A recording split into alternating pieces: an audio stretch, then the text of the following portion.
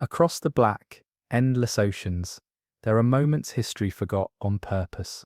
Moments too violent, too sudden, or too strange for calm remembrance. Entire ships fell silent beneath the swell, their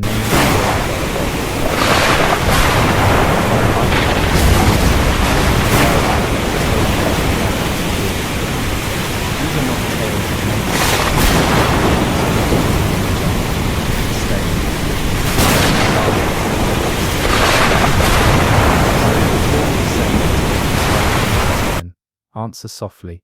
Where are you listening from? And what time is it there right now? Because once we begin, the current is memory, and the destination is silence. Lay still, let the storm pass overhead. Let the disasters unfold, one wave at a time. And if you feel a chill, it's not wind, it's the sea remembering who didn't make it back. Off the coast of what would become New Hampshire, the Princess Augusta, a vessel filled with hopeful German Palatine immigrants, limped through a blinding Atlantic storm in December of 1738. Her hull was cracked, her sails ragged, her food stores rotten. Already, a third of the passengers had perished at sea, struck down by disease and starvation, as the captain refused to anchor. The sea had been chewing at her for weeks, and when the coast of Rye finally appeared through the sleet and grey snow, it was too late. The ship struck a hidden sandbar and began to splinter. Survivors were found crawling, half dead and barefoot, through the dunes, muttering prayers in German as the wreckage of their dreams washed ashore. Locals spoke of strange lights over the surf that night, and some claimed they heard weeping in the tides for weeks after, voices calling out for names that no one could remember. Sable Island has always been cursed, an elongated dune in the North Atlantic that swallows ships without mercy.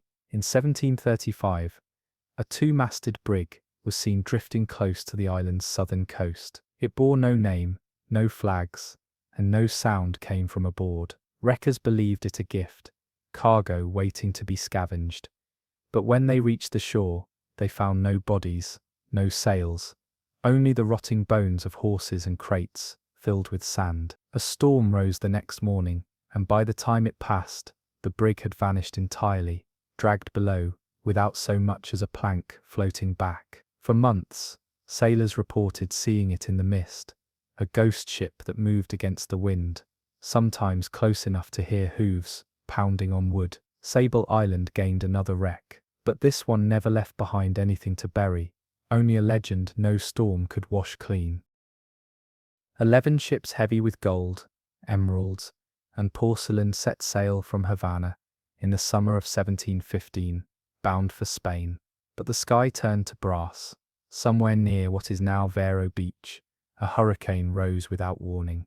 One by one, the ships were dashed against coral reefs, their treasures flung into the sea like loose change into a wishing well. Survivors crawled onto land in tatters, delirious with salt. Some say a few chests were recovered. Others believe the majority sank with their dead captains and sailors, forming a cursed reef of Spanish bones and gilded relics. Locals still call it the Treasure Coast, but no diver descends there without fear. Entire diving teams have gone missing in the centuries since, vanishing not in storms but in glass-clear weather, swallowed in silence by currents that shouldn't exist. The wrecks remain, half buried, half watching, beneath the sand.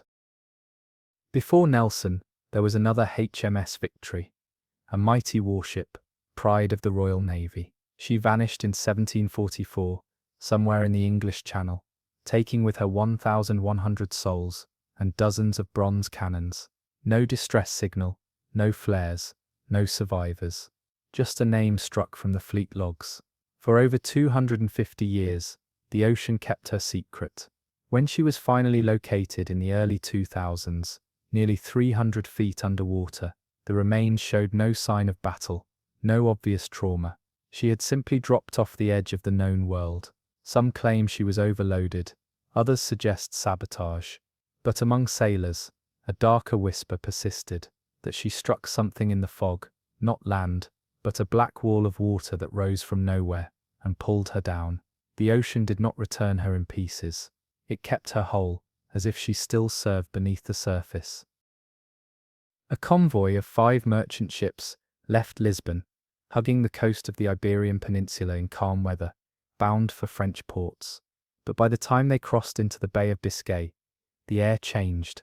Sailors aboard a Spanish trawler saw the convoy at sunrise, lines of white sails, orderly and bright. By noon, only churning water remained. No flotsam, no calls for help. It was as if the sea had eaten them clean. No wreckage washed ashore, no records of pirates or gales. Some maritime scholars insist an underwater landslide may have triggered a sudden micro-tsunami, but no one can prove it. Villagers on the northern coast reported dreams of bells ringing underwater and anchors dragging across their roofs. In church records, a priest wrote, "The sea has taken 5 brides and left no footprints. The bay has kept its vow of silence ever since."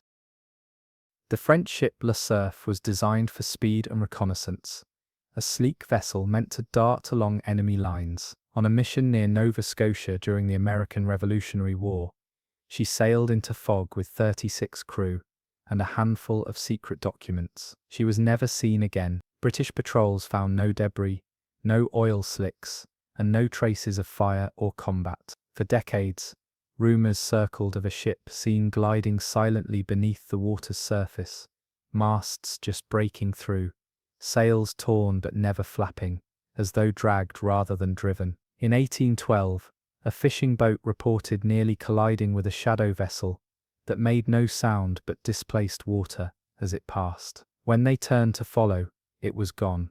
Some believe Le Cerf entered a hidden current or whirlpool. Others think she was taken whole by something that didn't leave bite marks, only absence. In the thickening trade winds of summer, 1781, a brigantine left St. George, Sens, Bermuda, bound for the Carolinas with saltfish and rum. 4 days later, it was spotted again, headed back toward Bermuda, but with no crew visible on deck. It ran aground gently on a coral shelf, just offshore. Rescuers boarded the ship and found warm food in the galley, journals open mid-sentence, and hammocks swaying, but not a soul aboard. The anchor had not been dropped. No lifeboats were missing. A parrot in a cage was alive and squawking. The strangest detail, the ship's compass had shattered inward, as if struck from within. Locals took the ship apart, plank by plank, hoping to find answers hidden in the timber. They found none. The crew's names were carved into the mast, not with knives, but by what looked like burned fingertips. It remains one of the first documented ghost returns in Atlantic lore. In the southern Atlantic, near the tip of South America, the Chilean legend of the Caluchi, a ghost ship said to be crewed by the drowned, was whispered in sailor circles. But in 1792, a Spanish whaling crew swore they saw her with their own eyes. A luminous ship riding high above the waves, laughing heard over the water, ropes coiling themselves. But stranger still, when the ship appeared again 2 nights later, there were 2, identical. One sailed forward while the other turned on its own and disintegrated mid-ocean. No impact, no fire, just sudden rot and collapse like a collapsing lung. The crew of the whaler never returned home. Their last message, in a sealed bottle, read only, "We saw joy on dead faces." Skeptics say it was hallucination from poor rations. But maritime logbooks stopped including that latitude for nearly 50 years afterward, afraid to record what couldn't be explained. Off the coast of Cape Horn, the British cutter Beetle reported unusually dense floating vegetation as it navigated a rarely used channel. At first, the green mass seemed harmless, drifting ribbons of giant kelp, but within an hour, it wrapped around the rudder, then the bow, then the mast. Logs record the crew frantically hacking at the strands, which bled a deep red sap when cut. Wind failed. The sails collapsed. One sailor went overboard and was pulled down without a splash. The Beetle's final journal entry was a single word written in trembling ink: sinking. No trace was found. Years later, a sailor from another ship claimed he'd seen the mast of the Beetle rising out of the sea at dusk, held aloft by something underneath, breathing. A French passenger ship, traveling from Bordeaux to New Orleans, never made it past the mid-Atlantic. Survivors from another vessel claimed they passed through a thick, low fog and saw the Lyonnais frozen in place, sails torn but upright. When hailed, no one replied. As they circled, they saw faces at the portholes, staring, unmoving. Then, without wind or sound, the ship slid backward into the fog. Later, the area was searched, but the Lyonnais had vanished. No debris, no survivors. French papers published a drawing of the ship, surrounded by ghostly figures, eyes like hollow lanterns. It became a folk horror emblem. Even today, amateur sailors crossing that stretch of water say they avoid radios during thick fogs, afraid the Lyonnais might answer back. Launched from Port Glasgow, the merchant ship Susanna was a seasoned hauler of textiles and coal, having made 6 successful crossings between Scotland and Jamaica. But her 7th voyage, begun in the fall of 1794, would become her last. While navigating the Sargasso Sea, a region already feared for its eerie calm and endless rafts of golden weed, the Susanna was struck by what her first mate described in his log as a hellstorm, a thunderless vortex of windless rain and heat, with a barometric drop so violent the mercury shattered inside its glass. Lightning didn't flash, it shimmered in vertical threads that rose from the water upward, as if the sea was bleeding light. Sailcloth melted, compasses refused to point. When the storm broke, no ship remained. Only a lifeboat washed ashore in Bermuda 3 weeks later, with a shredded Union Jack and an oilskin pouch of waterlogged journal entries, all illegible save for one phrase: God turned the sea inside out. Maritime scholars blamed waterspouts or ball lightning, but older sailors, especially those with Caribbean roots, believed the Susanna had passed into the mouth of something older than weather, a storm that had no sky above it, only hunger. The Altamira was a Portuguese merchant vessel said to carry spices, silver, and sacred relics from Goa to Lisbon. In June of 1787, she was seen off the Azores, her sails tight and her progress clean, until a sudden glow was observed trailing her stern. Witnesses aboard a nearby whaler saw sparks emerging not from her chimney, but from the water itself, as if the sea had caught fire. Soon, an eerie red sheen spread along the Altamira's wake. Sailors cried out that the water hissed as it passed beneath them. Within moments, the glow leapt to the hull, not flame but something too quiet. Heat without crackle, light without smoke. The ship did not explode. It did not sink. It vanished behind a curtain of phosphorescent red mist. No debris floated back. Only the scent of burnt cinnamon drifted on the current for hours. Mariners from that region now avoid sailing in full moonlight, fearing the red wake. Though official records called it a lightning strike, folk maps soon marked the area with a new name: Mare Kema, the burning tide. Its legend faded by the 1800s, but fishermen still say if you see the sea glowing, you turn or you don't return. Deep in the fjord passages of Norway's coast, winter claimed ships with a kind of elegance, slow, silent, complete. But in 1790, something more violent occurred. The Edda's Grace, a Norwegian ice hauler, attempted to navigate the Eddasfjorden after an early thaw.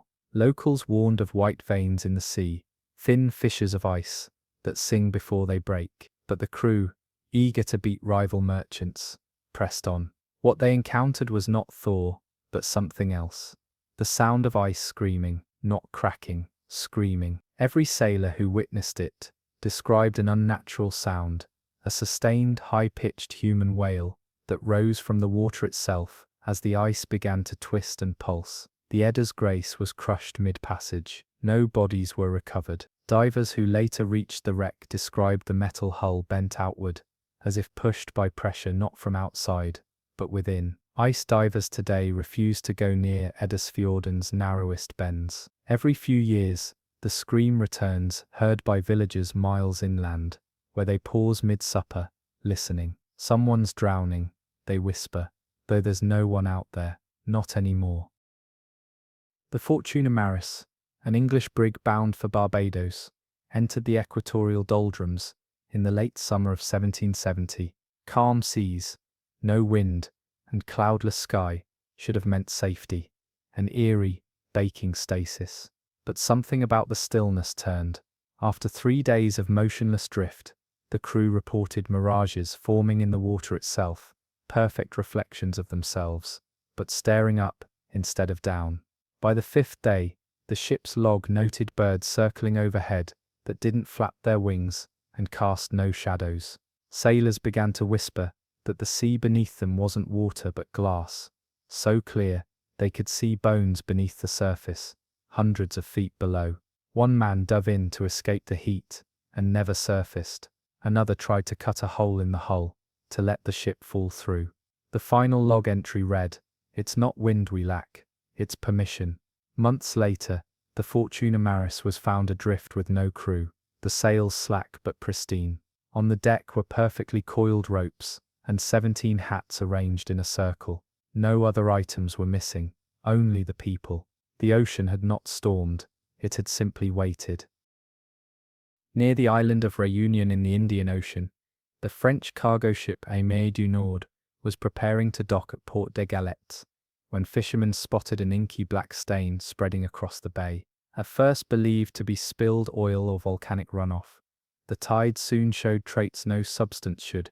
It moved against the wind, clung to hulls like syrup, and hissed when touched with flame. The Aimée du Nord continued toward port, despite warnings. When it passed into the dark water, its hull began to sizzle, paint peeled, nails dropped out of the beams. Then it stopped moving altogether, anchored not by chain, but by some unseen grip. Crew members began leaping overboard to escape the heat rising from below decks, but no splash followed. They vanished mid-air, like bugs into smoke. Locals swore the black tide reached the dock, but by morning it had receded, leaving nothing behind. The Aimée was never recovered, though her mast was found years later in the forest far inland, impaled into the earth upside down. Today, satellite images still show a faint shadow in the bay's curve, a reminder that the tide sometimes forgets its direction.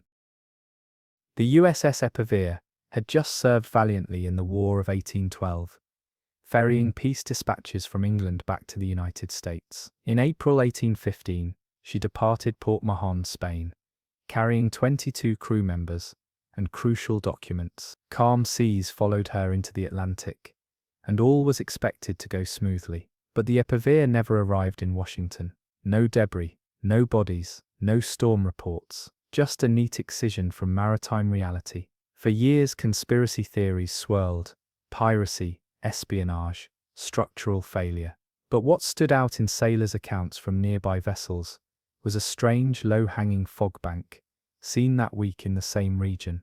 A fog that never shifted, that reflected no light, that muffled all sound. One British merchant captain recorded in his log that they passed near where the Epervier was supposed to be, but could hear no surf, no gulls, only a humming beneath the keel, like distant organ pipes. He marked the fog's edge with a cross in his journal, and warned his helmsman, "Steer clear of the sea that breathes in." To this day, no trace of the Epervier has surfaced. Not a plank, not a nail. The Navy quietly stopped searching, and every now and then, in that same quiet stretch of sea between the Azores and Bermuda, instruments still flicker, compasses tremble, and sometimes, just sometimes, the water grows inexplicably warm. A merchant schooner, known as the Red Jacob, was hauling barrels of Welsh coal to the Caribbean, when it crossed paths with a drifting ice field, far south of its normal range. It was July 1834, and temperatures should have been warm, tropical, even. But witnesses aboard the Antilles Wind, a British cargo vessel sailing 2 miles off, described seeing the Red Jacob stalled among glistening shards of ice, unmoving, despite favourable wind. Bells were ringing, though neither ship possessed any that matched the sound. It echoed faintly, like cathedral chimes underwater. Then came a strange howl from the Red Jacob's deck, low and harmonic, like a dozen men humming a dirge. As the Antilles Wind attempted to change course to investigate, its compasses began to spin. A deckhand vomited blood and collapsed. The captain refused to go near. By morning the Red Jacob was gone. Only melted ice and a few charred barrels bobbed in its place. The crew of the Antilles Wind was quarantined upon return due to sudden illness and disorientation. One man before dying whispered, "The bells were inside the sea." Later, a historian reviewing logs from that week found records of 3 other ships hearing bells in open water near the same latitude. None dared follow the sound. The Red Jacob became legend, an omen, a name not spoken in calm seas. For where bells toll without a hand, the ocean is not empty, it's listening. The Penumbra was a Danish scientific exploration vessel outfitted for climate studies, with instruments designed to measure pressure, magnetic activity, and the movement of deep-sea currents. It vanished near the Iceland Faroe Ridge in the spring of 1827. But what sets its story apart are the pages of a journal that somehow reached shore, found sealed in a lead tube that washed up on the coast of Denmark. The journal chronicled odd atmospheric phenomena before the ship's disappearance. "The sky has grown dark, but without clouds," wrote the lead astronomer. "It reflects the sea perfectly, like a black mirror suspended above us." The final entry, dated just hours before the presumed vanishing, reads, "I believe the sky is no longer above us. I believe it has come down to drown." There were no weather systems in the area, no evidence of volcanic activity, but the journal mentioned instruments failing, birds dropping dead mid-flight, and a single bolt of lightning that rose from the ocean into the air, rather than falling. When modern sonar scans of the region were taken decades later, a perfectly square anomaly was found on the seafloor, too symmetrical to be rock, but too deep to recover. Some believe the Penumbra encountered a freak inversion event. Others whisper of pockets where the laws of gravity twist. Whatever the truth, one phrase remains burned into the final page of the Penumbra's journal: "The sky did not fall, it waited." The Vesta Mare, an Italian trading ship, left Genoa with a full hold of wine, salt, and carved marble, destined for Alexandria. Midway through her course, near the Libyan Rise, something strange began. The keel began to hum, not a creak, not a groan, but a steady rising song, like a vibrating cello string, stretching across the hull. The crew initially assumed a resonance effect from wind and current, but when the sound continued for 3 days, and spread to the masts, sails, and even their bones, panic took root. Sailors couldn't sleep, teeth loosened, a goat on board collapsed from seizures. At night, the sea shimmered faintly green. An engineer struck the mast with an iron hammer, and the entire ship sang back in a low harmonic that cracked his thumb. The Vesta Mare was last spotted by a Dutch sloop, floating still, sails furled, with ropes hanging slack. It wasn't moving, but the water around it pulsed like breath. No crew was seen, no distress flags, just the faint ringing of metal on wood, over and over again. To this day, some say, if you sail that path on calm nights and tap your hull, the sea might answer back, not with an echo, but a tune, one that tightens the teeth and never fades from memory. In 1808, the Maria Jeanette, a French whaling ship, set sail from Brest under heavy sky, aiming for Newfoundland's rich marine pastures. For weeks she was unremarkable, moderate catches, steady winds, bored sailors. But as she entered a region now forgotten to charts, something changed. Rain began to fall. But it was thick, saline, and warm. Not drizzle, but heavy drops that stung skin and melted rope. The sea beneath her boiled without heat. Within hours, the entire crew began to experience vertigo, as if the horizon had bent upward. They tried to retreat, to reverse course, but the wind vanished. The sails drooped. Then the screams started. Sailors began to collapse, as salt crystals began forming on their skin. First the lips, then the eyes, then hard scales over joints. One man was found rigid, his lungs calcified from within. By the time a passing schooner spotted the Maria Jeanette, it was motionless, tilting but intact. When boarded, the crew found only 10 statues of salt, frozen mid-movement, mid-gesture, their eyes shut tight, as if still feeling the sting. The barrels of whale oil were untouched, the food stores sealed, the sails unmanned. One logbook page remained legible. It isn't drowning when the sea comes from inside. No wreckage was ever claimed. Today, sailors still avoid that patch of water, fearing not death by wave, but by saturation. The Hannelore was a German bark transporting clock mechanisms and rare minerals from Hamburg to Recife when she vanished in the middle of the Atlantic on a cloudless summer morning. According to testimony from the crew of the Levant Gale, who passed within visual distance only hours earlier, the Hannelore appeared fully upright, all sails adjusted perfectly, its deck polished and quiet. The only oddity was the silence. No hammering, no shouting, no movement. That stillness unnerved them. They continued past, logging the ship's position with every intention to send a friendly signal later. But by the time they looked back, the Hannelore had vanished. No sail on the horizon, no splash or smoke, not even a ripple. A sea mirror, flawless and flat, occupied the space where her mast had stood. Weeks later, a French trawler netted one of the Hannelore's timepieces, still ticking, though its casing had rusted through. Curiously, it was ticking backward. Maritime records from Hamburg list the Hannelore as withdrawn due to absence. No storm was ever recorded that week. Divers and oceanographers suspect a sudden sinkhole or underwater gas release, but no conclusive evidence was found. Sailors now speak of the pocket, a stretch of sea where time folds in on itself and direction collapses. If you sail that way now, some advise setting your watch backward and never ever speaking above a whisper, for the Hannelore is said to still be falling, somewhere far below. The Eliza Swan was a coastal steamer, meant for short trips between New England ports. Built for routine, she wasn't meant for deeper waters. Yet in September 1849, she was chartered for a private voyage to Bermuda by a group of silent men in black coats, who refused to give names and paid in Spanish silver.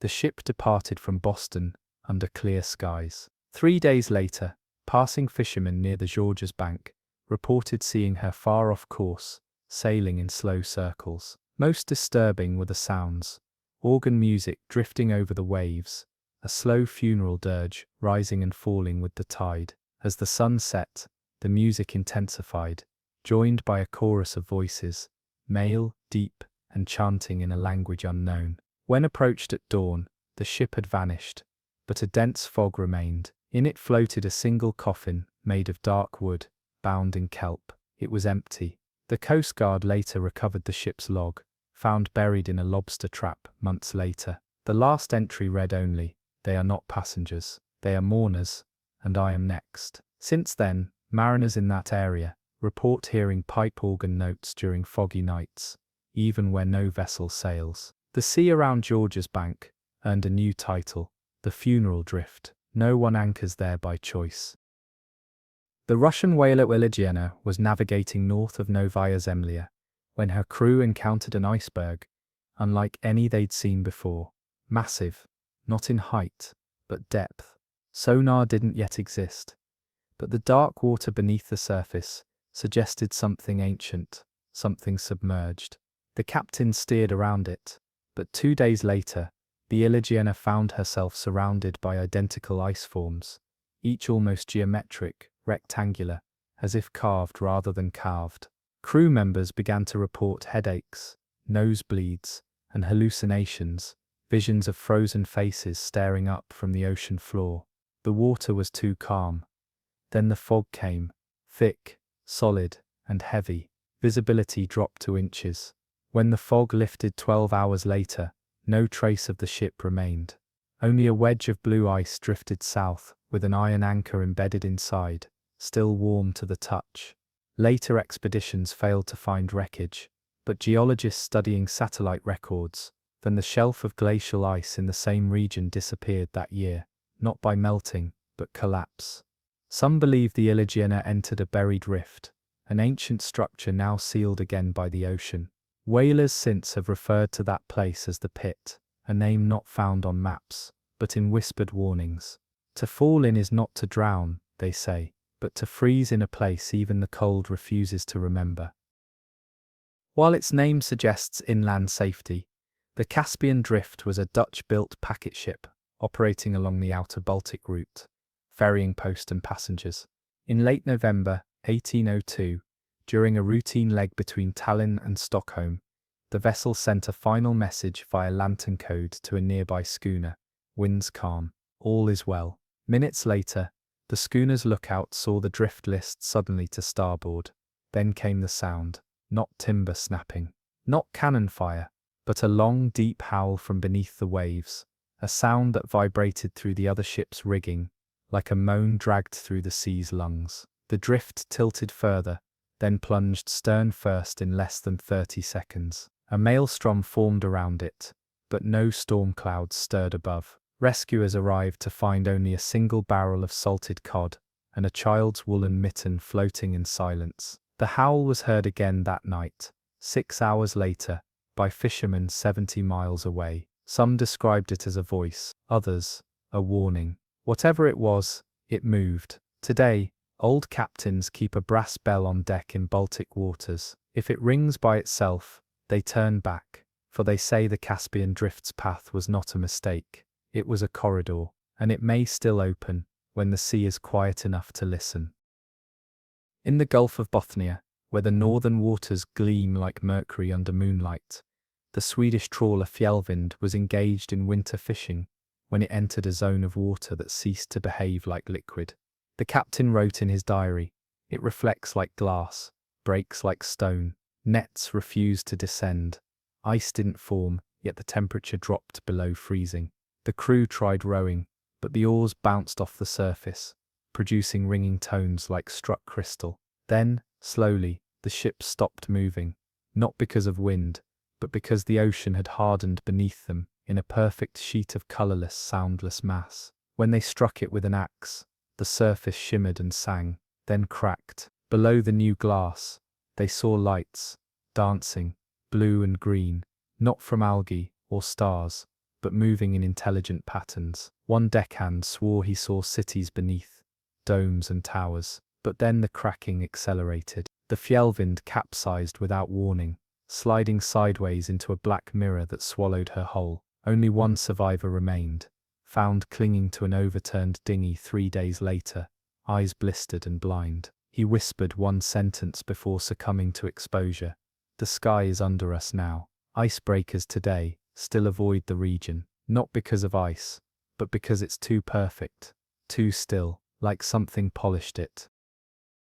The Lady Maribel, an English schooner carrying textiles and wheat, set sail from Lisbon toward Liverpool in March 1801. She was a routine vessel, well maintained and seasoned, with nothing peculiar about her build or crew. But as she neared the Bay of Biscay, another ship, the Mistral's Watch, reported seeing her sail strangely. Her wake did not ripple, but coiled behind her in spirals, and though her sails were taut, the wind around her felt wrong, pushing east while she moved west. When approached, something stranger happened. The Lady Maribel slowed of her own accord, letting the other ship draw near without any sign of response. As boarding ropes were prepared, the wind around the Mistral's Watch died. An officer leaned out over the rail and swore he heard whispering, hundreds of overlapping voices, soft, urgent, repeating names. One was his own. They retreated. Hours later, the Lady Maribel was gone. No storm, no splash, no wreckage, just an ocean so still, it looked carved. Weeks later, a message in a sealed glass jar washed ashore in Cornwall. Inside were torn pages of a journal, ink smeared by salt. One line was legible: "We are not alone in the wake." Some now believe wakes hold memories. Some think the Maribel crossed into a place where the ocean remembers too clearly, and when it does, it calls out with your name first. French missionary ship Saint-Éluenne departed from Marseille, carrying clergymen and botanical supplies to West Africa. It was last sighted near the Canary Current by a Dutch merchant crew who noted its sails slack and a peculiar discoloration along its waterline, something pink, almost pulsing, like living tissue.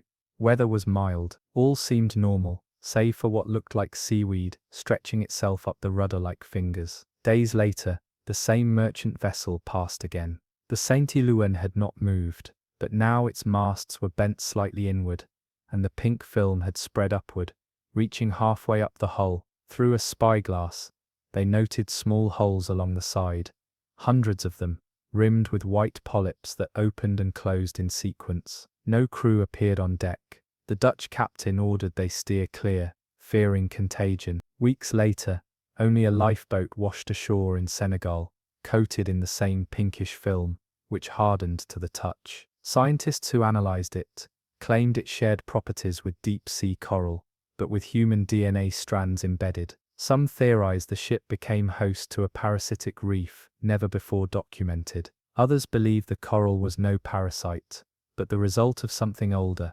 something sentient. To this day, vessels near the Canary Current report sightings of floating wrecks with strange pink growths, and some whisper that coral shouldn't bleed when you cut it, but this kind does.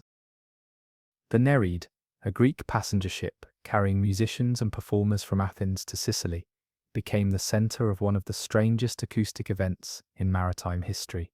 On the evening of August 3, 1831, a British naval vessel recorded hearing a choir, high, ethereal, harmonizing in scales unknown to Western notation, floating over calm waters in an area with no visible ships. The sound was so clear they believed it came from aboard their own ship, but as they moved west, the sound grew louder, peaking just before they passed a stretch of open sea, where a single upright piano floated on a broken lifeboat. No people, no wreckage, just the piano, perfectly upright, keys undisturbed. When recovered, the strings were intact, but tuned in quarter tones between standard notes. Nearby, they found a crate of sheet music, filled with alien glyphs, not Greek, not Latin.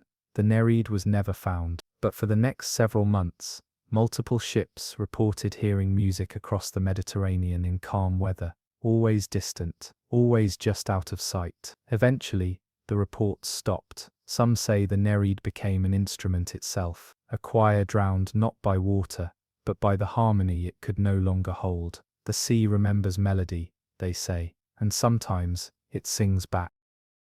The Archangel, a Norwegian cargo ship, was returning from Greenland with a hold full of frozen game and fur when it entered a region off the eastern coast of Iceland, where the sky began to leak green, not snow, not rain, but droplets of translucent liquid tinged with a pale emerald hue, falling soundlessly, evaporating upon contact with wood, but burning human skin. The captain's log, later recovered in a sealed container, found adrift, described this event in obsessive detail. "The rain falls upward when you stop moving," he wrote. "The sea beneath us glows, and the air tastes like old metal." The crew began to blister, blades rusted in their sheaths, moss sprouted from dry wood. Worst of all, birds began circling, thousands of them entirely silent, forming perfect rings overhead. No cawing, no flapping, just presence. As the green rain thickened, the final entry from the log read, "The clouds have decided to drown with us." The Archangel was never seen again, but even now, trawlers in the same waters report damage to their paint from air corrosion and green mist that leaves their radios buzzing with voices in multiple dialects. The region has since been mapped, but only sparsely. The official charts mark it as volatile air pressure zone. Fishermen mark it with a simple name, the Sky's Grave. The American merchant ship Charlotte D., en route from Savannah to Liverpool, encountered calm seas and gentle skies across most of her journey, until she reached a strange anomaly near the mid-Atlantic ridge. The lookout first spotted it, a perfect circle in the water, darker than the surrounding sea, stretching nearly a quarter-mile wide. No waves entered it, no foam, just a ring of black, as if ink had been poured from the sky. The crew voted to steer around it, but the captain, intrigued, ordered a closer approach. As they neared, instruments began to fail. The ship's bell began to ring faintly on its own. Then, a low vibration entered the deck, a sensation in the soles of their feet, like standing on a drum. When the bow of the ship crossed into the ring, everything went still. No wind, no sound, just heartbeat. Then, one by one, crewmen dropped, unconscious but breathing.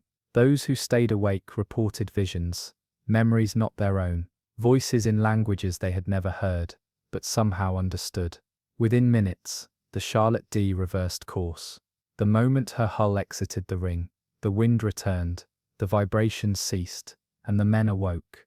Days later, the captain was found dead in his cabin, a compass needle driven into each palm. The log's final line read, "The circle knows who listens." Mariners now avoid such circles, regardless of calm seas, because some oceans don't drown you, they remember you. In the summer of 1852, the Indira, a French chartered cargo ship, bound from Saigon to Marseille, was spotted adrift in the Gulf of Thailand by a Siamese patrol vessel. Her sails were still, and her hull showed no damage, but she was moving slowly in a tight, unnatural spiral, as if being turned by something beneath. When the patrolmen boarded, they found the ship in immaculate condition, meals still laid out on tables, lanterns gently swaying, and charts open to the correct positions. But the crew, gone. Every bunk was made. No blood, no signs of struggle. Even the lifeboats remained secured. The only clue was a circle drawn on the deck in charcoal, filled with symbols resembling Sanskrit, but twisted, mirrored, incomplete. A single bird cage swung near the helm, door open, bird missing. Locals refused to tow the vessel, claiming it had been emptied from the inside. Eventually, the French Navy burned the Indira at sea, fearing plague. But afterward, rumors spread of other ships, reporting a strange current in that area, silent and magnetic, pulling vessels slowly in counterclockwise loops. Fishermen call it the Saigon Drift, and in monsoon months, if you sail that path, radios sometimes flicker on with no input, and static whispers, old Vietnamese sea prayers from no source.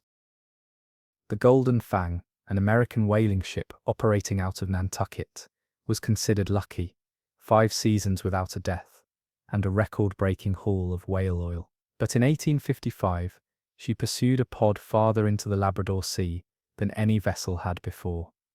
That's when the birds vanished, the sky emptied. For a week, the log entries became erratic.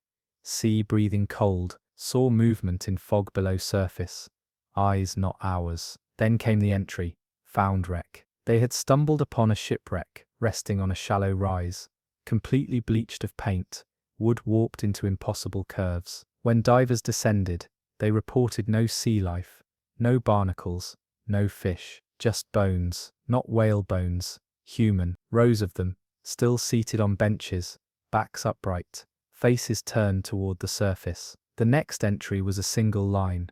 We joined them. That was the last record. When the Fang was found a month later, drifting and abandoned, a trail of white paint led from the bow to the sea, as if something inside had tried to crawl out. Every surface had been scoured clean. The ship's log was missing, and beneath the deck, tucked in a storage crate, was a row of 20 vertebrae strung together like a rosary. They weren't whale.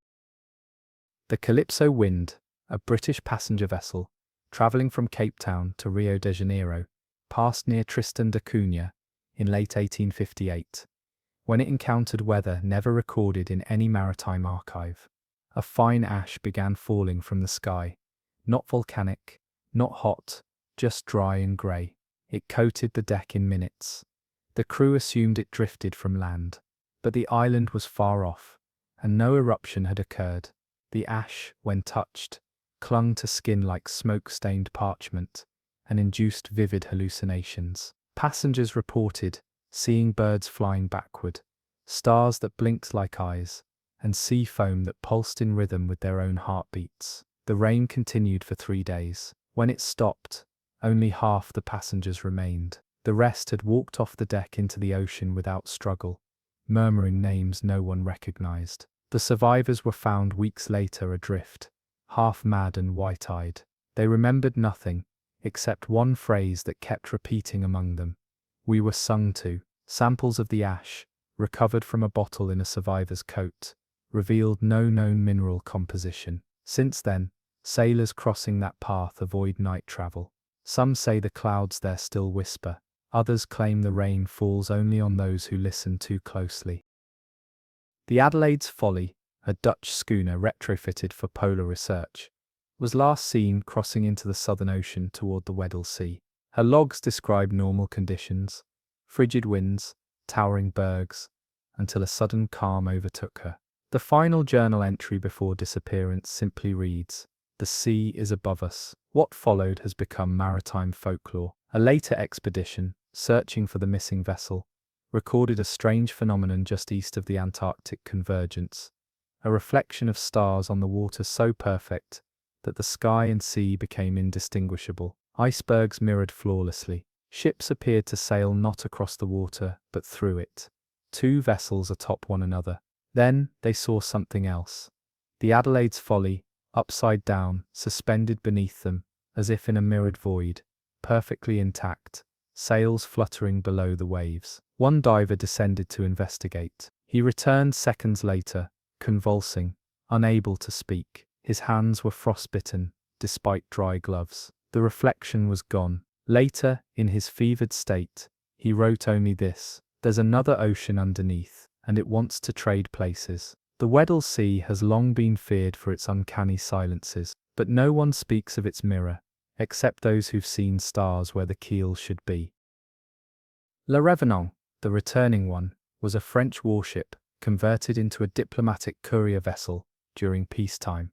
On a moonless night in 1853, as it passed through the Straits of Magellan, her crew saw lights on the horizon, lanterns, dozens of them, floating just above the water, evenly spaced, moving slowly in a line. They assumed it to be a convoy, but the lights passed them without sound. No sails, no crew, just lights moving through the mist. When they turned to observe, Le Revenant's compass spun wildly.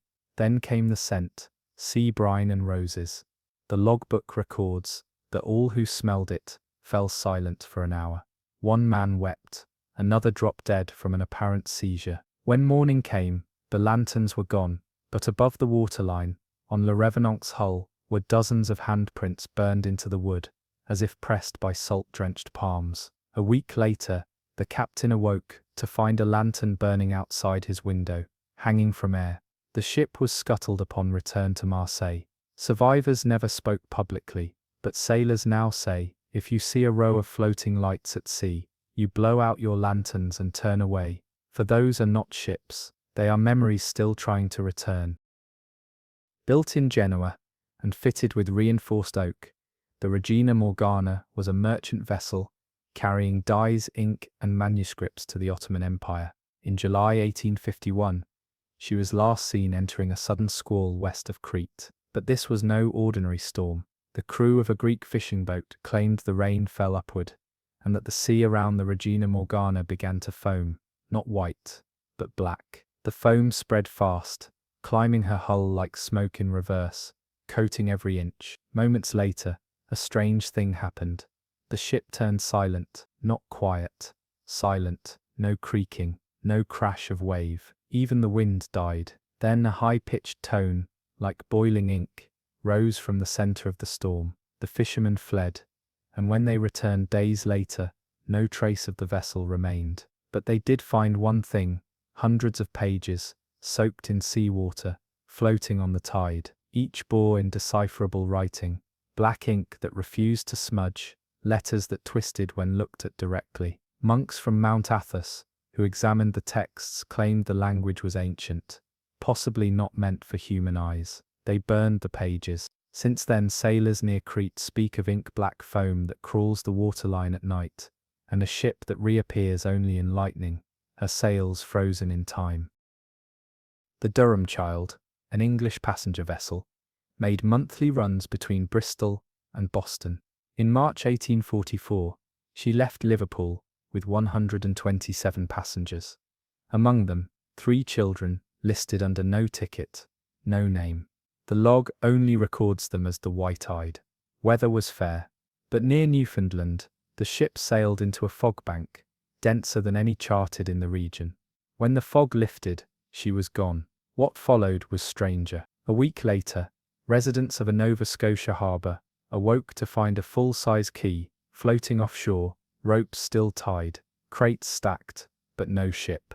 Just the dock. It bore a brass plaque, etched with the Durham child's name, but it hadn't been there the night before. Locals swore they saw footprints, tiny ones, circling the crates, though the wood was bone dry.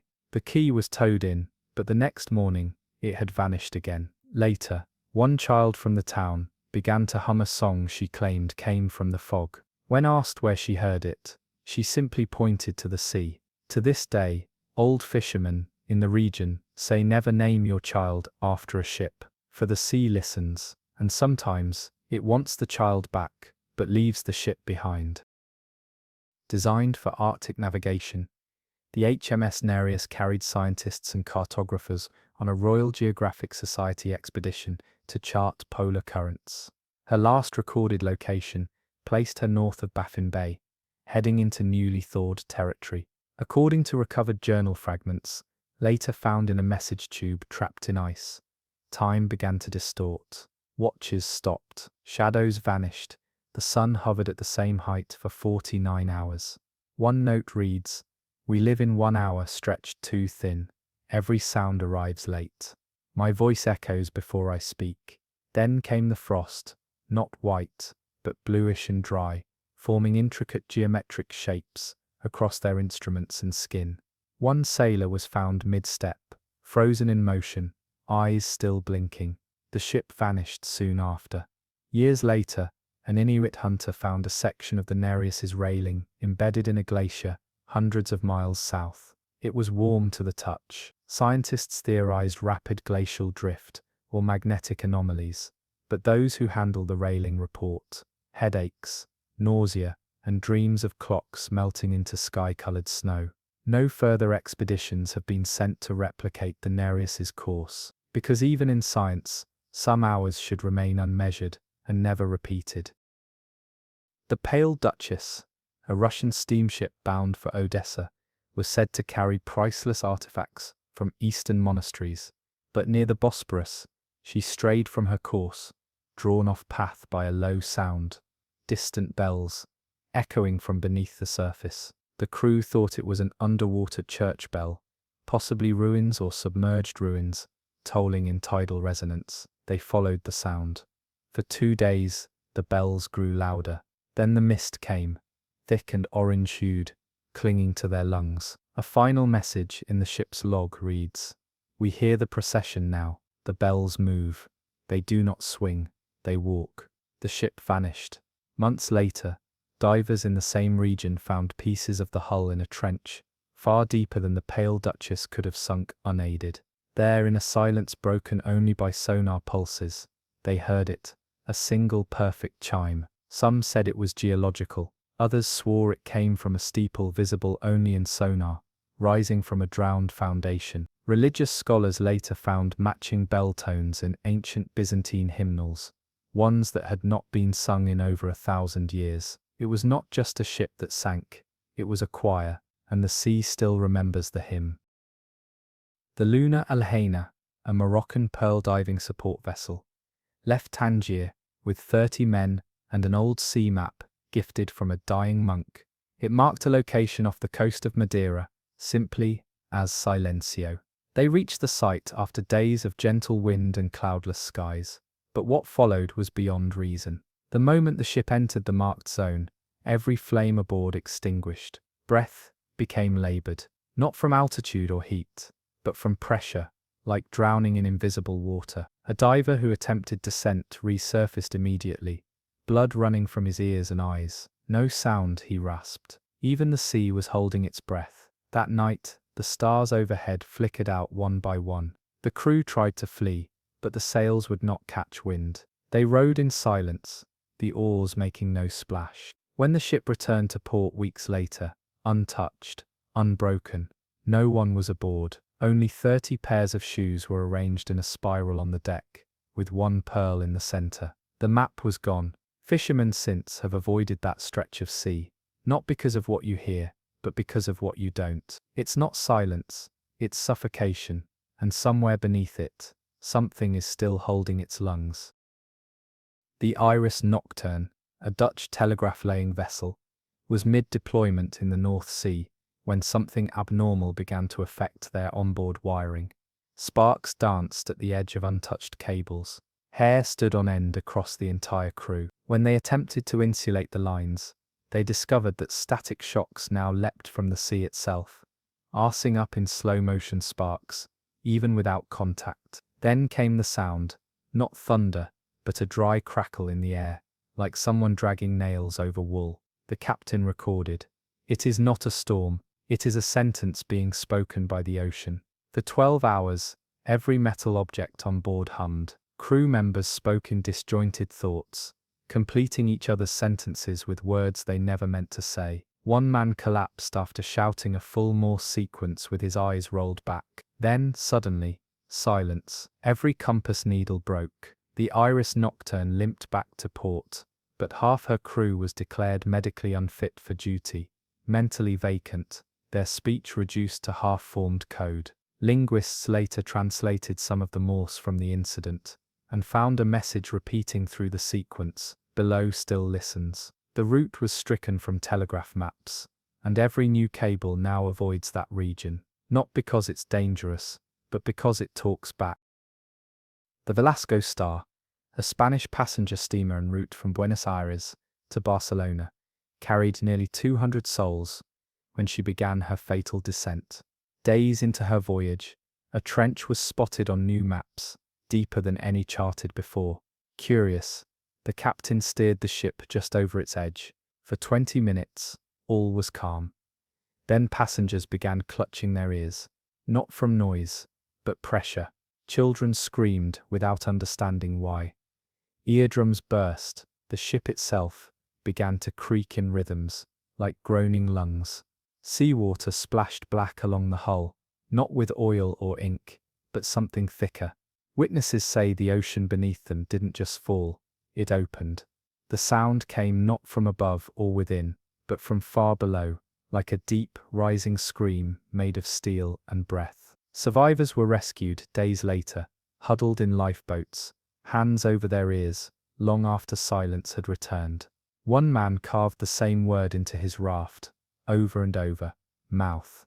No wreckage was ever found. Hydrophones deployed to the trench now record periodic bursts of subharmonic sound, too regular to be tectonic. They pulse at intervals, waiting, listening. Mariners since avoid deep trenches with unfamiliar names, because when the sea screams back, you don't ask why, you leave. The Nebula Crest, an American clipper famed for her speed, reported strange astral phenomena after passing through a sudden midnight squall.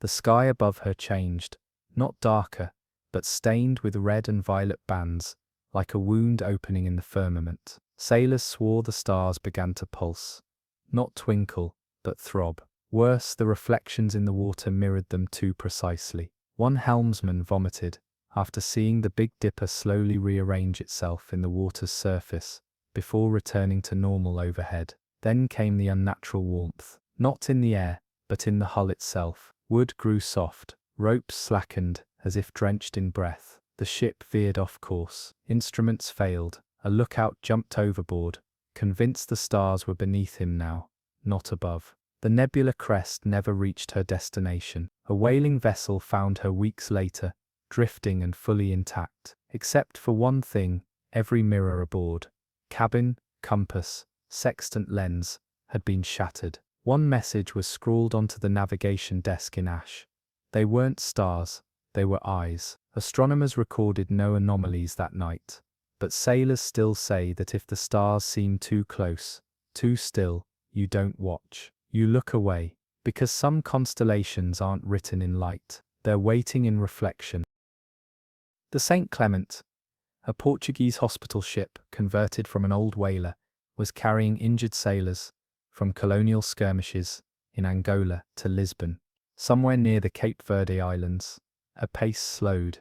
The water beneath her turned an unusual shade, greenish-grey, with swirling eddies that pulsed rather than spun. Divers were sent down to inspect the rudder, fearing kelp or debris. Only one returned. What he described made little sense. The seabed was covered in teeth, not bones. Teeth, thousands of them, embedded into the sand like scales. some human, some bestial, others unidentifiable, but all pristine white. The others never returned. As the St. Clement tried to retreat, the water grew viscous. Fish were seen floating upside down, dead yet unbloated.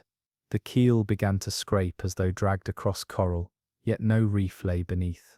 That night, the sick men below deck began to scream, not from fever, but from sensation. They said something was chewing on the ship itself, though no motion stirred. Days later, the vessel was found run aground near Dakar, empty, intact, and completely silent. The only remnant was a trail of perfectly clean molars, leading from the infirmary down to the sea. No one knows what fed, but the teeth remain.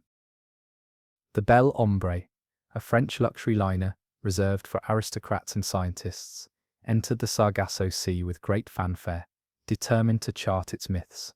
Instead, she lost gravity, or something like it. Sailors reported that ropes refused to hang, instead rising like snakes. Water sloshed upward.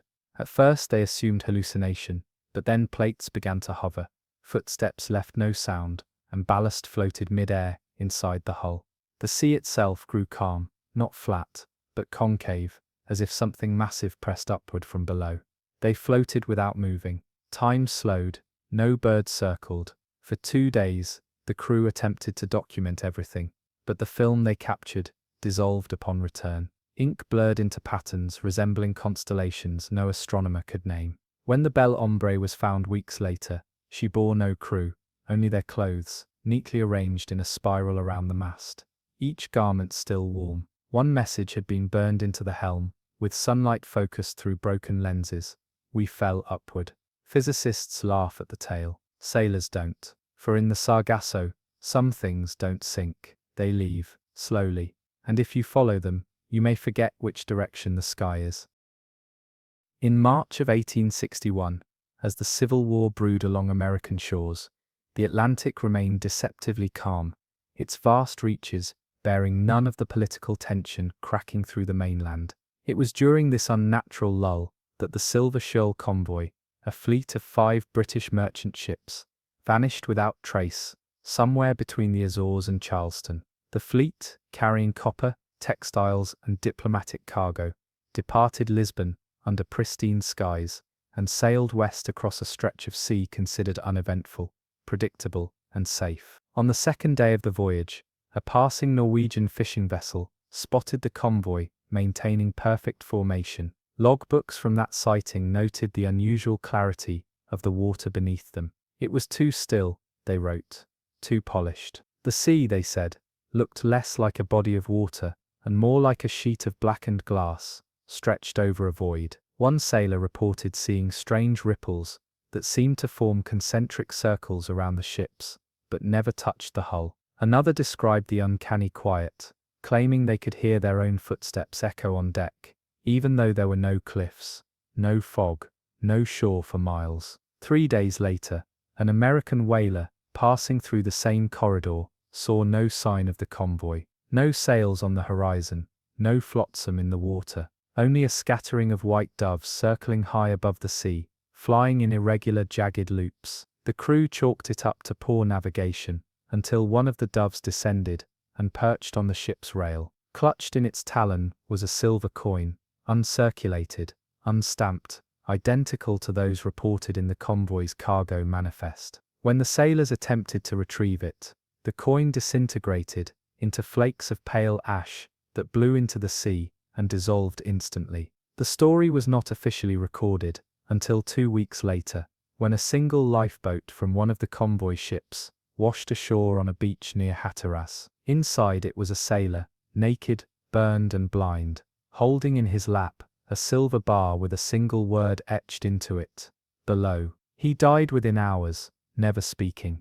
The silver bar, weighed and tested by both Union and British officials, was found to contain trace elements not known to exist in earthly or metallic compounds, with no terrestrial isotope signatures. It vanished in transit to a research facility in New York and was never recovered. Later testimonies from ships that passed through the same coordinates over the next decade reported peculiar anomalies, mirrors cracking aboard without cause, timepieces freezing at the 11th hour, and whispering sounds below deck during full moons. By 1870, the corridor had gained a name whispered by those who sailed for profit, but feared what profit sometimes cost: the tithing lane. Today the stretch remains unremarkable on satellite imaging. Calm seas, mild winds, but for those who listen, there's something beneath, a pulse, a pressure, a silence so absolute it aches in the spine. The Silver Shoal convoy did not sink, it fell, not downward, but inward, into whatever listens from beneath that mirror of the Atlantic, waiting for those who sail too neatly, too confidently, in perfect line. Because in some places, symmetry is not safe, it is a signal. In the spring of 1866, the Spanish passenger steamer Basilia departed from Cadiz, en route to Veracruz, with 77 passengers aboard, mostly clergy, seminarians, and their attendants bound for missionary work in Mexico. She was a vessel known for her piety as much as her speed. The hull bore a silver crucifix, riveted near the bow. Every voyage began with a full deck mass, and the hold was said to carry relics, fragments of saints' bones, chalices, even a supposed page from a lost gospel. The Basilia sailed into calm waters beneath a pale sky, and was never seen again. No wreckage, no lifeboats, no storm on record, just a bright morning, followed by an eternal silence. What followed instead were reports, dozens of them, from ships and coastal towns along the Gulf of Mexico, all describing the same impossible thing. In the hours before dawn, witnesses saw what looked like a submerged cathedral slowly rising through the mist. Not a ship, but a structure, arched, Gothic, illuminated faintly from within by greenish light. Those who saw it claimed to hear singing, Latin hymns, though no choir was visible. Fishermen anchored near the Yucatan Peninsula reported seeing stained glass below the waterline, windows showing halos floating over drowning faces. One ship dropped anchor to study the apparition, and reported that their chains never hit bottom, only a soft clang, as if striking distant stone. Then came the first survivor. A Portuguese sailor, named Nuno Batista, was found half-starved, clinging to a raft made from what appeared to be pew wood, miles from the Basilia's intended route. He spoke little, save for one repeated sentence: "The nave is full." They pray with their mouths closed. His hands were blistered and white, not from sun or salt, but from long contact with cold marble. When questioned further, he wept, saying only that the ocean had a roof, and that he had seen candles burning where no flame should survive. He died 3 days later, surrounded by an unshakable scent of myrrh and rust. In the decades that followed, other ships reported briefly catching sight of the same silhouette, a half-submerged spire, rising for seconds before vanishing. A diving crew sent to search the area in 1892 surfaced terrified, claiming their equipment recorded singing, even at depths of 300 feet. Their sonar registered arches, vaults, a symmetrical foundation unlike any geological formation. One diver never surfaced, the others never spoke again. Naval authorities dismissed it as underwater illusion, tricks of fog and echo. But local sailors still refer to the spot as El Silencio de Dios, God's silence. It is said that if you pass too closely, your instruments will fail, not because of magnetism,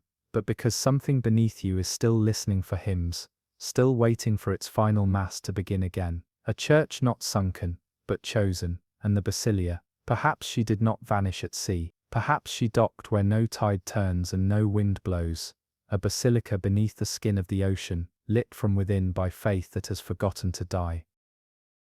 In 1864, the Mistral Bride, a French mail and cargo steamer, left Casablanca, bound for Marseille, with a modest cargo, crates of dates, copper artifacts, and wedding linens commissioned for a Provençal estate. Its manifest listed nothing strange. The sea route was a common one, across the Mediterranean's western basin, where the water is often too warm for storms and too shallow for myth. Yet, the Mistral Bride never arrived. She was never declared sunk, because for 5 weeks after her disappearance, multiple ships, including a Spanish frigate, an Algerian courier, and even a private yacht belonging to a Rothschild heir, reported seeing her again. But always the same way, floating, motionless, encased in fog that spiraled unnaturally clockwise, fog that stayed close to the hull, never dispersing, even in wind. The first to spot her was the Algerian courier ship, Adrad al-Bahr. They described her sails fully furled, the hull bright white, against a ring of mist that turned like a slow whirlpool. They hailed her, no answer. They approached, and then nothing. The fog closed over the bow like a curtain, and the Mistral bride vanished again. Then the sightings multiplied. What disturbed sailors most wasn't the repetition, it was the consistency. Every ship, every witness, claimed the same detail. The wedding linens, dozens of them, hung from the rigging like veils, moving gently though no breeze stirred. A woman's voice was heard humming from the crow's nest, low and trembling, no crew ever seen. Only the veils, the fog, and that melody. One ship sent a boarding party, tethered by rope. The fog swallowed them. The rope went slack. Nothing returned but ash. Eventually, a single crate from the Mistral bride washed ashore on Corsica. It contained pressed white fabric, intricately woven lace bearing no maker's mark. Each piece carried an embroidered phrase stitched in ancient Occitan. She still waits. The crate was preserved in a museum in Aix-en-Provence, until it inexplicably burned in a fire that destroyed only that exhibit. No wreckage ever surfaced. No bodies, just fog reports, always moving west, always alone. Modern meteorologists dismiss the phenomenon as atmospheric inversion, but none can explain the sustained sightings over 5 weeks by sailors from 3 continents. Nor why, each time the ship is spotted, the spiral fog tightens, half a knot smaller each year, as if the ship is slowly circling a center we cannot see. To this day, old sailors near Algiers warn of a sea that veils itself, especially in spring. If you see lace on the water, you reverse course. If you hear humming, you cover your ears. Because the Mistral bride is not lost, she is circling, trapped in her own procession, and whatever waits at the center of that fog hasn't said I do yet. Of all the vessels that disappeared during the golden age of steam, none has become more whispered about than the Alethea, commissioned in 1869 as a state-of-the-art oceanographic survey ship by a coalition of European universities. The vessel was built not for war or trade, but for knowledge. Her hull carried the newest bathyspheric instruments, barometric analyzers, and a deep drop sounding line that could measure depths up to 30,000 feet, a length no ship had dared deploy in open ocean before.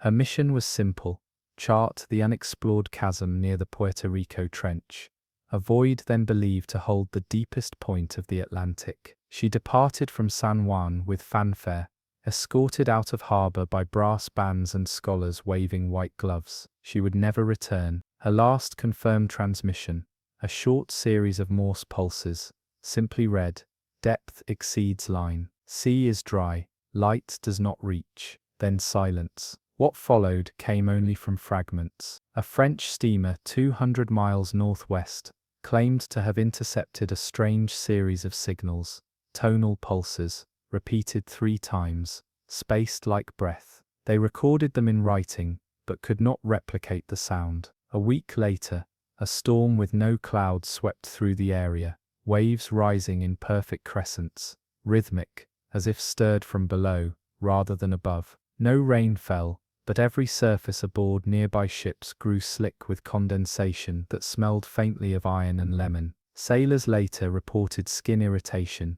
and odd bruises shaped like fingerprints along their forearms. Months passed. Then a diver off the coast of St. Croix reported finding one of the Alethea's instruments tangled in coral. It had been crushed from within. Not pressure collapse, but internal implosion, as if something had entered the sealed casing and expanded. The glass lens was unbroken. More unsettling was the note discovered sealed inside a watertight compartment. Written in pencil, almost frantic, it read, "We saw down into it, but something saw back. We had not been invited." The oceanographers who reviewed the incident classified it as instrumentation failure due to miscalculation, but several were seen weeping after reading the recovered log pages, most of which were immediately confiscated by a naval contingent and never seen again. One log entry, copied hastily, before seizure, noted a detail the world would not accept. At 27,000 feet, the rope began to go slack, but the winch was still turning. That was the last entry. Years later, deep-sea probes found a gouge in the seafloor near the trench, hundreds of meters long, perfectly straight, as though something massive had risen or been dragged.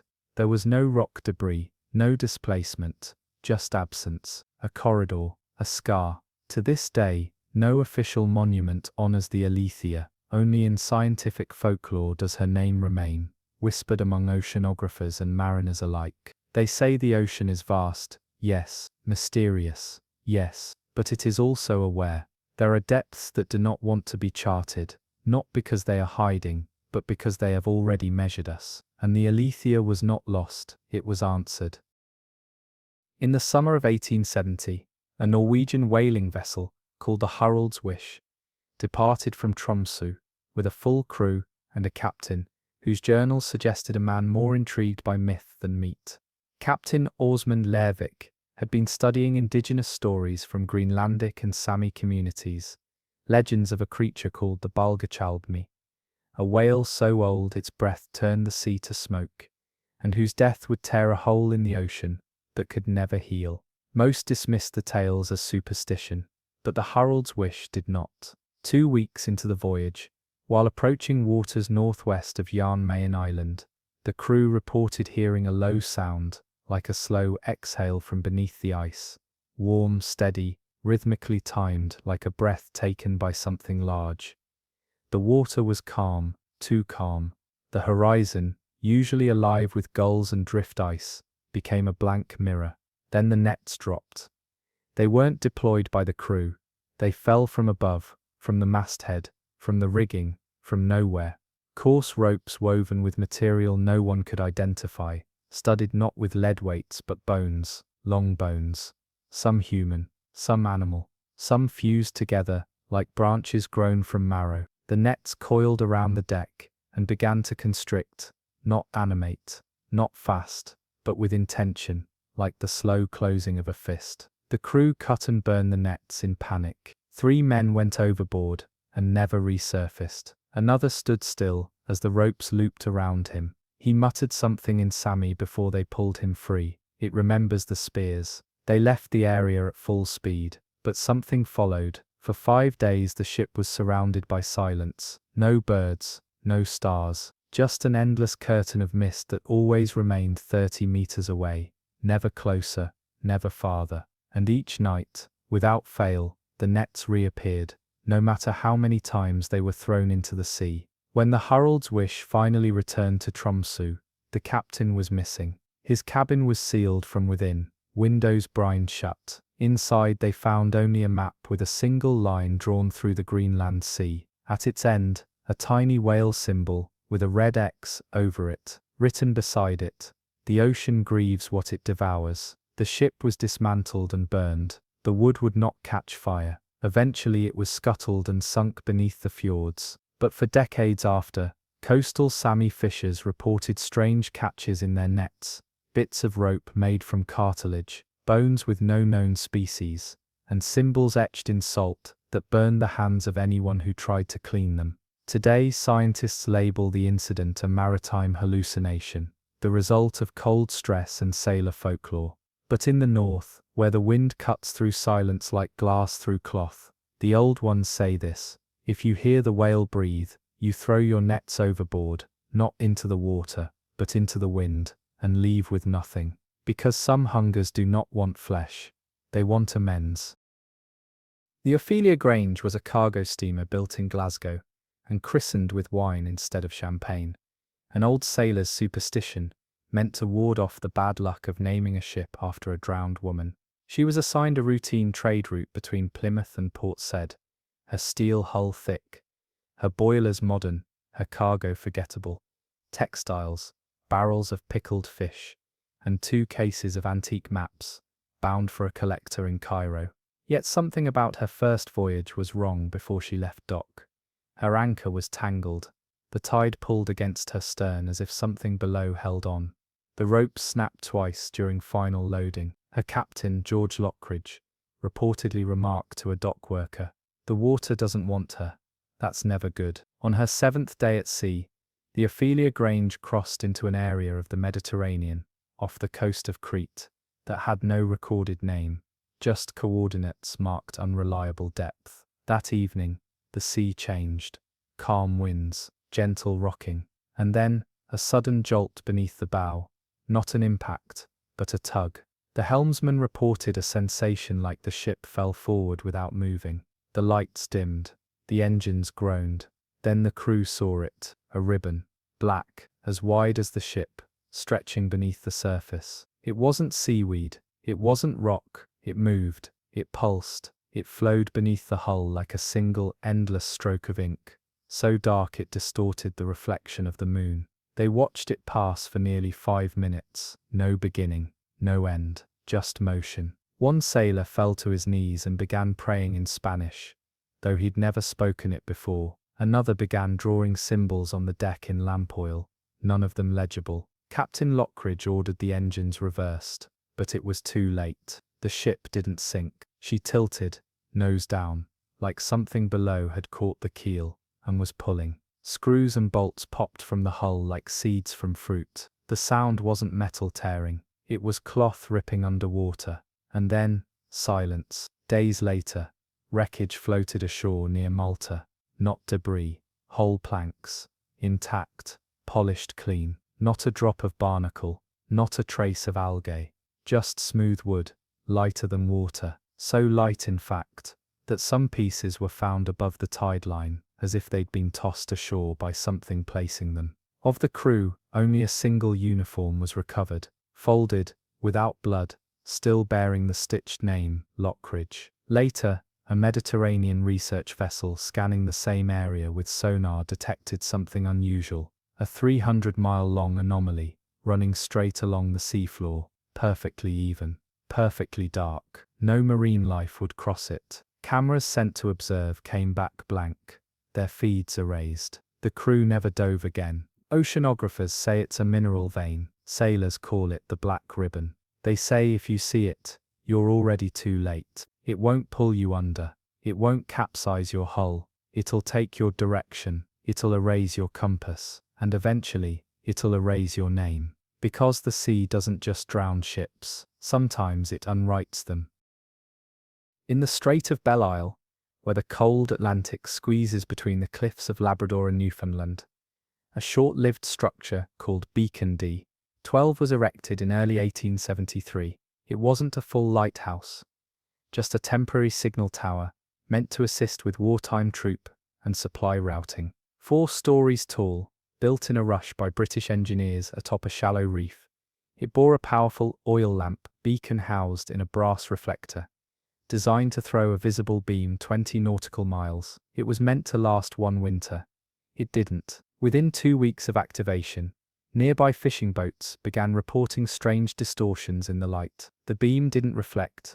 It dripped. Sailors described the glow as gelatinous, sagging over the water in unnatural arcs. One captain swore it moved against the wind, bending toward him like a searchlight, with intention. But the strangest part was what came after the light struck the sea. Not shimmer, not shine, but absence, like it carved a hole in the water itself. Beneath the beam, the waves stilled, darkened and sank. The engineer assigned to the lighthouse, Arthur Pent, logged these reports without comment, but then his own entries changed. The beam is no longer ours, he wrote. It shines without fuel. It listens to the sea. He also noted that birds refused to pass over the tower. Several gulls were found splayed on the roof, their wings extended, feathers burnt from within. The beam had grown warm. One night, villagers from a nearby port saw the light flicker violently, then vanish. They assumed the flame had gone out. It hadn't. The entire structure was gone. When officials arrived, they found the reef bare. No rubble, no broken pilings, just seawater so still and clear you could see fish below it, circling something not there. Then a diver spotted something strange. Brass gears and iron railings embedded in the reef's side, half melted, as if the structure had been submerged in molten wax. The official story was collapse due to faulty anchoring. But those who returned for maintenance weeks later found the lighthouse standing again, intact, dry, perfect, but reversed. Windows faced inward, stairs spiraled down. The beacon had no oil, but the lamp was lit. Terrified, they left it untouched. That night, the beam returned, but this time, it cast no light. It cast shadow, a visible hollow darkness that rolled across the water and seemed to pull starlight with it. A passing schooner was caught in it for 11 minutes. Every reflective surface aboard, mirrors, lenses, polished brass, turned black. One sailor stared too long into his sextant and refused to speak again, save for one sentence muttered in French. "It shows where God isn't." The tower was found collapsed again 3 days later, this time sunken and twisted, its brass light cage protruding like ribs from the reef. No recovery mission was ever attempted. The location was quietly removed from naval charts and replaced with open water markers. But to this day, on the coldest nights in February, a shadow beam is sometimes seen stretching from nowhere, sweeping the sea in a wide, slow arc. It doesn't search, it remembers. And if you sail too near, your own lights will dim, not from failure, but from shame. Because there are places the ocean regrets illuminating, and that lighthouse was never meant to shine downward. In July of 1875, the Isadora K, a merchant vessel out of Baltimore, prepared to depart for Havana, carrying textiles, dry goods, and several cases of preserved botanicals. Her crew were veterans of southern routes. Her captain, Elias Vant, was known for his meticulous logs and an obsession with chronological precision. His ship's bell rang every hour on the hour, even while anchored. At 4 p.m. sharp, they set sail under perfect conditions. By 4:08, the ship was gone from view, swallowed by horizon and routine. But at 4:13 p.m., 5 minutes after departure, the Isadora K was spotted again, returning to harbor. But not the same Isadora. She drifted in silently. No steam, no signal. Her sails drooped limp. The dockhands who looked up from their crates to see her approach would later report a strange vibration in the soles of their feet, like the deck beneath them was humming, despite solid ground. The vessel came to rest at the same mooring she had just left, yet no ropes had been thrown. The crew rushed aboard. What they found was not wreckage, but emptiness. The ship was pristine, barrels still sealed, lamps cold. But there were no footsteps in the dust, no fingerprints. Not a single page of the logbook had been written on. And then there was the clock. The captain's prized ship chronometer, known for losing less than a second per month, had stopped, not shattered, not damaged, just halted. The time it read was 4:14 p.m., not 5 minutes past departure, 5 minutes ahead. The logs in the Port Authority confirmed it. The Isadora K had returned before it should have cleared the breakwater. The original crew was declared lost. Grieving families came to the harbor to collect keepsakes, only to find their sons' coats hanging exactly as they were before boarding, dry, pressed, and faintly warm.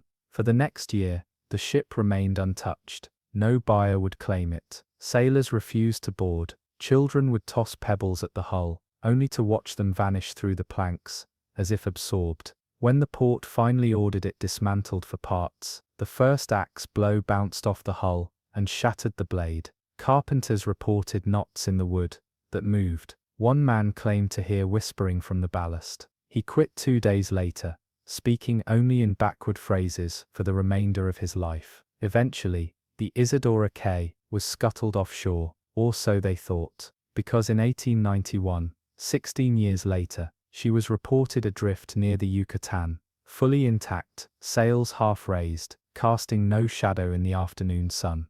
A Navy cutter approached, but turned back after seeing a figure at the helm, motionless, pale, staring into the water, as if watching something below. Some said it was Captain Vant, others said it was no one at all.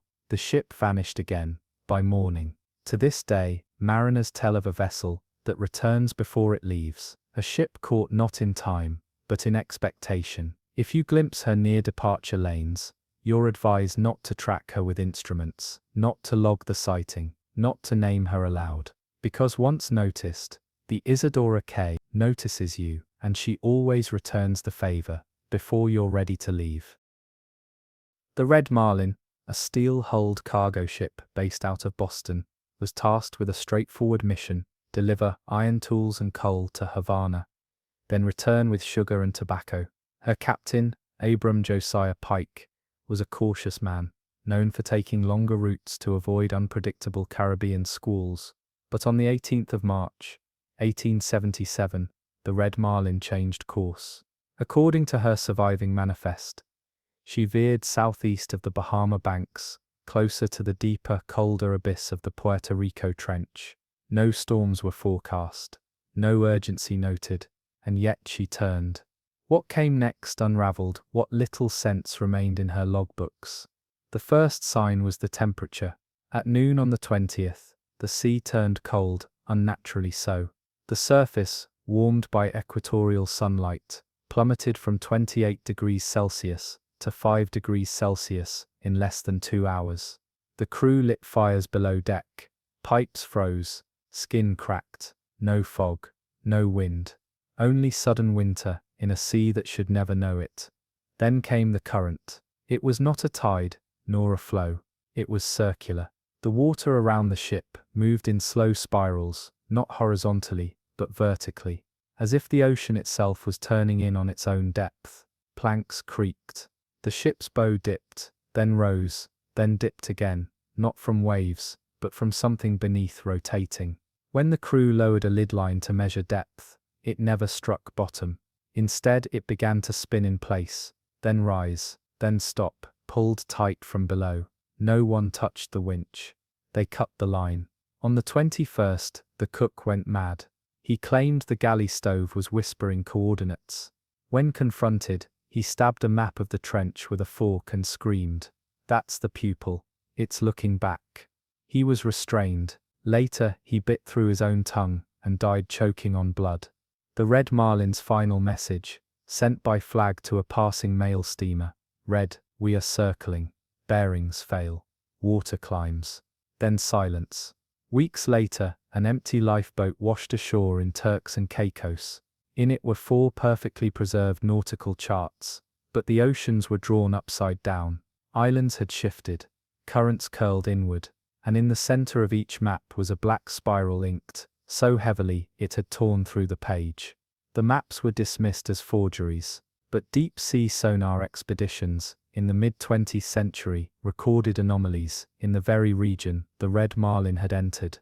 But from what seemed to be a vertical tunnel in the oceanic crust, a rotating shaft of colder-than-freezing water that swallowed and released heat irregularly. Oceanographers say it's a rare current, maybe tectonic in nature. But the few who have sailed that path since report ice on their compasses, even in full sun. They speak of depth that doesn't increase with descent, but twists. Not just down, but around. The Red Marlin was never found. Some believe she's still circling, endlessly descending, held by a current that doesn't move with the world, but beneath it. Launched from Southampton in the spring of 1878, the Catherine Breyer was a British mail steamer, destined for Boston, famed for her sturdy keel and the rare precision of her crew. She held crates of wax-sealed correspondences, shipping manifests from British diplomats, and 8 barrels of black ink bound for university printers in the colonies. The crew was lean but elite. Navigators, engineers, and weather-wise officers who'd crossed the Atlantic more than a dozen times. Her course was direct, her departure routine, but 4 days out, something began to happen behind her, not in the distance, not on the horizon, in her wake. It reversed. Sailors began to notice the water directly behind the ship was no longer fanning outward. It didn't foam, it didn't ripple, it clenched, as if the sea was stitching itself shut behind the rudder, leaving behind a strip of calm so unnaturally smooth, it reflected the stars in daylight. The lookout in the crow's nest compared it to a glass tongue unrolling. The effect worsened by the hour. Gulls that followed the ship disappeared mid-dive, vanishing into the smooth patch with no splash. The rudder began to resist. When the engines were cut, the ship continued forward, as if pushed, gently but firmly by nothing. On the sixth day, the cook found the ink barrels leaking. But it wasn't onto the deck, it was upward. The black fluid bubbled, then reversed flow, rising in tall tendrils toward the ceiling like grasping hands. Several burst. The ink never touched the ground. It simply vanished mid-air, leaving behind an acrid scent like scorched feathers and salt. The first officer tried to mark their position. The compass spun.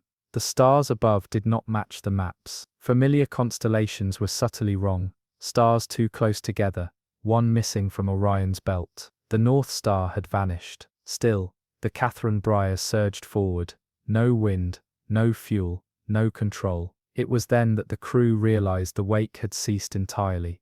Looking back, they saw only still water stretching for miles. No white crest, no churn, just a long corridor of perfect blackness, glass smooth and unnaturally warm. One sailor leaned over the rail and saw himself, reflected back not as he was, but older, sunken-eyed, waterlogged. He jumped moments later. That was the final log entry. 18 days after departure, a fishing trawler off the coast of Maine found a small wooden crate floating in an eddy, addressed to a Boston postmaster, sealed in red wax. Inside were pages from the Catherine Breyer's log. The ink had not faded, but the handwriting was reversed. Mirror script, perfectly formed. When copied and flipped, the final entry read, "The sea has stopped forgetting." Some believe the Catherine Breyer was caught in an anti-current, a rogue gyre that looped backward through time. Others whisper that the ocean, like memory, sometimes replays events too many times, and things get trapped in the replay, moving forward, while everything behind tries to reclaim them. If you ever see a wake that dies too quickly, you turn around, you stop, because there are places where the water no longer carries you forward, it drags you back, into something that still remembers your first departure, and wants it undone. Off the eastern shoulder of Bermuda, beneath skies so calm they looked painted, the SS Orpheline entered, what modern sailors now call a maritime paradox, a river that flows through the sea. Aboard was a mixed crew of American and French mariners ferrying porcelain, casks of red wine, and a passenger list that included 3 surveyors from Paris, hired to study rumored anomalies in Atlantic currents. On the 6th day of travel, their instruments confirmed what no chart had ever recorded. They were no longer riding ocean swell but stream. The waves were gone. The water beneath their keel moved in a straight, narrow band, fast, cold, narrow, and utterly silent. The helmsman described it as being picked up by a finger of the deep. All around them, the ocean remained ordinary, small crests, sun glare, distant birds. But the path they floated down had none of it. Not a breeze stirred. Fish swam alongside but never crossed into the channel. And the current did not meander. It cut through the water like a highway, always forward, even as the ship's instruments reported no propulsion. The sails hung dead. The propeller was disengaged, and yet they moved. When they attempted to steer out, the rudder resisted. Veering port sent them back center. Anchors dropped, found no grip. The crew grew nervous. On the 4th day within the stream, the sky began to distort. Clouds elongated into columns, as though drawn down into the current with them. The stars that night appeared to bend. Then came the singing. At first a hum, then a series of notes that moved up and down in sequences. Not wind, not wail, something tonal, purposeful. The 3 French surveyors attempted to record it on paper, noting that the rhythm mirrored oceanic pressure patterns but reversed, as if the current beneath them was not made of water at all, but compressed sound. On the 5th day, the stream abruptly ended. The Orpheline emerged into open sea, with a jolt so strong the ship's rigging snapped. Birds returned, the crew cheered, but something had changed. Their timepieces no longer matched. Watches differed by hours. The navigator's beard had grown nearly a week's worth in 5 days. One man claimed he'd dreamed an entire year in a single night. Another awoke speaking fluent Greek. The captain's hands had wrinkled, though he was only 32. When they returned to port, authorities did not believe their tale. The wine casks they delivered were spoiled. The porcelain warped into unnatural curves. The French surveyors vanished shortly after submitting their final report, which concluded with one sentence written in Latin: Flumen tenebris transit. A river passes through the dark. Modern sonar has located linear anomalies off the east of Bermuda, narrow corridors of unusually cold water that pulse like veins through warmer seas. They're rarely spoken of. Sailors mark them not with buoys, but by avoiding them altogether. Because sometimes the sea doesn't move with the moon. Sometimes it follows an older song, pulling everything in its path toward an origin it doesn't understand, but obeys. And if you enter that river, you leave the ocean behind. What follows isn't sea, it's intention. The Abilene Star was a British freighter, broad-beamed and coal-fed, built for speed and fortitude. She'd crossed the Atlantic 15 times before, without a single lost hour.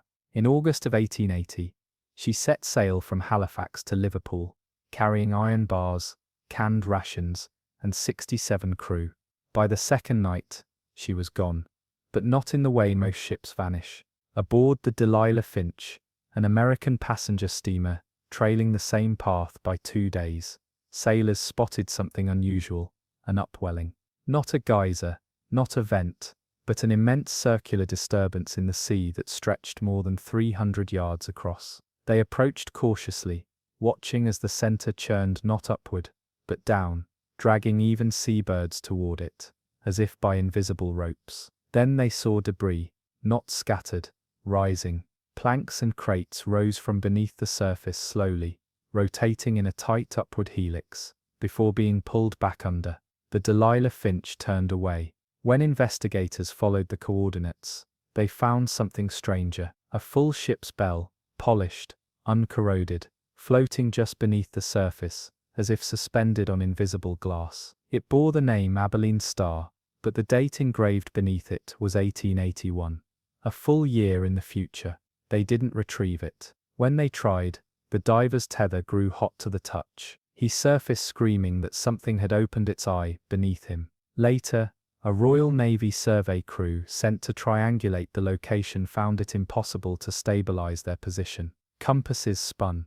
The water beneath them tugged gently downward, even when they idled with engines off. When sonar was eventually tested decades later in the same area, it revealed something impossible: a consistent vortex of descending flow, not rapid like a whirlpool, but constant, smooth, as if the sea itself exhaled down into a well too deep to measure. No storm ever passed through that zone, no island nearby, but vessels that have drifted into it, 3 in total since the Abilene Star, have all experienced similar signs: a low creak rising from the hull, nails wriggling free from the planks, and the overwhelming sensation that the ship is being gently invited under, not torn, not wrecked, welcomed. Locals now call it the Mouth. No name on charts, no buoy markers. It is not claimed by any country, not because it lies outside jurisdiction, but because sailors from every flag fear claiming it would mean acknowledging it, and acknowledgement is invitation. Today, deep-sea currents in that region are still monitored, privately. Some oceanographers swear that the water does not just descend, it remembers the shape of ships. Pressure readings resemble hulls long since lost. Sometimes, when ships pass too close, radios pick up sounds that shouldn't carry through water: footsteps, chain clinks, whispers in Welsh. No wreckage of the Abilene Star has ever been found, because some currents aren't meant to move water, they're meant to move you, not across oceans, but out of time, out of memory, into that quiet place beneath all tides, where you go not to drown, but to be held. In 1881, the Mersey Jane departed from Port Harcourt, under contract with a British merchant family, the Ellinghams, to deliver heirlooms and estate furnishings to an uninhabited island off Sierra Leone. The family had purchased the island a year prior and intended to turn it into a retreat, outfitting it with imported chandeliers, oil portraits, and marble busts of their ancestors. The Mersey Jane held it all, documented, logged, crated, and sealed. A small crew, a trusted captain, and 1 passenger, Elias Ellingham himself. The ship was never late, and yet when it arrived on time, anchored cleanly offshore, no one disembarked. The receiving crew rowed out to greet it, expecting formality. Instead, they found the Mercy Jane utterly still. Her sails hung lifeless in a dead wind, the plank was down, the cargo door ajar, and all crates precisely where they had been loaded. But the ship was empty, no signs of violence, no struggle. The lamps had burned to their ends, the dining table had been set, silverware placed correctly, wine opened, poured, and untouched.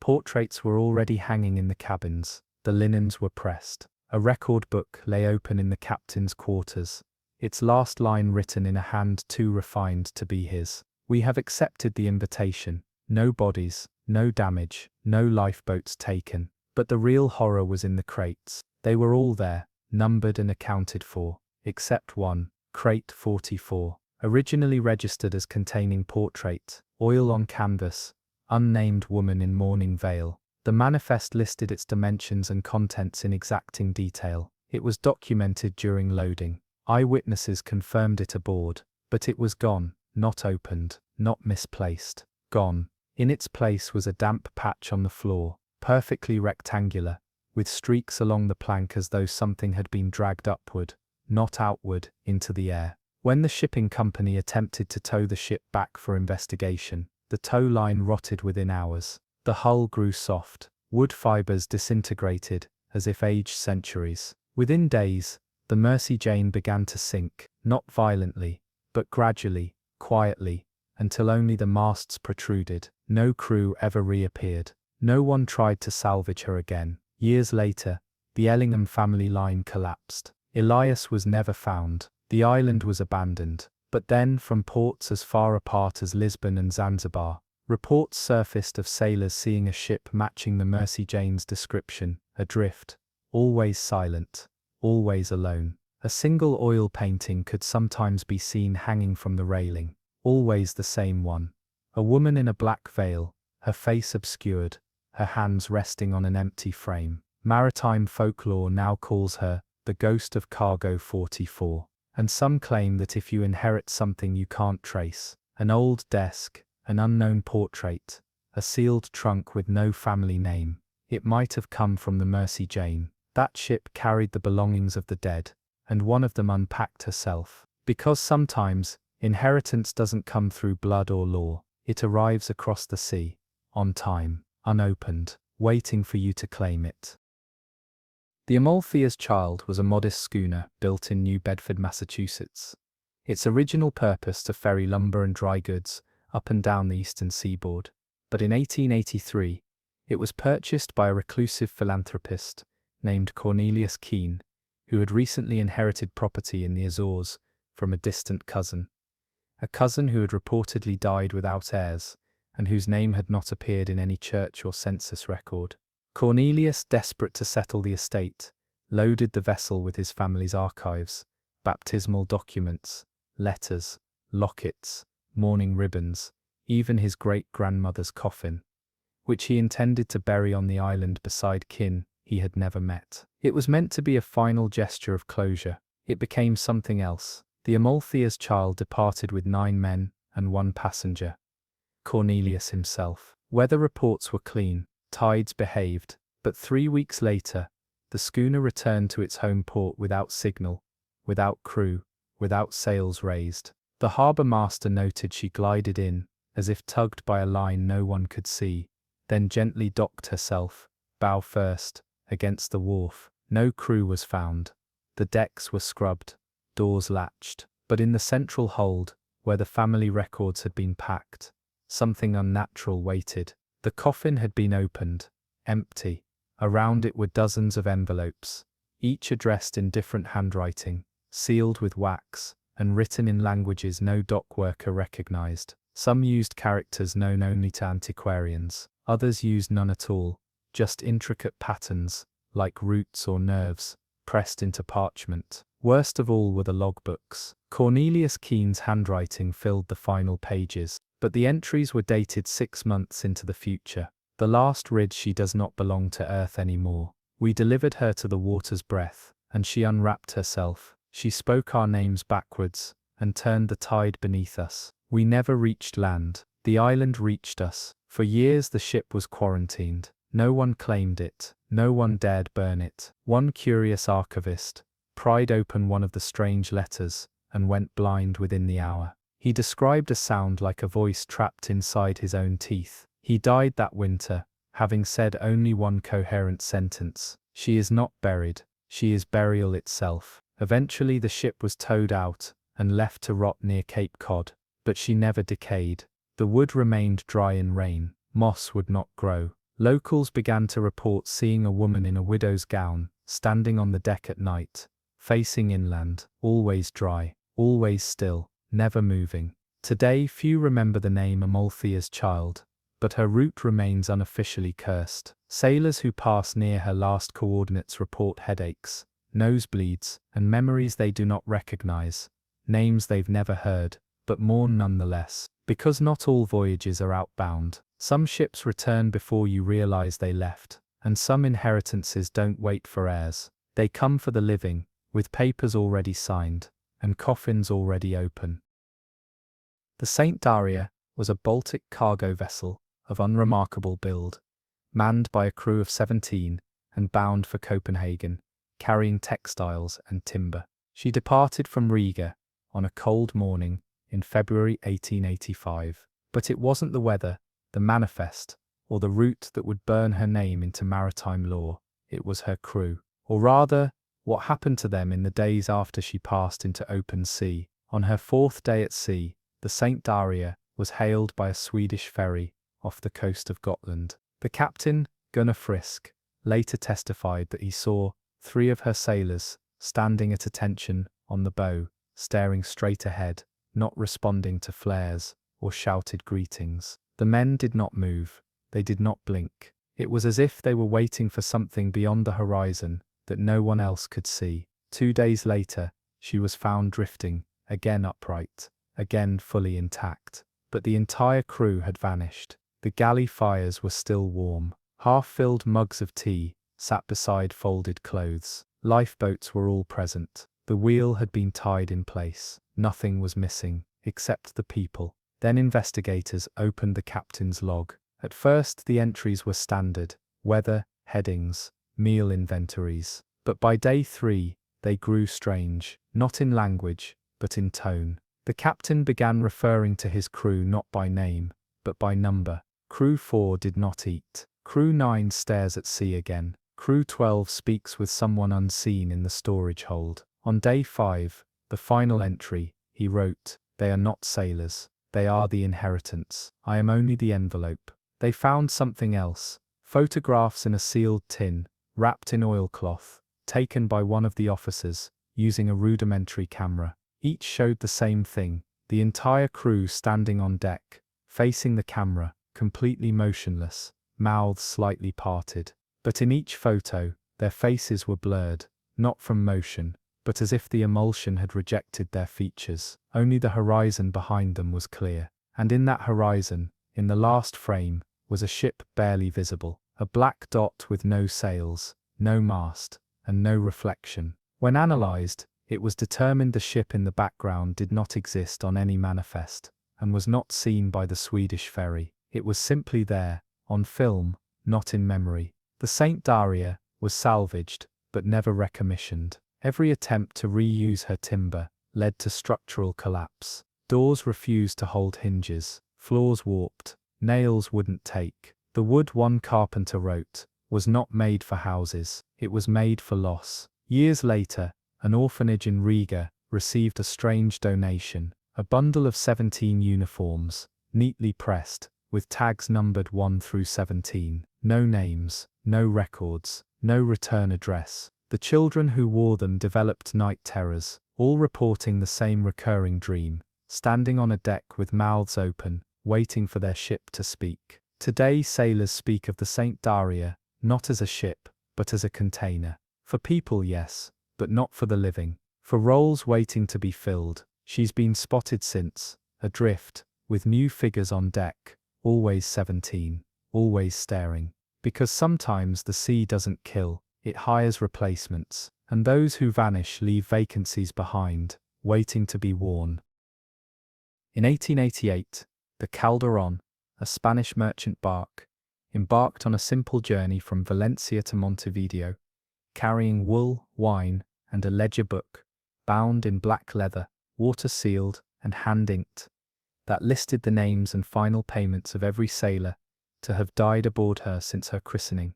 The captain, Jacinto Valera, was a meticulous man, and his ship was famous for honoring its dead. Each name, each date, each final location of remains was recorded carefully and with reverence. It was considered a sacred duty, and on this voyage, he intended it to be the last, one final journey to retire the vessel and the book together. But the sea had other intentions. On the 8th day of travel, just past Cape Verde, the Calderon began to list subtly, not from wind or wave, but from weight that could not be explained. Her hull sagged slightly to port, though cargo was balanced. Sailors began hearing footsteps above their heads, when all were accounted for below deck. And then came the voices, not screams, not whispers. Roll call. At 3 a.m. each night, a voice rang out above deck, calling names that weren't listed among the crew. Dead names. Names scratched from the ledger by time and fate. Sailors reported hearing their own names spoken next, not in warning, but in preparation. They grew ill, they begged to leave. But Captain Valera refused. The sea is claiming what it's owed, he reportedly said. We were arrogant to think the book belonged to us. On the 10th day, the ship was spotted by a passing Argentinian cutter, adrift, with lanterns burning, the sails full of wind but unmoving. They hailed her. No reply. A boarding party climbed the ropes and found the Calderon completely deserted. Every bunk was made. Dinner plates were stacked, unused, but still warm. No signs of distress. Only the black ledger sat on the deck, soaked with seawater, but still legible. Every page after day 8 had new names. Names of the boarding party. They fled in panic, abandoning one man who insisted on staying. He sat cross-legged on the bow, scribbling names onto blank parchment with a bone-handled quill they swore hadn't been there before. When the cutter returned days later, the Calderon was gone. But the man was found ashore near Dakar, blind, silent, carrying the ledger in his arms. He died 2 days later. The ledger vanished en route to a church archive in Salamanca. The crate that carried it was found shredded from the inside. No break in the lock, no damage to the hinges. Inside were curled sheets of old paper, their ink still wet, each with a single word written over and over, present. To this day, ships that sail along the Calderon's last route report crew miscounts. Names appear twice in the manifest. Sailors find their own handwriting in logs they never wrote. And once a year, a ship reports hearing a bell at sea. No church nearby, no land in sight. Because death at sea is not just loss, it is record. And the ocean, like any careful bookkeeper, always reconciles its ledgers, even if it must turn the living into ink. The Florence May was a modest Canadian freighter, iron-bellied and coal-fed, tasked with moving grain and tinned meat from Halifax to Dublin. She was steady, if unspectacular, captained by a soft-spoken man named Ezra Holcomb, whose logs were so exact they bordered on obsessive. In the spring of 1890, the Florence May departed under clear skies and favourable winds. But by the 4th day, Holcomb began noting a pressure underfoot. Not wind, not sea, wait. His entry read, "We are not riding the ocean, we are riding something inside it." On the 6th day, sonar bells attached to the lower hull, an experimental device for measuring depth by sound, began to ring intermittently, despite the sea being calm and the water below charted at 2 miles deep. The rings came not from turbulence, but from interference, as if something beneath the ship was shifting, not swimming, not passing, but adjusting itself. The crew began dreaming the same dream. They awoke in the night, drenched in sweat, having all seen identical visions. Long corridors beneath the sea, carved from salt and bone, lit by no flame but pulsing faintly with pale blue light. In these dreams they floated, not swimming, not walking, guided forward by pressure, by breath. The ship itself began to slow. The boilers were functional, the propeller turning, but resistance grew as though she was pushing through something thicker than water. Holcomb ordered full power.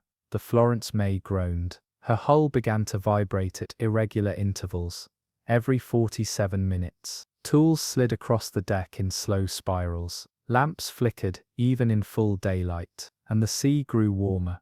Then the sleepwalking began. 3 men were found standing at the bow, barefoot and soaked to the knees, whispering in languages none had ever spoken before. One was muttering Greek, ancient Greek. Another simply chanted a frequency, a hum, always the same, until blood poured from his nose and he collapsed. All 3 were restrained. All 3 died on the same night, at the exact same second, 2:17 a.m. The rest of the crew demanded to turn back. Holcomb agreed, but it was too late. When the Florence May finally reappeared, 28 days after last contact, she drifted into Dublin's harbour with sails shredded and boilers cold. No crew aboard, no signs of struggle. Only the captain's log remained, its final page reading, "We are not sailing, we are being inhaled, and when it wakes, we will not remember being part of the surface." Below that, a strange smear of ink spiraled into a perfect whirl, so fine it was almost invisible. When magnified, it revealed microscopic etchings in the shape of teeth, not human, not animal, perfectly uniform. The ship was deemed cursed and dismantled. Her iron plates, when melted, warped and screamed. Her wood would not burn, and the bell once rung for final rites, rang again at dawn by itself. Oceanographers now speak of an unexplained pressure anomaly in that region. No volcanic fault, no trench, but a consistent rhythmic pulse detectable by instruments. It rises once a month, then vanishes. Because something beneath the sea doesn't swim, it sleeps. And sometimes, when the surface stirs too loudly, it shifts not to wake, but to remember how to dream. The Nerissa Bell, a steam-powered survey ship, financed by a coalition of private universities, was designed for one mission: acoustic mapping of the Atlantic floor. Her hold was filled with phonographs, glass hydrophones, and long cylinders of wax, meant to capture sound transmitted through pressure. Her crew, unlike typical naval officers, was composed of linguists, geologists, and 2 monks from a German monastic order who specialized in ancient chants. When asked why the monks were brought aboard, the project leader only smiled and said, "We want to know what's echoing back." They launched from Lisbon in the summer of 1891, aiming to spend 3 weeks along the Azores fracture zone. They didn't return, but 3 wax cylinders did. A fishing vessel found them floating inside a copper box, sealed watertight, bound in linen that had been soaked in brine. The coordinates etched on the underside placed the Nerissa Bell over a part of the ocean previously believed to be inert. No vents, no unusual pressure readings, no tectonic activity. But the cylinders told a different story. When played, the first recorded only static, crackling, hissing, normal artifacts of ocean sound. But buried under that were pulses, deliberate, patterned, like breath being drawn through stone. The second cylinder recorded what sounded like movement, deep, slow, creaking vibrations, too low for human voice, but rhythmic like speech, slowed beyond recognition. The third cylinder was worse. It sang, not with melody, with memory, a layered multitonal chant, so distorted by pressure that its harmonics didn't vibrate in the air, but in the bone. Scientists and priests who heard it on playback reported nausea, migraines, nosebleeds, and spontaneous tears. One phonographer collapsed, claiming he had just seen his mother, dead for 20 years, kneeling in water, her mouth open but silent. The playback was sealed. The cylinders were buried, but they weren't forgotten. 5 months later, a section of deep ocean near those coordinates shifted, by only a few meters, but enough to register. A sonar scan revealed something massive had risen slightly from the silt. Not organic, not rock, something too smooth,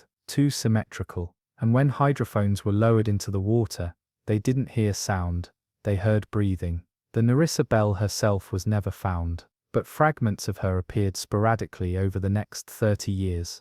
Deck planks fused with glass, anchor chains warped into helixes, and one brass nameplate discovered off the coast of Morocco, with each letter inverted, as if mirrored from within. The monks, they were never named, but their monastic order disbanded quietly within the year. Their final writing, found on a scrap of parchment nailed to the inside of a bell tower, read, "We opened our ears too wide.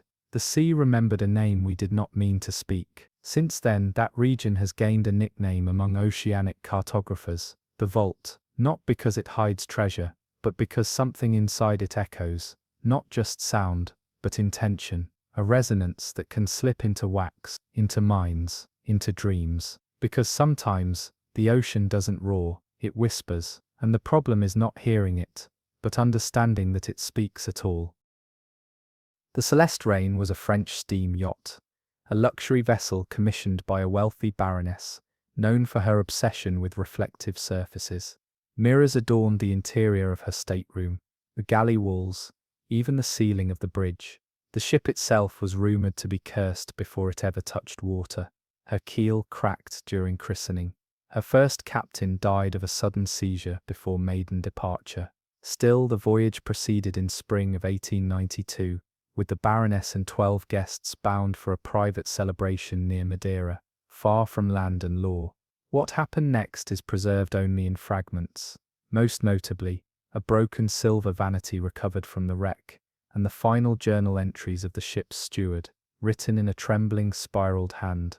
On the third night, the sea turned to glass, not metaphorically, not poetically. The surface of the water became so still, so perfect, that the stars above were reflected with painful accuracy. The Milky Way itself appeared below them, brighter than in the sky. The wind dropped, the engines groaned but made no progress. The sea had stopped accepting motion. Then came the reflections. The steward wrote that faces began appearing in the mirrors aboard, not their own but subtle distortions. A nose too long, eyes that didn't blink. Guests swore they saw themselves in places they'd never stood. One woman claimed she saw her reflection combing her hair in reverse, left-handed when she was right. Another refused to look in any mirror again, after she saw herself standing behind herself. By morning all external instruments had failed. The sun rose twice, first in the water, then in the sky. The Baroness ordered the crew to cover every mirror, but it was too late. The sea had begun to reflect things that hadn't happened yet. One mirror stored in a locked cabin showed the entire crew asleep on the deck in perfect stillness, though all were awake. When they later found themselves in that exact position hours later, each on their back unmoving, the panic was immediate. Then the ship began to descend, not sink. Lower, no water rose, no waves crashed, but the Celeste Rain dropped downward without motion, as if the sea had opened like a trapdoor. The sky remained fixed, the stars unwavering, and yet the ship grew darker, colder, surrounded by the same clear surface above and below. Two skies, two ships, infinite glass. When a single lifeboat was found drifting weeks later, it contained no bodies, only a cracked mirror and the steward's final page. "We are not sinking, we are being shown. The sea is not water here, it is a window, and something behind it is watching itself sleep." The mirror, when examined, reflected no image, only darkness, and yet those who gazed into it long enough swore they saw movement in the black ripples behind their own eyes. The region is now called the Looking Water by sailors who pass carefully, refusing to shine lights on the sea after dusk, not because they fear what they'll see, but because they fear what will see them back. Because some depths do not reflect reality, they reflect memory, and others reflect possibility, and in the wrong light they choose which to make real. The Silent Rose Atoll, unnamed on most maps, unnamed even by the cartographers who measured it, wasn't so much discovered as it was noticed. In 1893, a merchant vessel named the Hiram Clegg passed within 2 nautical miles of what should have been uninterrupted ocean, and found a ring of coral, shallow and wide, with no center island and no tides. It wasn't marked on British charts, nor on Portuguese logs, nor on the ancient records of Polynesian traders who had known every rock and bloom of the Pacific for centuries. It simply was, and when the Hiram Clegg circled it again on the return voyage 3 weeks later, It was gone, submerged, as though it had never risen. But that window of appearance was enough to attract attention. Later that year, the Atalanta, a naval research schooner, was dispatched to investigate the anomaly, its hull loaded with dredging chains, topographic gear, and one prisoner, an inmate from the Norfolk Island penal colony, who agreed to descend into any caves they might find in exchange for a reduced sentence. They never found coral, they found holes. Dozens of them, jagged, unnatural shafts, boring through the ocean floor in slow spirals, too regular to be volcanic, too deep to be the work of any marine life. The prisoner was lowered on a chain with a lantern, a notebook, and enough line for 50 fathoms. He spoke for the first 30 minutes, describing the shape of the stone, the sheen of what looked like polished bone embedded in the wall. He reported a sudden change in smell, though there was no air current. Then he grew quiet. When the chain was pulled up, there was nothing on the hook. Just the lantern, swinging from a melted link. No bones, no blood, no splash, just heat. The ocean above the breach boiled in silence, steaming without bubbles, and the pressure gauge rose by 7 points. Then every compass aboard the Atalanta spun clockwise, faster and faster, until all needles pointed straight down. One sailor claimed he heard a low thrum beneath his feet, like the groan of a blind god, waking up and finding the ceiling too close. The ship turned back, but the breach continued to breathe. That year, several ships near the same coordinates reported strange behavior in the water, currents that spiraled into themselves, windless gusts that tore sails, and the sound of something knocking from below the hull, slow and patient, like a finger against a window pane. Years later, during a deep-sea trench expedition in 1938, an unmanned dive bell was dragged upward from near-identical coordinates. Inside was the rusted chain from the Atalanta, and a single jawbone with 4 rows of teeth, none of which matched any marine mammal known to science. The breach, if it ever closed, left no scar, but the sailors who work that route avoid the region still, not because it pulls them down, but because sometimes, in the stillest part of the night, they say they hear something rise, not swiftly, not hungrily, but curiously, as though the ocean, even now, hasn't forgotten the scent of that prisoner's breath. No manifest survived from the Caldera's Bride, no passenger list, no itinerary, no recorded departure, only its appearance off the coast of Charleston, in June of 1895, drifting silently beneath a morning fog. She was a clipper by build but bore the modifications of a floating chapel, her masts replaced with carved spires, her sails torn and rewritten in indecipherable script, her deck covered in wilted wreaths of flowers, known only to island botanists. The harbour officials who found her thought she had been abandoned mid-voyage, perhaps capsized and righted again. Yet no damage was visible. The hull was immaculate, the galley untouched, the chapel door was open, and the altar was soaked with seawater, though no point of entry could be found above or below. A reverend from St. Mary's was brought aboard to bless the scene, believing it a desecrated sacred vessel. He left within minutes, white-haired and wild-eyed, claiming he'd seen brides in the pews, seated, faceless, clutching seashells where bouquets should have been. None of the authorities believed him, until the bodies began washing ashore, not all at once, but over the course of the week.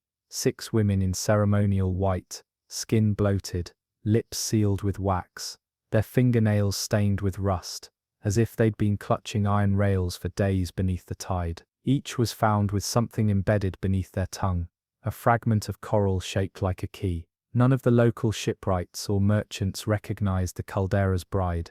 No logbooks mentioned her arrival, no dock claimed her, and yet she remained moored for 3 full days before a sudden storm dragged her out to sea. No crew aboard, no sail raised, and yet the vessel moved against the wind, toward a sliver of horizon where no island stood. A lighthouse keeper on Otter Isle claimed, weeks later, that he saw the ship again, just before dusk, not sailing, but hovering, just above the surface, mirrored on the water so perfectly that the reflection cast no difference. And inside that image, within that duplicate sea, stood a dozen brides in a procession, walking single file toward an altar of bone. The key coral specimens were sent to the Smithsonian. Each crumbled upon examination, leaving behind a residue, identified only as organic, unclassifiable, and still damp.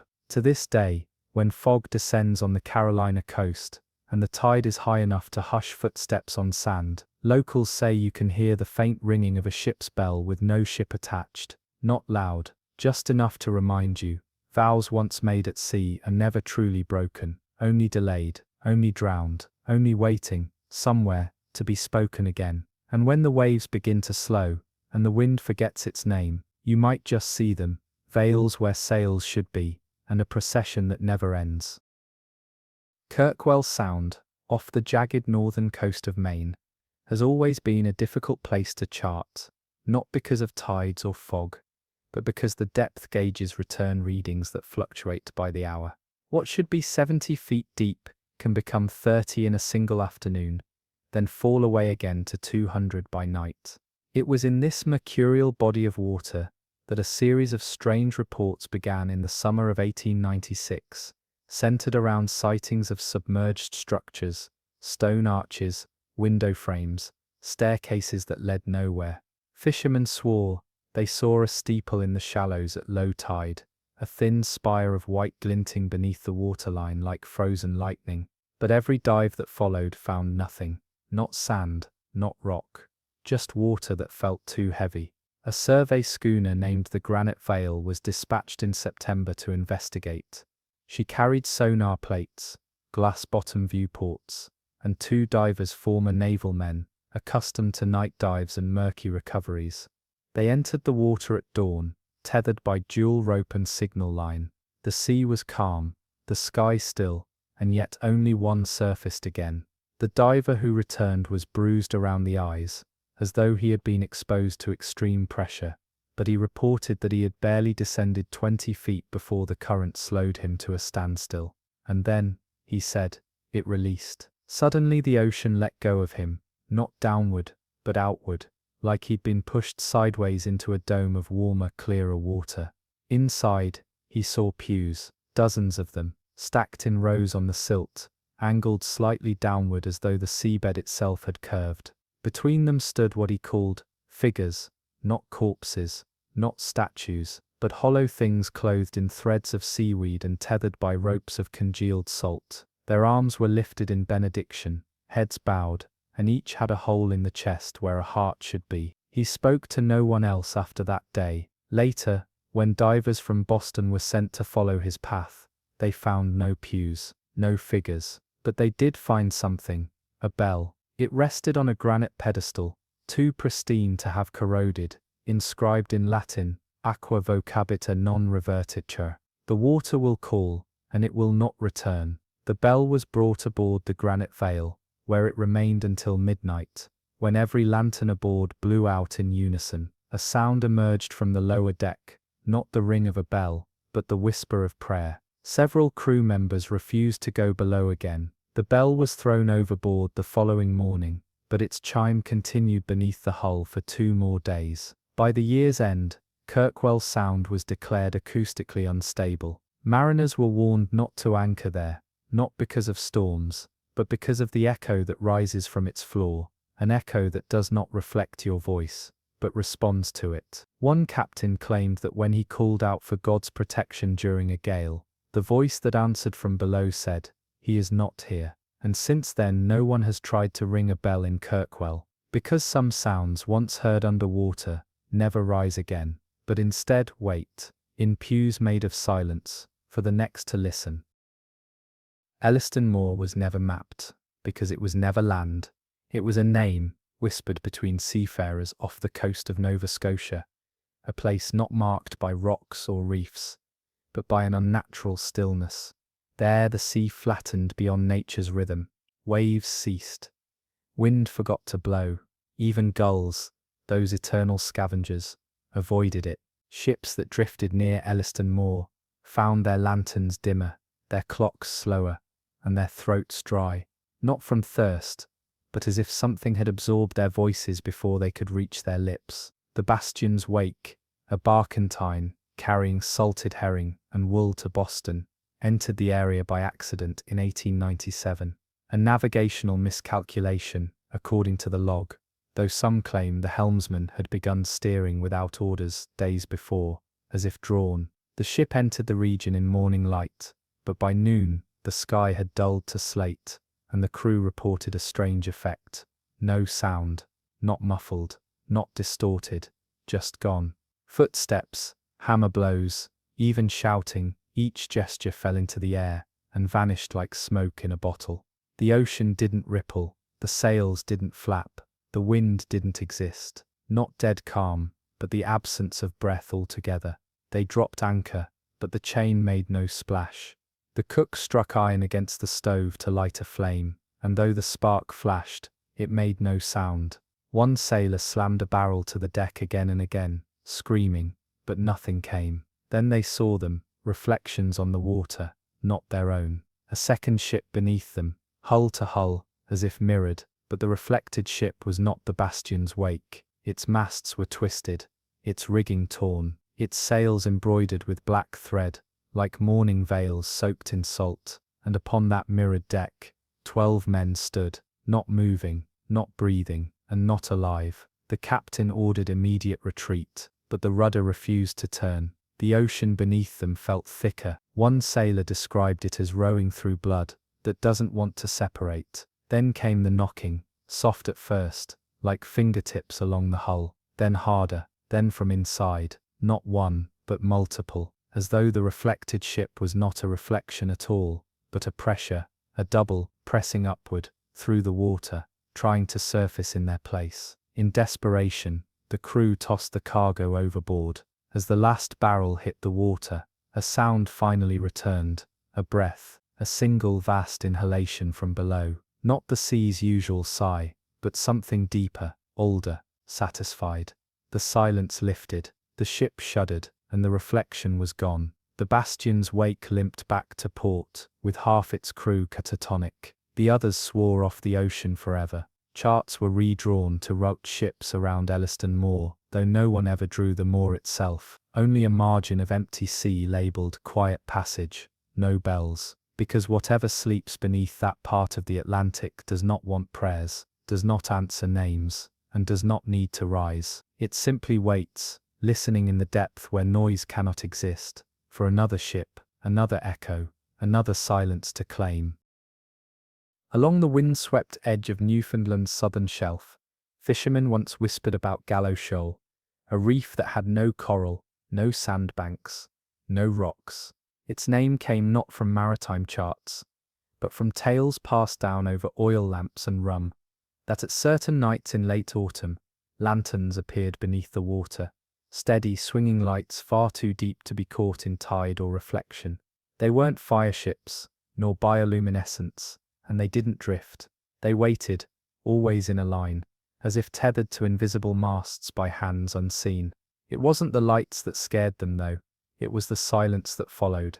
In October of 1898, the Mary Esther, a weather-beaten sloop returning from cod fishing, found herself becalmed near the edge of the shoal. Her captain, Elijah Griggs, had heard of the lanterns, but dismissed them as sailors' nonsense. Until that night, around midnight, the sea changed, not in movement, but in texture.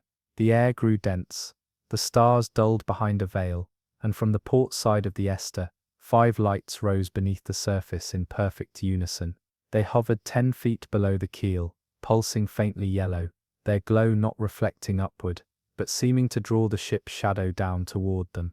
Griggs ordered the anchor dropped, but the chain unraveled without splash, as if the ocean had thickened into syrup. The crew grew uneasy. One tried to shout, but only hoarse whispers came. Another lifted a harpoon to break the lights. It splashed harmlessly, and the moment it sank, the lights vanished.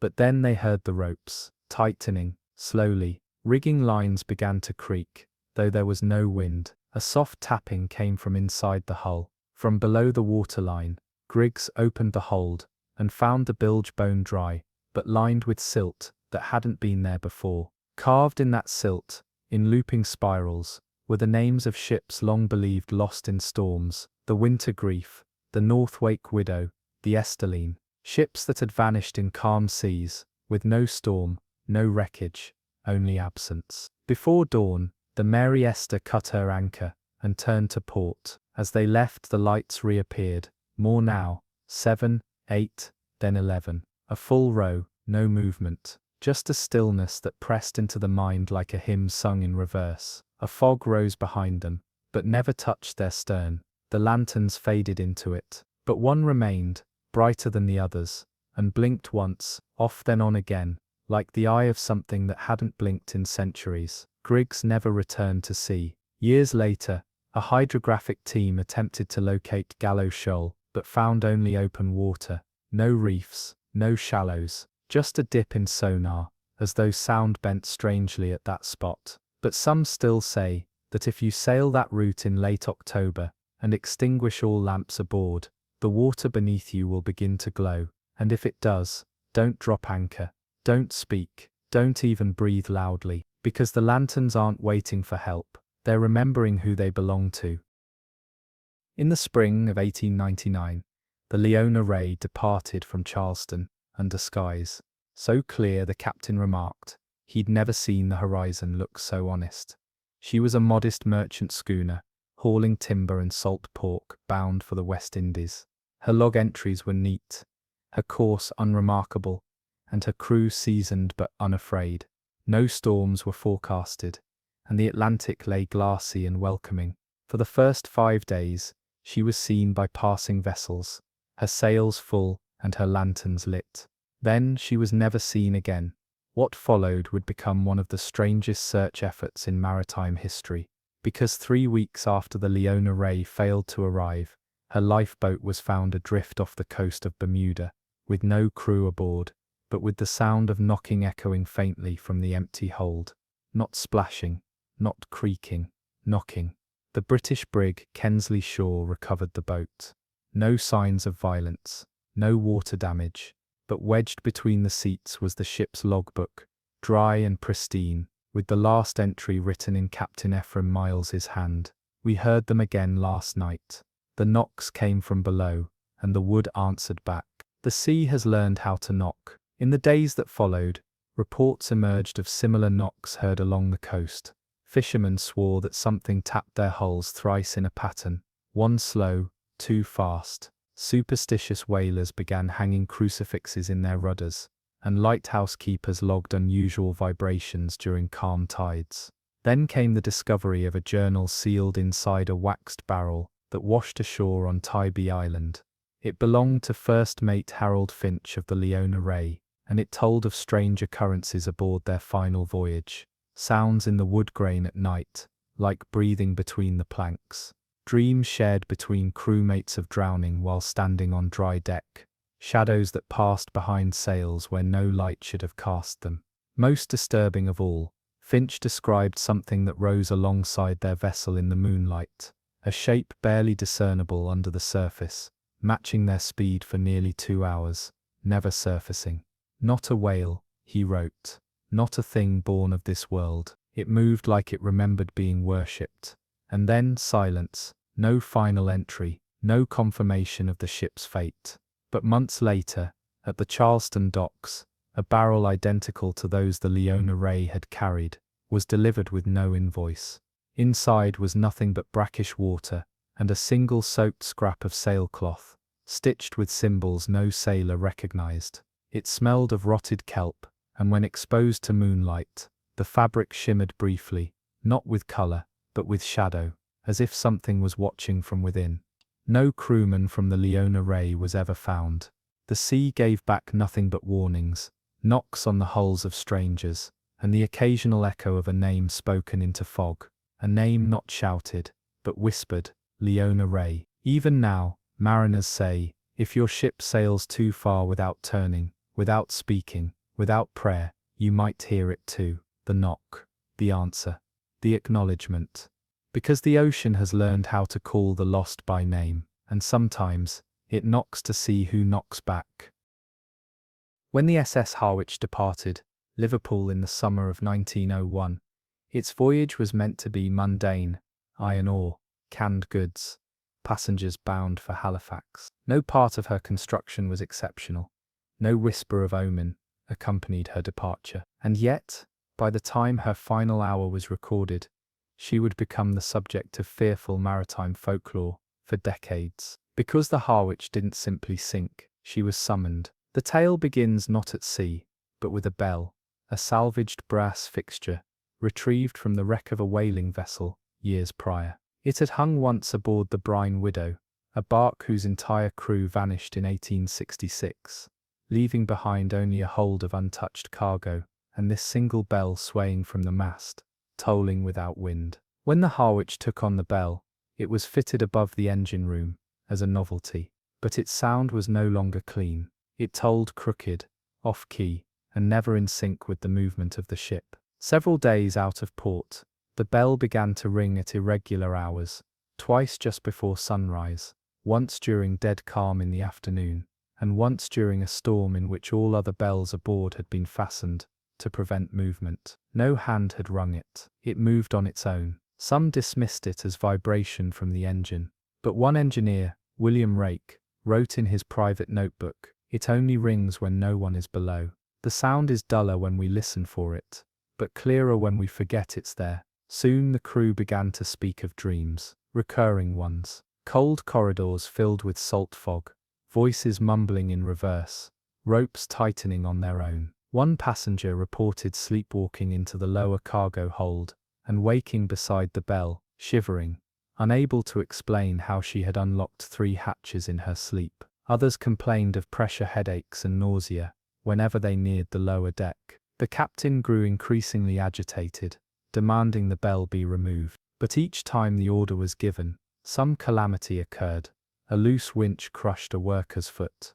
The ship's rudder jammed while at open sea. Their signal lamps failed to function during a scheduled contact with a nearby liner. No one was killed, but the ship seemed to resist the command. The bell remained. Then, in early morning fog off the coast of Newfoundland, passengers were woken by the sound of bells, many bells, not just one below, but a symphony of clanging across the hull, as though submerged hands were ringing dozens of them in ritual. The sea was still, the ship was adrift, and from the portholes, survivors later claimed they could see shimmering brass bells beneath the surface, suspended in impossible ways. Some turned slowly, others hung upside down. None were attached to rope or mast. That morning, the Harwich vanished from charts. 3 weeks later, her lifeboat was found floating near St. John's Sieves, with 7 survivors inside, all mute. One had scratched a message onto the side of the boat in rusted nails. "The bells remember where they've rung before." The ship was not enough this time. It wanted more. The Brine Widow's bell was never recovered, but ships that pass the area still report hearing faint tolls beneath the waterline, always before dawn, always 3. Because the ocean has its instruments, and some bells once rung, do not forget the sound they were summoned for. The winter of 1904 was one of the bitterest to ever sweep the North Atlantic. Icebergs, larger and more frequent than usual, drifted far south of their normal territory, prompting maritime warnings across shipping lanes. But Captain Alphonse Therion of the Marabelle Glynn was no stranger to the cold. His steamliner had made the journey from Quebec to Liverpool 7 times without incident, her iron hull reinforced for just such conditions. Yet what swallowed the Marabelle Glynn in January of that year would not be remembered for ice alone, but for the sound it made as she died. The voyage began uneventfully, even amidst drifting frost and biting winds. The ship was well provisioned, its boilers strong, and the passengers in good spirits. But on the 6th night, just after midnight, a grinding sound tore through the decks like a scream held inside metal. The engines didn't fail, the hull didn't buckle, but something scraped along the port side. A long, uninterrupted groan, like sharpened bone dragging itself against steel. No impact registered, no water rushed in. Yet crewmen scrambled to find the source, convinced they'd struck something enormous.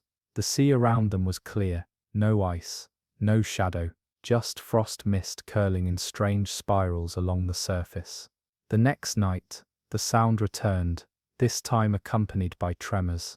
Plates shook in the galley, lanterns flickered, A boy in steerage claimed he saw a shape just outside his porthole, big as the whole ship, floating just beneath the surface, pale and round, like a skull carved of frozen fog.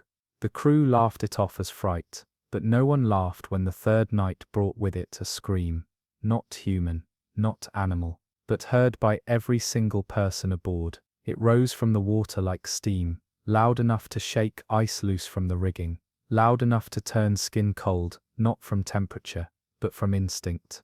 That same night, the ship began to slow, despite no change in throttle. It was as though the sea beneath them had become syrup. The wake behind them narrowed, then stopped. They were no longer moving. Darian ordered the engines reversed. No response. He tried again. Nothing. Finally he ordered lifeboats lowered, not to evacuate, but to test if they could drift. They couldn't. The boats sat beside the hull, unmoving, even when pushed. One sailor cut his hand trying to force it forward. The blood that dropped into the ocean froze mid-fall, but not into ice, into a shape. It hovered there, red and trembling, like it had struck glass. It was then they realized what had happened. The Maribel Glynn wasn't stuck in ice. She was held, and then the scream came again, but closer, this time, below them. And this time, it was answered. From far in the distance, the exact same sound echoed back, like a call and response between two ancient things. At once the hull began to creak, not from pressure, but from intention. Every bolt groaned like it was being unfastened from within. The decks tilted. The sky above seemed to bend, and then it was quiet. The ship was never seen again. Weeks later, a Norwegian trawler reported hearing screams beneath the water while passing through the same route, followed by a sound of metal dragging across unseen stone. Not ice, not a reef. Something far, far older. Somewhere, beneath the winter sea, something is still holding, and it has not forgotten the shape of the Maribel Glynn. In the summer of 1906, the merchant brig Aveline departed from Boston, bound for the Azores, carrying textiles, lumber, and 43 souls. The ship was old but seaworthy, captained by a stern mariner named Elias Cutter, whose entire adult life had been spent reading tides like scripture. The Aveline had no reason to make history, but she would not reach the Azores. She would not reach anywhere. Her logbooks, when recovered, would describe something no ship had ever recorded before, a voyage not steered by current or sail, but by magnetic possession. It began with the compass. 3 days out to sea, the ship's magnetic compass, a trusted brass instrument, older than Cutter himself, began to fail. It spun wildly, then froze. When replaced with a secondary compass, the same occurred. So the crew resorted to navigating by the sun and stars, but that too failed them. One crewman, Warrant Officer Lemuel Briggs, noted that even the moon appears uncertain. She rises too far south, and sets where she shouldn't be seen at all. Winds blew against the direction predicted. Clouds moved backward. The sea, though calm, carried an undertow, felt even through the hull. And every morning, when the sun rose, the ship faced a new direction, without having turned. Cutter eventually realized that their speed had dropped drastically. Though the sails were full, the ship was no longer sailing. She was drifting, but to where none could say. The drift was perfectly straight, in a direction no compass could describe.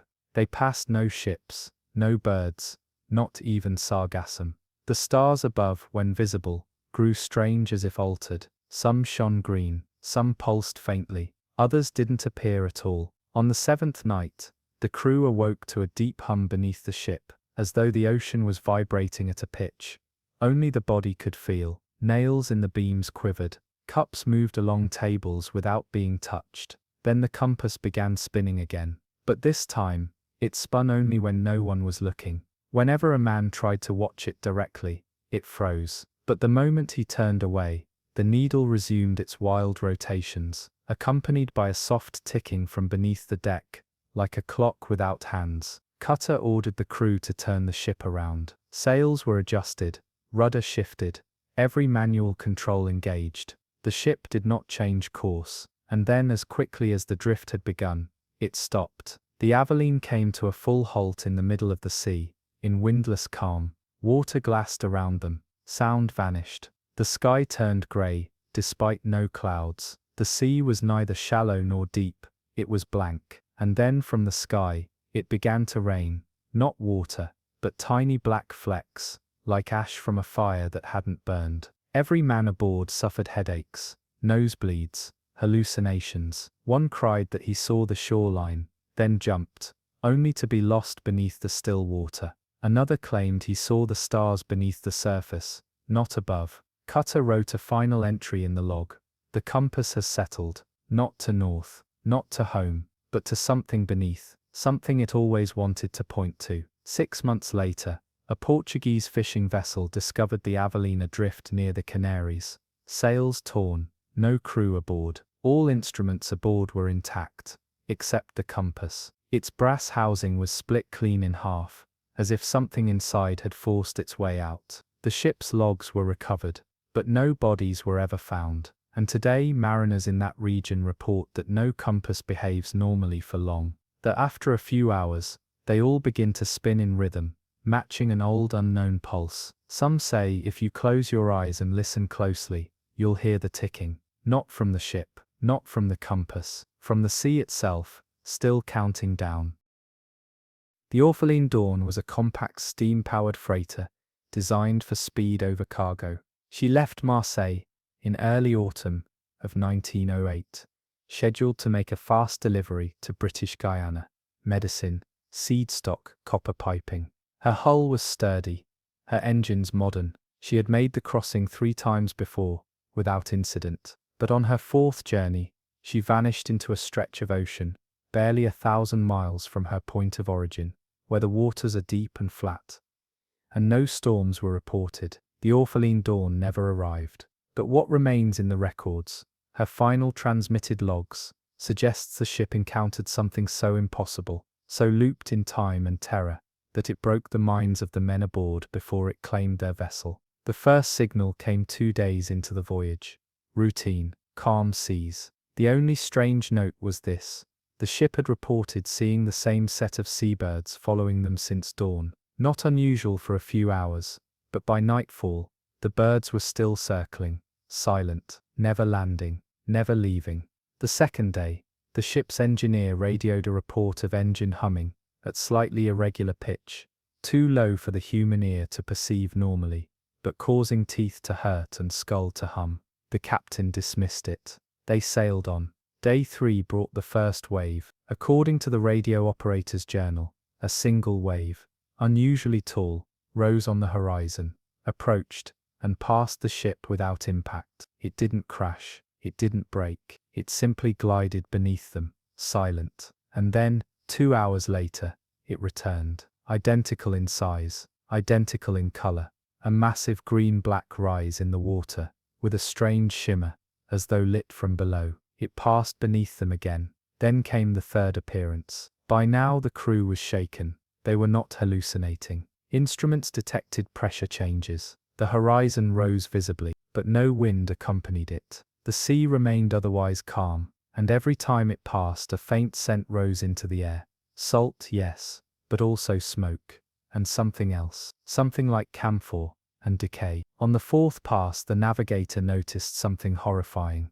The ship's course had not changed since the first wave, and yet the stars above had shifted subtly. Their bearing to the pole star had altered by 17 degrees. Time seemed to lag. Watches disagreed. Night came faster than expected. And most disturbingly, the wave always passed at the same time, 3:42 a.m. ship's time. By day 5, the crew stopped sleeping.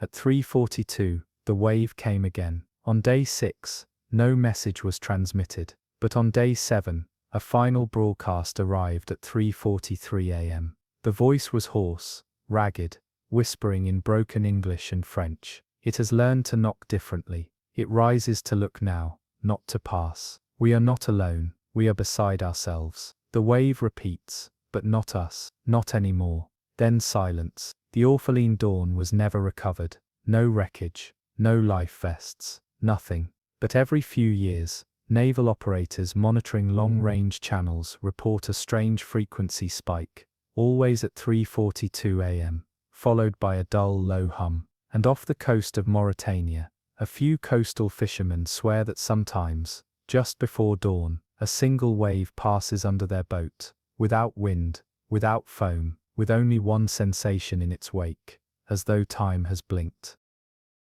She was last seen, intact, and waving from the deep harbours of Pernambuco, an English merchant vessel christened Ivernia's Belle, modest in build but proud in spirit, bound for Cape Town, with a manifest full of sugar, dry ink, and European inkstones. Her departure raised no alarms, and her hull bore no scars. What sets her story apart from the dozens that vanished in those remote trade routes wasn't her disappearance, but what was found adrift 3 weeks later, the Ivernia's Belle, intact and unburned, with not a single man aboard, and every lifeboat still in place. The Brazilian Customs Patrol spotted her on a quiet sweep, sails fluttering half-raised, her wheel locked starboard, no SOS, no signs of distress. Upon boarding, they found the deck spotless. Chairs sat upright, meals half-eaten, a kettle still warm. The officers feared sickness, perhaps a gas leak, or food poisoning, but no foul scent lingered. The ship was too still, as if it had not been boarded, but simply paused. Cabins revealed journals that told a slow unraveling of sanity. The entries began normally: weather, miles, equipment checks. But 7 days out from Pernambuco, a strange event was logged. One bell toll at dawn, none pulled the rope. At first the crew blamed the wind, but on the following morning, the bell rang again, 3 times, precisely at 4:17 a.m. The captain ordered the bell removed, convinced it was some mechanical malfunction or joke. The bell was taken down, dismounted from its cradle. But at 4:17 a.m., the next morning, the sound returned, not from above, but from below deck. In frantic scrawl, the entries changed tone. "We hear it when we sleep," wrote a midshipman. "It tolls inside the walls, not metal, not noise, but as if the air thickens into ringing." Over the next 2 days, the log becomes erratic. Crewmen reported phantom tides, doors swinging open when no draft blew, salt water pooling on dry floorboards without a leak, shadows in the corner of the hold that refused to fade even when lit. One man dove overboard in daylight and never surfaced. The final log entry, in the captain's hand, read simply, "She is calling each of us by name now, not in voice, but in memory. We do not belong to land anymore." He signed it, and then nothing. The search team found no signs of struggle, no blood, no panic, no evidence of mass drowning. But beneath the captain's desk, the search party found one chilling item: a brass bell, polished, clean, and newly mounted to the underside of the wooden drawer, though no one had reported reattaching it. They removed the bell and brought it ashore for inspection. It rang just once, on its own inside the storage facility in Recife, and when it did, the dock clock struck 4:17 a.m., though no one had adjusted it. Today, the Ivernia's Belle's final route is a forbidden zone. Cargo ships detour by miles to avoid the spot. Sonar returns voids in the water there, sudden nulls where the seafloor should be, and sometimes, on quiet nights in certain museums, an unmarked brass bell in the maritime wing hums faintly, without wind, without touch, exactly once, just before dawn. By 1912, steamships had evolved far beyond their wooden predecessors, yet fear remained anchored to superstition. The Maruna, a Dutch-built passenger freighter en route from Port Said to Singapore, was neither cursed nor flawed. She was cleanly engineered, smartly crewed, and known for her punctuality. Among her most trusted crewmen was First Officer Corvin Hens, a precise, by-the-book sailor who neither drank nor entertained tales of maritime superstition. Which makes the Maruna's final broadcast all the more chilling, because it came from Corvin himself, hours after he had been confirmed as missing below deck. The voyage began under favorable conditions. For the first 3 days, the weather held fair, and progress was swift. The only reported irregularity came from the second engineer, who noticed that the aft watch clock, mounted outside the door to the bilge maintenance corridor, had begun to tick backward. They replaced it. The new one did the same. Corvin, practical and unsentimental, dismissed the anomaly as faulty mechanics. If the ocean could tell time, he reportedly joked, we'd all be late to our graves. On the fourth night, Corvin volunteered to perform a solo sweep of the below-deck mechanical corridor. The decision puzzled his fellow officers. It was not standard practice, nor had he been assigned the task. He simply took a lantern, signed the logbook, and descended. He was never seen again. At precisely 3:01 a.m., the Marooner's wireless operator recorded a direct transmission from Corvin Hens. But it wasn't in standard code. It was a live voice broadcast, something rarely used except in distress. The recording, still preserved in the Dutch Maritime Archives, contains Corvin's actual words, calm, breathless, as if whispered close to the transmitter. I am below deck, but not beneath. The watch is not a watch anymore. It watches me. Tick backward, tide forward. I saw the reflection. It wasn't me. I followed it. Now it's leading. You'll see me come back. But it won't be me. The crew scrambled to search the lower compartments. There was no sign of him. But his signed ledger still rested on the engine room door, and in the lantern glass they found, burned on the inside, a reverse image of a human eye etched into the soot. Over the following days, crewmen began to report fleeting glimpses of Corvin, walking the deck at night, standing in reflections but not in person, appearing in the fog only when not directly looked at. One officer swore that in the mirror of the navigation room, he saw Corvin behind him, smiling, but without pupils. The Marooner reached Singapore, with only minor delay, but by the time she docked, half the crew had resigned. The captain himself refused to sail her return voyage, claiming that the time on that vessel obeys a different master. After disembarking, the ship was left anchored in harbour for weeks. When mechanics finally went below deck to inspect the bilge corridor, they discovered something impossible. All the clocks aboard had stopped at 3:01 a.m, the moment Corvin spoke, and in the corridor where he vanished, deep scratches lined the walls, 17 tick marks, spaced like hours, leading toward the bilge drain. At the end of the line was a mirror, fastened tightly to the metal. It hadn't been listed in inventory. In its glass, nothing reflected. The Marooner was decommissioned shortly after. The mirror was lost during removal, and to this day, every vessel that sailed her exact route logs timekeeping discrepancies, most often, watches that jump back exactly 61 seconds, once per voyage. Always below deck, always alone. She was christened in Maine, built with northern pine and iron bolts, her figurehead carved into the shape of a kneeling woman with hollow eyes. The St. Castine was a private American research schooner, launched in 1915, with little fanfare and less scrutiny.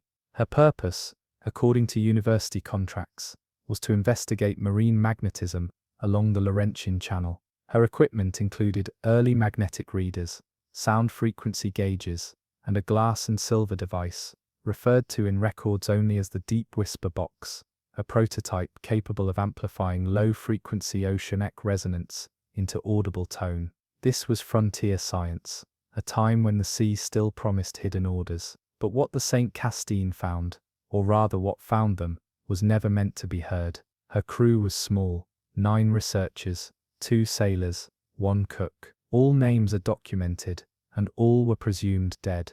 But their journals survived, so did a portion of their audio logs, discovered months later, in a sealed cylinder adrift, in a salt-crusted crate, 70 miles west of St. Pierre and Miquelon. The first weeks of voyage read as expected: weather data, fish movements, reports on mild anomalies in compass drift. But on October 9th, the logs mention a sound, not from any storm, not from the vessel itself, but from the deep. It began as a subsonic rumble, rhythmic as a heartbeat, pulsing once every 6 seconds. At first, the researchers believed it might be the echo of deep tectonic movement, or volcanic activity. But the sound continued as the ship moved. It followed them. They changed course, turning north. The pulse remained constant. The Deep Whisper Box, upon amplification, revealed the pattern was not organic. It bore regularity, a kind of breath. On the second day of contact, the pulses grew faster. In the voice log of Professor Imogen Roth, she whispers into the wax cylinder, "It is aware of us." The water no longer echoes, it answers. By October 12th, equipment began failing. The magnetic reader spun wildly. The cook reportedly found every spoon in the galley magnetized. The silver framing of the whisper box warped in the night, though no one had touched it. One man claimed to see lights rising from the sea, pulsing with the same 6-second rhythm. Another stopped speaking altogether. The journals cease on October 14th. No bodies were recovered, no wreckage. But on November 3rd, the crate washed ashore. It was waterlogged, wrapped in thick chains that weren't part of any onboard manifest. Inside was the cylinder, and a logbook, soaked but legible, with a final entry penned in heavy salt-warped ink. The whisper has become a name. We are not the first to hear it, and we are not the last. When the sea speaks, it calls for memory, but it asks for silence in return. The cylinder itself was examined at a private maritime lab. The recording, degraded but intact, played a 20-second clip. In it, the sound of the ocean, low waves lapping the hull, then a slow, inhaling breath, like something vast, and finally, a woman's voice, almost matching Imogen's, but distorted, and speaking backward. When reversed, the message was chillingly clear. "You will find us in the salt. We remember you." To this day, no ship bearing the name St. Castine has ever been permitted into registry again, and captains crossing the Laurentian Channel often report a faint pulsing under the waves, 6 seconds apart. Sometimes, it fades, but sometimes, it responds. In the spring of 1916, just off the wind-ripped coasts near Greenland's southeast, the German cargo ship Oberland began its final voyage into the realm of salt-laced nightmares. She had no war mission, no naval armament, just cargo, barrels of kerosene, crates of machinery, and a collection of compass prototypes bound for Berlin. These were no ordinary navigational tools. They had been built under secrecy, in collaboration with a little-known university in Saxony that specialized in magnetofluidic mechanics. But when Oberland vanished, and one lifeboat washed ashore weeks later with its bottom split open, it became clear that what killed her crew was not storm, nor sabotage, nor hunger, but the sea itself, given unnatural instruction. The journals from the Oberland were found inside a hollowed oil canister on that battered lifeboat. What the logs detailed was strange enough. Daily compass deviations in identical intervals, always drifting west regardless of the ship's actual heading. The captain, a pragmatic man named Richter, began to notice that the ship's path, when drawn on maps day after day, formed a perfect spiral, not outward, but inward, tightening, as if led by a thread no one could see. At first, he thought it mere coincidence, but by the 5th day, the spiral became too precise, too clean. The sea, they believed, was steering them. Even stranger were the sea conditions. No matter the wind's direction, the water around the ship remained unnaturally calm, almost flat, as if they sailed not upon waves, but over a still pane of glass. Sound didn't echo, even birds turned away. On the 6th night, the radio operator claimed to hear static that pulsed like breathing. When amplified, it resembled whispering in German, words that made no sense. Here, not north. Follow, wait, below, waits. Those were phrases repeated in the operator's transcript. By the 7th day, the crew attempted to turn back. They failed. The engines strained without cause. The rudder ignored its wheel. The Oberland moved in a direction that no one could dictate. A slow, inevitable crawl toward what appeared, on no map, to be anything at all.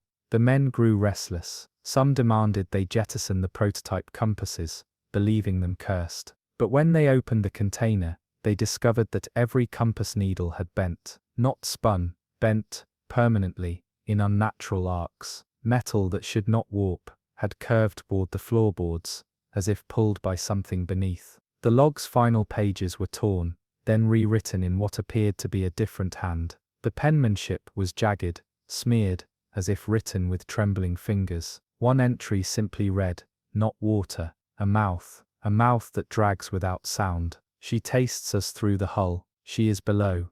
To this day, the Oberland has never been found, but sonar sweeps in the southern Greenland basin occasionally detect metallic echoes far too deep for a ship of her class to sink. Some claim they are just submarine shadows. Others say it's the Oberland, still spiraling, still held in the murder current of something ancient, something waiting with purpose beneath the compass's lie. The Eaglemore was a Royal Navy survey vessel, small by wartime standards, but equipped with delicate instruments designed for seabed mapping and coastal defense planning. In the spring of 1917, she departed from Plymouth Sound under cloudy skies and with 23 souls aboard. Her orders were clear: chart a previously unrecorded seamount cluster west of the Isles of Scilly, in a stretch of ocean said to confuse magnetic readings. The mission was routine: 4 days of measurement and return. She never came back. When the Eaglemore missed her first 2 scheduled transmissions, the Navy grew concerned, but given the distractions of war, she was only officially declared lost 2 weeks later. A search revealed nothing: no debris, no oil, no signs of battle or distress. Just a silent patch of sea, where even whales had reportedly stopped passing through. But 5 years later, in 1922, a fisherman dredged up a sealed brass container tangled in his net. Inside 2 water-stained logbooks, both from the Eaglemore. The entries told a story so distorted by impossible physics and sheer dread that many dismissed it as fabrication. But the handwriting matched that of Lieutenant Commander James Harlow, her seasoned captain, whose last known signature appeared scrawled in the margins of the final page. It began subtly: a compass drift, described in the logs as slightly off bearing, corrected every hour. Then navigation tools misreading north. Then clocks desynchronizing. The Eaglemore appeared to be moving faster than possible, traversing known distances in half the expected time, yet without pushing her engines beyond their limits. On the second night, the ship reportedly passed the same rocky formation 3 times, despite changing course each time to avoid it. Each sighting occurred with a time gap of 23 minutes. The formation did not appear on any chart. The crew nicknamed it the Eye, because of the way its ridges resembled a slitted pupil, always facing the ship. By the 3rd day, all mapped positions showed contradictions. Charts drawn just hours apart contradicted themselves. Stars overhead no longer aligned with celestial instruments. One officer wrote that when he looked through the sextant, he saw 2 moons. Radio transmissions began to echo, not bounce, but echo back entire words minutes after being spoken, in the sender's own voice. One of the researchers believed the ship was drifting through what he described as a magnetic fracture in space, a torn region of reality, where direction collapsed and memory could be folded. A young ensign leapt overboard, after claiming the water was a mirror showing a second ship, full of bones. On the 4th day, the crew awoke to discover their own footprints already present on the deck, leading in circles. By day 5, timekeeping had broken down entirely. The logs record events happening simultaneously at different times. For instance, 0200 hours, all men accounted for, followed immediately by 0145 hours. Galley cook is gone, no trace, still warm pan. The last recorded entry, written in what appears to be Harlow's trembling hand, reads: "This is not movement, it is recall. We are being remembered by something that holds maps not in space but in mind. The sea is not confused, we are." After 1922, the British Admiralty issued a quiet memo advising future ships to avoid the exact coordinates logged in the Eaglemore's last known location. On satellite imaging today, that patch of sea shows no anomaly, just a flat expanse of water with no distinguishing features. Yet for reasons never explained, modern GPS often glitches there. Compasses spin, fish scatter, and in rare sonar pings, a faint metallic signature flickers beneath, always fading before it can be confirmed. The Volturnus was never built for the sea. She began her life as a reinforced military airship hangar, her frame repurposed, hollowed and mounted atop a custom hull by a group of eccentric oceanographers in southern Italy after the war. The goal, a mobile ocean laboratory, insulated from the instability of post-war Europe. In 1919, she launched from Naples, with 12 crew and a rotating cast of scientists aboard. Her destination was vague: the equatorial drift's core loop, a theoretical zone near the mid-Atlantic, where global currents were said to overlap, if only briefly, creating a pocket of stillness, a dead calm, a center not marked by maps, but by the behavior of water itself. They called it the heart of the hemispheres. Her mission was simple: drift into that heart, measure it, and return. She did not return. No distress signals, no sightings, no debris. But in 1931, 12 years later, her hull was found intact, floating off the coast of French Guiana, empty, her sails shredded but rigging in place, her anchor dragged across her deck, as though hauled up by something without hands. Not a single body, not a single page of notes in her chart room, except one, a folded map stained with seawater, red ink, marking a slow looping spiral across the Atlantic, coiling in on itself, like a whirlpool of coordinates. The map was dated 1919, but one corner was labeled in what experts determined was ink manufactured in 1927, 8 years after she vanished. And that wasn't the only contradiction. Inside the galley, cans of food were found stamped with expiration dates from 1930. The ship's chronometer, wound and ticking, showed the correct time for the current day of discovery, as if someone had wound it just hours before the recovery crew arrived. Inside the crew's quarters, a makeshift journal was found, stitched together from scrap fabric, and written with what looked like iodine. The entries began normally, detailing drift speeds and weather. But by page 5, the tone shifted. The ship's doctor wrote, "Water is wrong. When we measure it, it's correct. When we taste it, it is not salt, it is metal, it is old." Another entry from the head of research described impossible positions. Stars are not matching compass, compass not matching sextant, sextant not matching stars. We are in a fold, no longer on the line. At one point, they attempted to anchor. The chain descended over 700 meters, but never struck seabed. When retrieved, the bottommost links were found wrapped in seaweed never identified. Seaweed later tested and determined to contain iron content higher than any marine flora known. The ship continued to drift, yet the horizon never changed. They stopped seeing birds, then clouds. The journal notes, sky remains the same. No variation in cloud texture for 7 days. No wind, no sun movement. A final entry is brief, frantic. Something is mimicking our voices outside, not echoing, mimicking. It has begun to speak first. It predicts what we say next. It is no longer an oceanic loop. It is a memory trap, and we are its gravity. The Volturnus, once a monument to post-war optimism and scientific ambition, became a floating mausoleum, with no corpses, just the residue of time behaving badly. The vessel itself was burned at sea, upon request of the French authorities, citing anomalous magnetic behavior endangering surrounding instruments. No drift pattern like the one it followed has ever been recorded again. In the final days of October 1921, the Morvenna, a modest 32-foot fishing vessel, built from weather-stained oak and iron-soldered rivets, set sail from a village near Halifax. Her crew consisted of 6, Captain Harold Boone, his 2 sons Isaac and Wendell, their cousin Daniel Boone, and 2 townsmen, Mort Kelly and Len Fisher. These men were not strangers to the sea. They had grown alongside it, had watched fathers and grandfathers disappear beneath its tides, and still, they returned each season, drawn by a compulsion they could neither name nor resist. The Morvenna had never failed them. Her hull groaned, her compass was slow to right itself, and she carried no mechanical engine.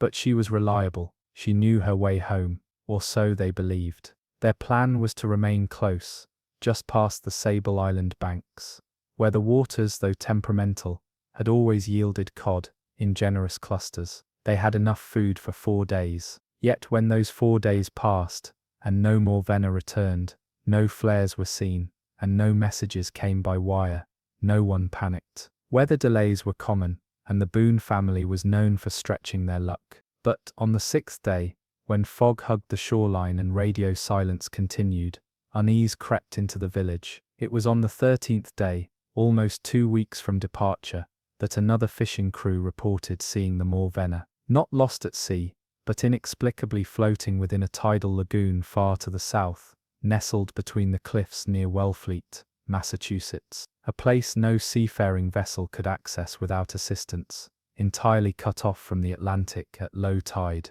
The water there was barely 8 feet deep. The entrance to the bay was dry rock.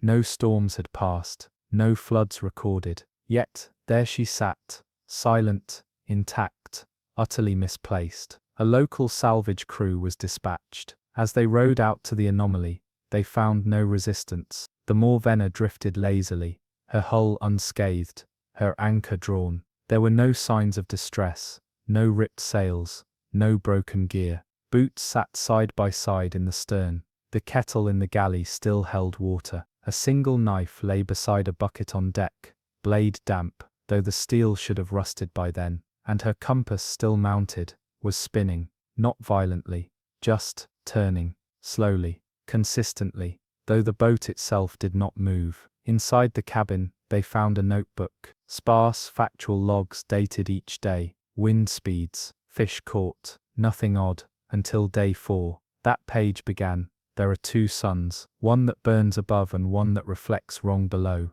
The sea is copying itself poorly. From that point forward, the handwriting fractured. The entries turned poetic, eerie, unanchored. One son, Isaac, wrote, "We pass the same island each day, though we turn our heading each night. The gulls mimic their own screams." Wendell swore the sky had a seam. The 5th entry reads, "Daniel won't speak. He stares. When asked, he chants numbers. Tide at 13, crest 2.5, return after 27. Like a metronome with teeth." They described a fog so thick it smelled of salt and ash. They circled the same rock 6 times. The barnacle formations were unchanged. A gull stood unmoving each time. Eventually, they stopped seeing waves entirely, only smooth glass. By day 6, the captain decided to abandon the mission and turn back. But something was wrong. Their wake faded in seconds. The horizon dissolved. Stars no longer matched the sextant. The compass began to spin. The sky remained grey-blue at all hours. No dusk, no dawn. The final journal entry was brief. "We have passed into something that remembers our motion, but not our intention. The sea folds in on itself. We have tied knots into time. Each hour now is a snare." Despite exhaustive searches, no trace of the crew was ever recovered. The Morvenna was towed back to harbor, but her presence was considered spiritually corrupted by locals. Within weeks, she was dismantled, and her wood burned at a churchyard. But her compass, spinning still, was kept by a curious scholar from Boston. The device, once inert, continued to turn in slow circles until his death in 1942. Today, when the tides near Wellfleet rise too high and no clouds pass overhead, fishermen say they sometimes see the water darken, not from depth, but from a shadow that seems to form a perfect mirror of the sky, just a fraction too late. There are lighthouses meant to warn, and lighthouses meant to remember, but Greygate was never quite either. Built on the edge of a jagged reef off the coast of North Carolina in 1869, the Greygate Shoals Light was an architectural oddity, hexagonal, squat, and unnaturally symmetrical. Mariners often joked that it looked less built than grown, as though the sea had tried to shape its own sentinel. For decades, its light functioned irregularly. Engineers claimed corrosion. Keepers blamed the structure itself. They reported strange drafts and doorways that shifted position slightly between dusk and dawn. Some said the topmost room always smelled faintly of oil and blood, even when scrubbed clean. But it wasn't until 1922 that the Greygate earned its place in coastal legend. That spring, the shipping vessel Aphra Bell, a lumber bark hauling timber southbound, vanished in daylight, under conditions so clear the Coast Guard later described the event as an impossibility of nature. The Aphra Bell had last been sighted on March 16 by another freighter passing through the inlet. The vessel was sailing normally, its crew visible on deck, and the lighthouse, Greygate, was clearly in view ahead, its lantern turning pale in the noonday sun. But within 30 minutes, when the second freighter adjusted course and scanned the horizon, the Afra Bell had vanished entirely. No debris, no smoke, no distress flare, just an empty sea, and the lighthouse, whose beam had turned on midday, casting a dull yellow sweep across a placid, cloudless sky. A search began at once. The Coast Guard dispatched air patrols and trawlers. For 2 days they scoured the area, and found nothing, until a dinghy was discovered nestled on a beach over 20 miles away. It bore the Afra Bell's insignia. Inside was a single body, First Mate Rowan Miles. He was curled in the fetal position, arms wrapped around a lantern that was not standard issue.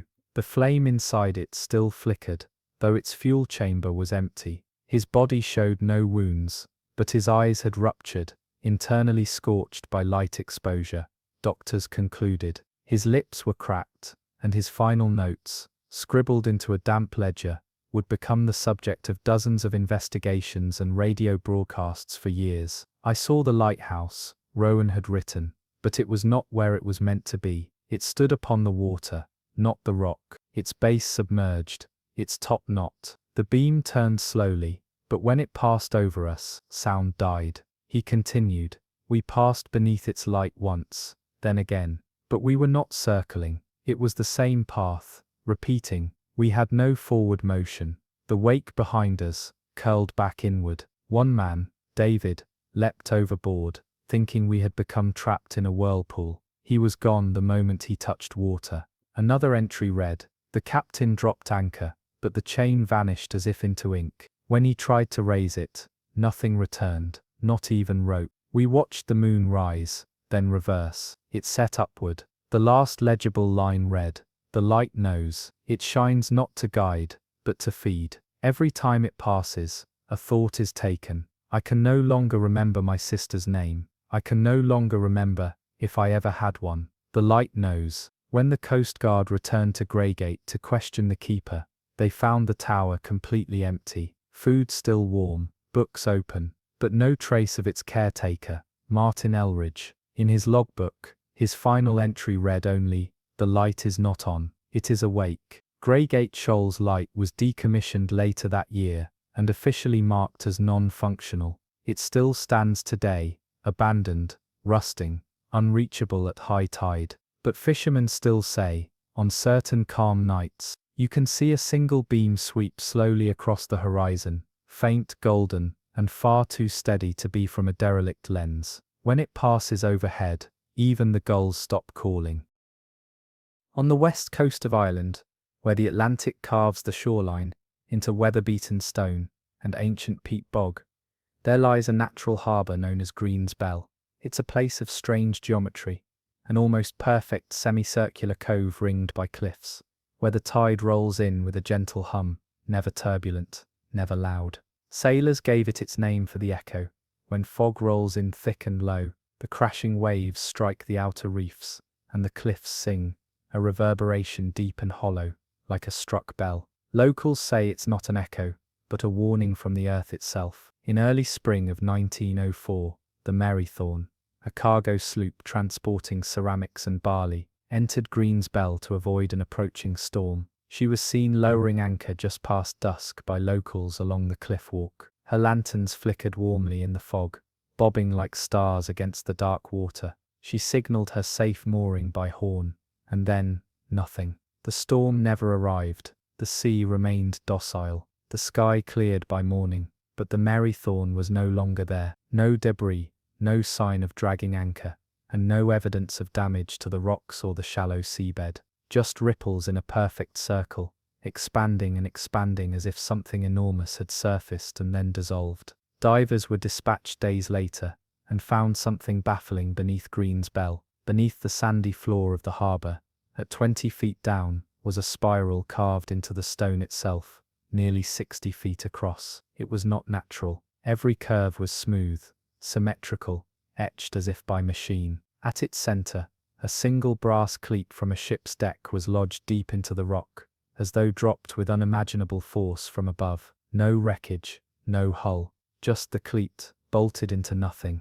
What's more, the spiral radiated a weak but measurable electromagnetic field, unlike anything recorded from natural formations in the region. Compasses refused to behave near it. Watches ticked slightly slower when submerged. Divers reported strange auditory phenomena, such as hearing each other's breathing or speech duplicated and delayed, like hearing a word echo underwater before it's said. One diver, Jacob Fenlon, swam to the center of the spiral and reported a curious pressure in his chest. "I felt like I was being inhaled," he told the press afterward. "Not physically, but mentally. Like something was looking into me from beneath the rock." More disturbing was what happened to the lighthouse keeper stationed above Green's Bell that night. Noreen Slane, a widow in her 40s, reported no storm, no fog that night, only a thickened quiet that settled on the cove around 10 p.m. "The sea stopped moving," she said,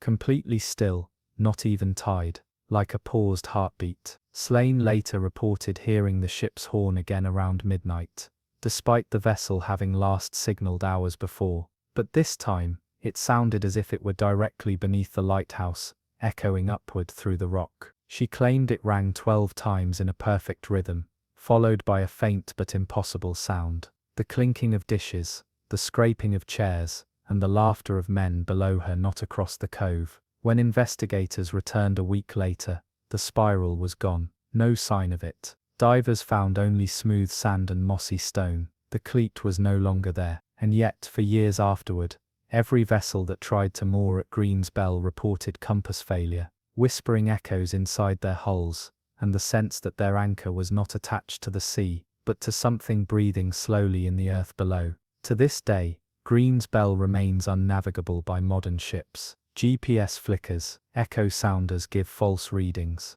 and on fog-heavy nights, some say the cliffs still ring, not with waves, but with the final bell of a ship no one ever saw again.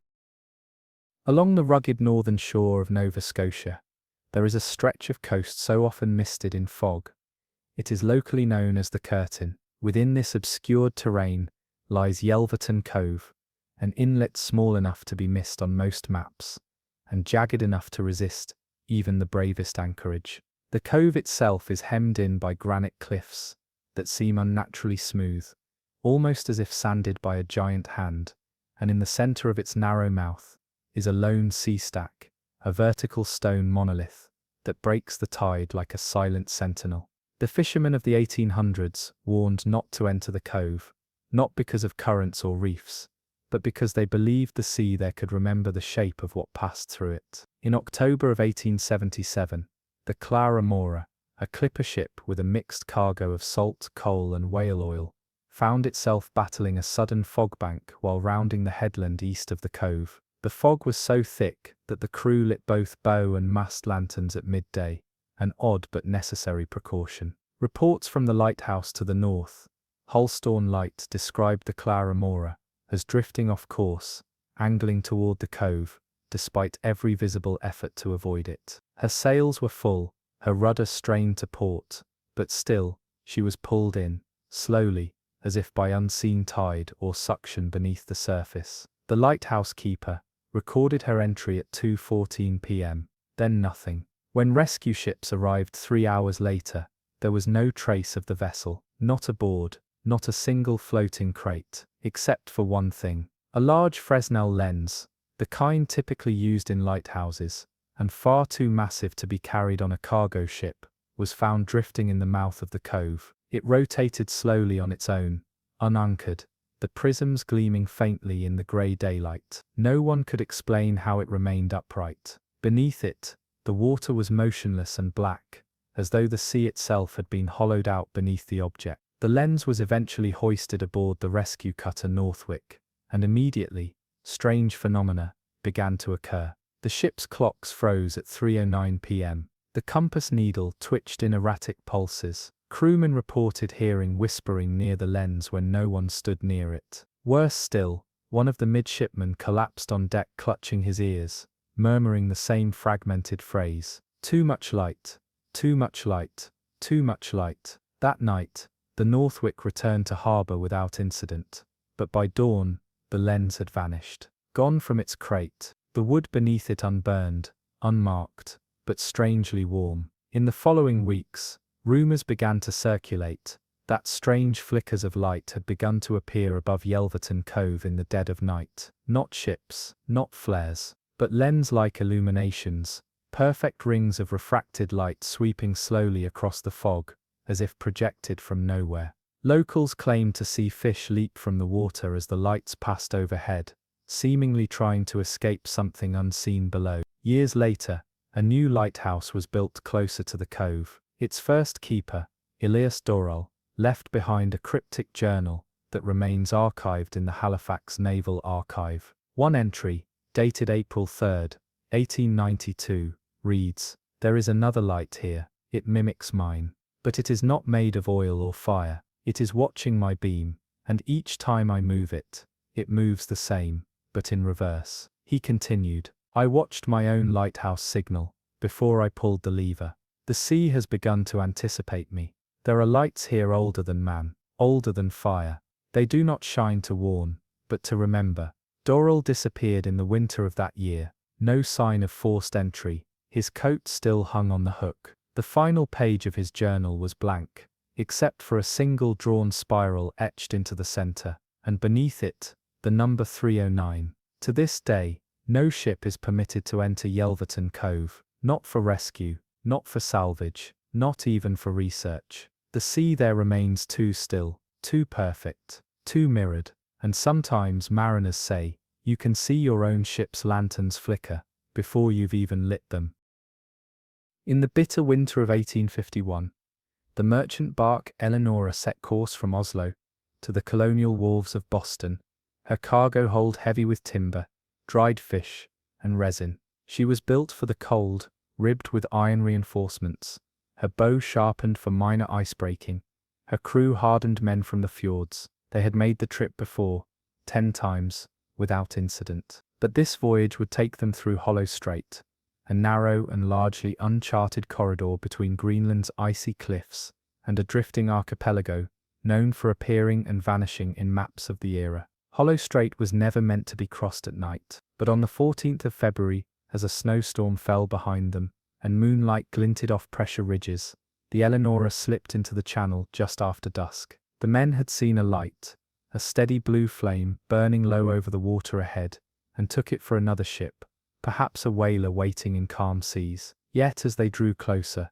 the light remained the same distance ahead, always just a mile off, always flickering like a beacon seen through frostbitten glass. By midnight, the Eleanora had entered the deepest curve of Hollow Strait. The water became glassy, reflecting nothing, not even stars. The wind fell entirely still. The cold grew not sharper, but stranger. One crewman, Einar Skarsgård, noted in his log that the frost on the deck stopped forming in patterns and began collecting in symbols, spirals, lines, crosses within circles. "The ice is speaking," he wrote, "and I have forgotten the alphabet." By morning the ship was found, by a Danish patrol vessel, searching the strait frozen in place, her sails intact, her crew missing, not a trace of violence, not a drop of blood, all personal effects left behind, meals half-eaten, tea still warm in a kettle on the stovetop. But the strangest discovery came from the deck. Every lantern on the Eleanora,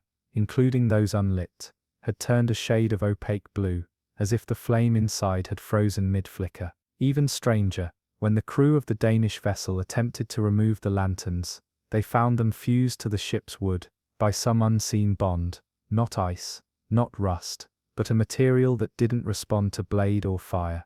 They left the lanterns behind. Beneath the mainmast, they found Einar Skarsgård's journal. His final entry read, "We followed the light because we thought it was a guide, but it was not shining forward, it was shining back, not a light from a ship, not a flare, a memory so strong it took shape. And we, fools that we are, mistook the past for the future."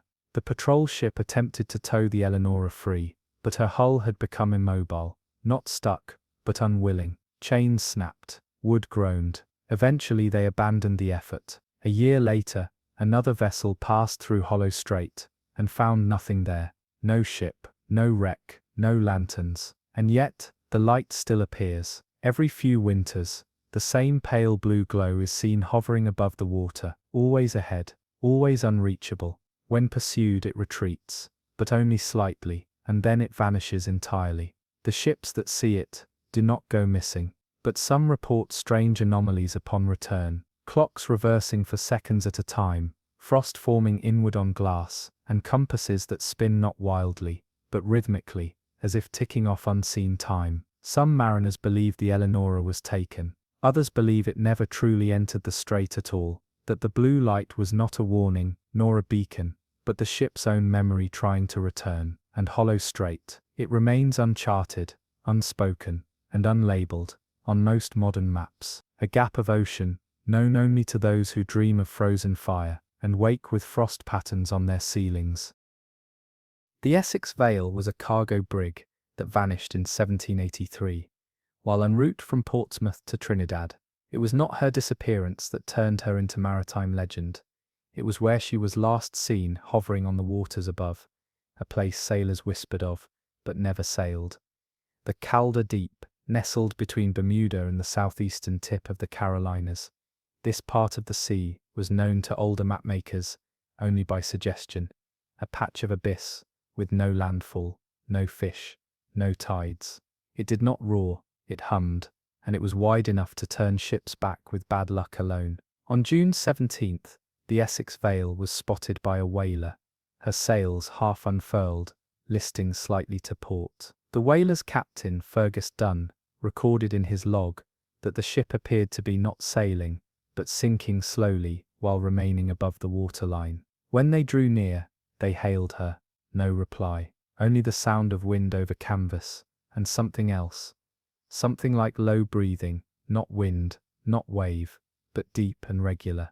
Dunn claimed it sounded like lungs inside the ocean itself. Upon boarding, the whaler's crew found the vessel empty of crew, but perfectly arranged. Not a sign of struggle or violence. All charts remained pinned, the captain's dinner untouched, and a single candle flickering in the officers' quarters, though it was encased in glass, and clearly should have run out hours earlier. Then they noticed the wood.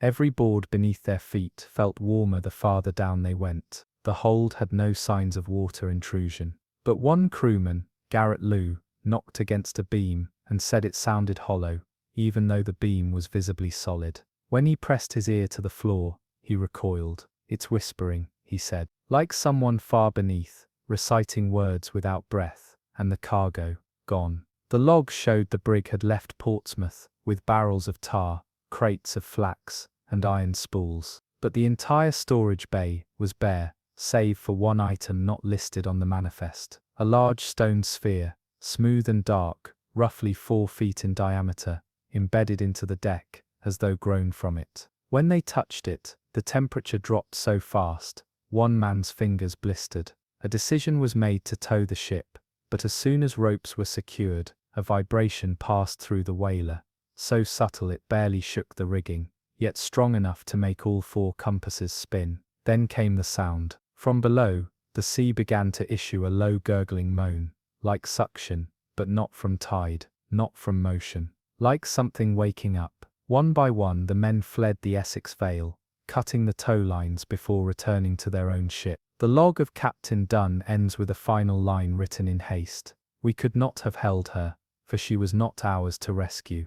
The deep opened beneath her like a mouth. 2 days later, a passing frigate sailed through the same coordinates, and found only empty sea. But Calder Deep gained new infamy. Over the next 30 years, 5 more ships logged sightings of silent brigs, drifting across the same abyssal zone, only to blink out of visibility mid-horizon, like a candle snuffed, not from wind, but from below. Divers in the 1920s attempted to chart Calder Deep using soundings and early sonar, but their equipment failed. The only note returned was one long uninterrupted return signal. Unlike any topographical seabed echo, it suggested a depthless chasm, something not shaped like a bowl, but like a tunnel, a vertical throat beneath the sea. The Essex Vale has never reappeared, and sailors who cross the Calder Deep today still report the same sensation when standing alone on deck during night watch. The floorboards seem to warm,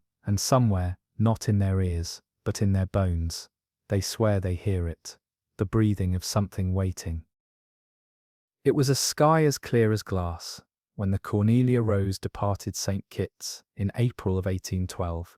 She was bound for Liverpool with a hold full of sugar barrels and a crew of 23. Her captain, Edmund Brierly, was a careful man, superstitious but precise, and his logs from previous voyages read more like prayer books than navigational records, every entry punctuated by a closing line, "May the mast hold fast, and the heavens not stir." No one understood what he meant by the second part, until the day the Cornelia Rose was swallowed by the sky. She was last seen sailing northeast, along the Windward Passage, making excellent time. Another merchant vessel, the Bramford, passed her just before nightfall, and described her as moving like poetry, sails full, crew relaxed, no sign of storm nor threat. But by morning she was gone. It was the wreckage that told the tale, because it didn't drift ashore, it rained. On the morning of April 18th, dozens of locals on Crooked Island reported hearing a long, shrill whistle overhead. Then, for nearly 3 minutes, debris began falling from a clear sky, splintered beams, a barrel lid, a sailor's boot still laced, and a folded uniform jacket, embroidered with C. Rose, second mate. There was no storm, no tornado, and no explosion, just the slow descent of ruined parts, as if dropped from a great height. The British Navy dispatched a corvette to investigate. It was there, in a relatively calm patch of sea southeast of the island, that they found something unexplainable. Beneath the surface, resting upright, as if placed gently, was the lower half of the Cornelia Rose. Her hull was perfectly intact below the main deck. No signs of fire, no cracks from impact. Her top half, however, was missing entirely, as though cut away in an instant. There was no evidence of cannon fire, no burns, just the sudden absence of every mast, every sail, every soul. Divers of the time lacked the equipment to explore the depths fully, but one managed to descend with weighted rope and recorded an unsettling detail. The ship's bell was still attached and gently ringing, even underwater. The most chilling artifact came a day later. Floating in a tangle of rope and canvas was the captain's logbook, miraculously dry. The last few entries began to take on a desperate tone. On April 16th, Brierly wrote, "The sky has flattened. The stars are no longer retreating with the hour. I believe we have ceased to move forward. The wind carries us, but the sea repeats." The following day, the clouds above no longer shift. "I have ordered the sails trimmed, but we gain no difference in pace. The sky looks painted, no, draped. And finally, a shadow above us is taking shape, not like a cloud, like the underside of something. I fear the sky has become the sea, and something in it stirs." The scientific explanation, if one dares to stretch that far, offered by a 1910 Royal Geophysical Society paper, posited a localized atmospheric distortion, or magnetic pocket, something strong enough to lift portions of wreckage high into the atmosphere. But no precedent existed. No theory accounted for a clean vertical split, and certainly none explained why survivors were never found, nor why the sea below remained undisturbed, as though the ship had not broken through the water, but been lowered into it. To this day, sailors passing that stretch of ocean report, seeing brief glimmers of light high above, too slow to be lightning, too shapeless to be meteors. A few even claim to hear, faintly in the rigging, the bell of the Cornelia Rose, still ringing somewhere up above. The Barrowcliff was a coal freighter launched out of Glasgow, her keel laid sturdy, and her frame blessed by a minister, who, as records state, refused payment, and instead murmured a warning: "No prayer can save a ship whose future has already happened." That line would mean nothing for 20 years, until the ship's final voyage in 1859, when she vanished off the coast of Newfoundland, and was found again floating backward in time. Captain Theophilus Grain was known as a rationalist, a former Royal Navy tactician. He was proud of his record, his mathematics, and his skepticism towards sailors' stories. His journals, found years later, sealed in a waxed canvas pouch, wedged into the base of a beam, reveal a man pushed beyond reason, forced to accept that something monstrous lies beneath us, not with teeth, but with logic twisted beyond recognition. The Barrow Cliff departed Halifax on October 3rd, her holds heavy with coal, bound for Le Havre. The sea was calm, if sullen, and Grain recorded smooth sailing for 3 days, until a strange sensation began to affect the crew. Time became elastic. Men reported déjà vu not once, but repeatedly, identical conversations, repeated gestures, the feeling of walking the same 10 feet of deck, no matter where they turned. On the 4th day, the stars failed to align. According to Grain, the constellations overhead reversed their arc. Polaris shifted to the stern. The moon appeared, then disappeared. Midday. Clocks began to tick backward, not all at once, but in short spasms, then eventually in full reverse. A dog on board, the crew's mascot, barked at nothing for an hour, then sat silently and never moved again. And then the ship began to move backward, not from wind, not from propulsion. She slid stern first across a glass-like sea, her rudder untouched, her crew scrambling to explain the motion. No sail caught the wind, no anchor dragged. Yet the Barrow Cliff retraced its own wake, without creating a new one. Grain's entries turned frantic. Even the gulls fly in reverse, he wrote. We speak words and hear them unsaid. Salt turns fresh on our lips. The future will not allow us forward. On October 9th, the ship vanished from all charts. A steam vessel named the Dunright passed the same coordinates and saw nothing, only a flat plain of silver-grey sea that made no noise and reflected no stars. The Barrow Cliff was found 3 months later, run aground in Ireland's Donegal Bay, though her draft should have prevented her from reaching such shallow waters. More disturbing was the condition of her hull. The outer paint had been stripped clean, not by salt or barnacle, but as though peeled inward from bow to stern. Tools in the engine room were arranged not by utility, but in descending order of age. Newer items at the bottom, ancient rusted relics at the top. No crew remained. Inside the captain's quarters was the last page of the log.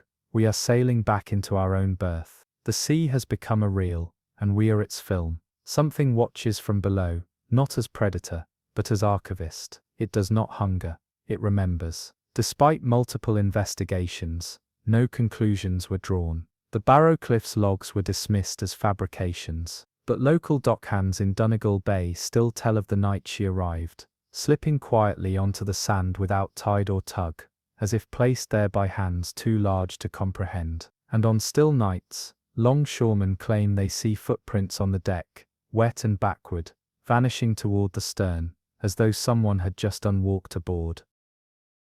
On an evening where moonlight turned the Atlantic into a field of broken glass, the Ulysses departed from Boston, carrying no cargo, no passengers, only a skeleton crew of 12 and a single mission to test a newly designed steel hull, claimed to withstand anything short of artillery.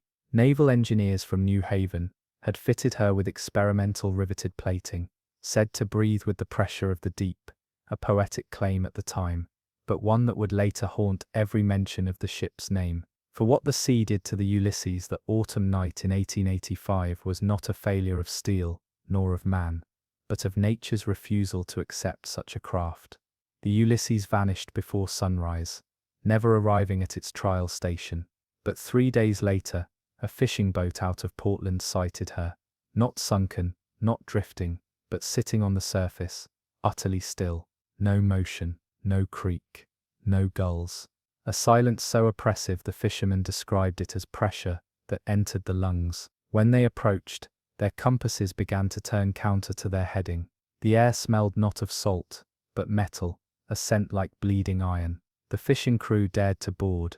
The first thing they noticed was that the decks were dry, bone dry, as if the ship had not touched water in weeks. Coils of rope had frayed inward, not outward, and metal railings had dents that curved in the wrong direction, as though struck from the inside. A single lantern was found lit in the mess hall, though its oil reservoir was bone dry. In the captain's quarters, the door had been torn not off the hinges, but pulled inward through the wood itself, as though the handle had been yanked by something impossibly strong, from inside the locked cabin. In the engine room, the hull had buckled, not collapsed but expanded, like lungs exhaling. Steel plates had bulged outward in slow undulations, a motion frozen in time. The fishing crew could not understand how such thick metal had breathed. The most chilling discovery came below the stern, where a line of deep rivets along the starboard inner wall had loosened, not by force, but as if turned gently by hands. Behind it, a void gaped, not a hold, not a compartment, but something newly formed. The space was not recorded on blueprints, and inside, only one thing remained: 12 pairs of boots, arranged in a perfect ring. None contained feet. All stood upright, as if the bodies had been inhaled upward from them. The ship's log was recovered, and later examined by naval officials. The last legible entry, written in increasingly slanted hand, read, "We heard it breathe, not the sea. The ship, the hull has begun to sigh. It knows we're inside. It wants to exhale." That was the final sentence. The Ulysses was towed, gingerly, into dry dock. But once raised above waterline, something strange occurred. The steel hull began to ripple, slowly, subtly, enough to trigger panic among the dock workers, who refused to remain on board. Within a day, the Navy sealed her and declared her unfit for inspection. The following week, she was lost in a suspicious warehouse fire. Only the boots remain, kept in cold storage at an unnamed facility. Modern theories suggest a freak compression bubble or a spontaneous hull implosion, but some engineers point out the rivets had to be turned, not broken, for the plating to bend as it did. The ship did not collapse, it sighed, and something inside her breathed back. On the evening of May 3, 1901, a sound was heard along the lower banks of the Gaspé Peninsula, a low, resonant groan, rolling out across the Gulf of St. Lawrence, like a dying cello note, played from below the waves. Villagers near the Capoa shoreline claimed it lasted 22 seconds, sustained like a single breath, taken by something massive. That same night, the Fleuve Morte, a two-masted brigantine returning from Newfoundland, failed to report to its home harbour in Percé. What occurred between her last sighting and her final resurfacing remains one of the most unnerving disappearances in Canadian maritime memory. She was found 4 days later, not drifting, not broken, but anchored in a place no anchor should hold, directly above the Laurentian Channel, in waters too deep for any chain to reach bottom. Her sails were furled, her crew, 8 in number, gone. A single lantern flickered from her crow's nest, despite wind and rain. When approached by the salvage team, they noticed an uncanny stillness. The boat did not rock. The water beneath her seemed arrested, stiff, holding her in place not with ropes or chains, but with the sheer absence of motion. Boarding her revealed no signs of struggle. Meals sat half-eaten in the galley, one spoon still mid-lift in a bowl of chowder. The ship's cat was curled in its basket, unmoving but alive, eyes locked on a single point above the staircase to the captain's quarters. When one sailor attempted to move the animal, it bit him, then leapt overboard into the Dead Sea, disappearing instantly, without a sound or splash. The most curious discovery lay in the hold, where barrels of cod had been stacked as expected, except each barrel had been turned upside down, and inside every one was a single sheet of blank parchment. No salt, no fish, just paper, neatly laid, as if placed by hand. Some of the paper was damp, not with seawater, but something thicker, darker, like diluted ink or blood. In the captain's log, the final entries grew cryptic. 4th night, we hear it again. That long tone. It's not the foghorn, it's under us, but it isn't calling, it's responding. 5th night, Shaq threw his pocket watch overboard. It returned the next day, perfectly still, ticking backward. 7th night, the sea beneath us is too calm. The stars above us are not ours. They blink too slowly, they are listening. The final entry was a single phrase, scrawled in erratic, overlapping strokes. We spoke first. The Navy took possession of the ship, but could not explain the depth anchoring anomaly. Soundings confirmed the anchor could not have reached the seabed. Yet when divers were sent below, they found something worse. No bottom. The sea floor had vanished. Instruments dropped into the water registered infinite descent. No resistance, no return. One diver claimed he saw a shape under the boat, massive and ribbed, like the hull of a ship turned inside out. But when asked to describe it further, he suffered a seizure and lost all memory of the dive. The Fleuve Morte was quietly burned at sea by Canadian naval order, her records sealed, and the wreck logged as lost to piracy. But still, along the cliffs of Gaspé, on nights when the tide recedes too slowly, and the gulls fall silent mid-cry, fishermen swear they hear a single note rising up from the channel, long, mournful, and strangely familiar, as if something deep below were waiting to reply again. When the clipper Eldewine left the harbour at Port Royal in April of 1864, she was considered a triumph of design, an elegant deep-sea vessel, with reinforced bulkheads, speed sails, and a crew trained in the most modern methods of naval navigation. She was destined for Liverpool, bearing textiles, barrels of turpentine, and 9 passengers, all members of the prominent Kundry family. For 2 weeks, her passage was uneventful. Clear skies, generous wind, steady course. Then came the morning no one remembered, because when Eldewine arrived on time, precisely on time, there was no crew, no captain, no passengers, no signs of distress. Only the ship itself, docked at the exact port, an hour she had been scheduled to reach. Sails folded, gangplank lowered, anchor set, but no human hand had done any of it. Harbour workers in Liverpool described the arrival as ghostly smooth, not a whisper of struggle or disorder.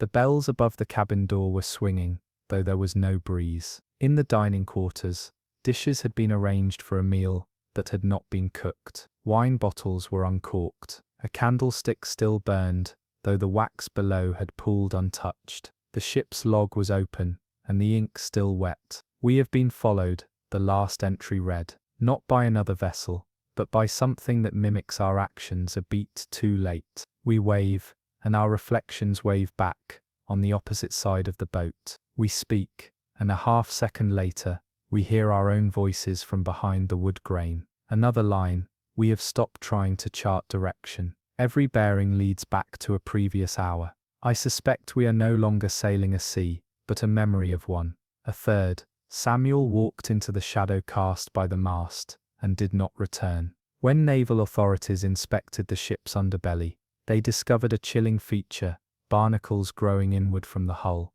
not on it, but through it, as if clinging from the other side of the wood. One diver swore he saw ripples, not on the water's surface, but beneath the skin of the ship, as though the vessel had a membrane just below the paint, alive and shivering.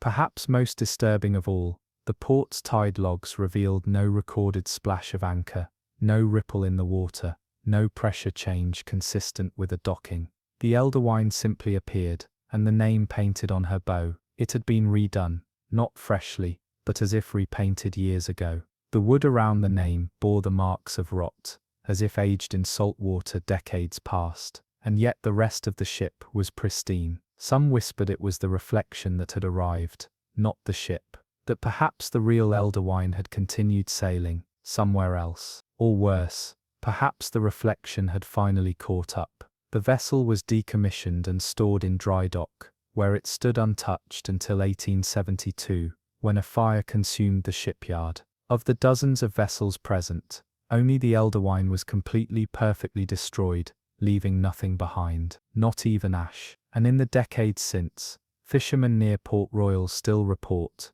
from time to time, the sight of a long narrow clipper silently moving across the glass of the water, yet casting no wake, a memory, perhaps, or a ghost finally catching up with itself.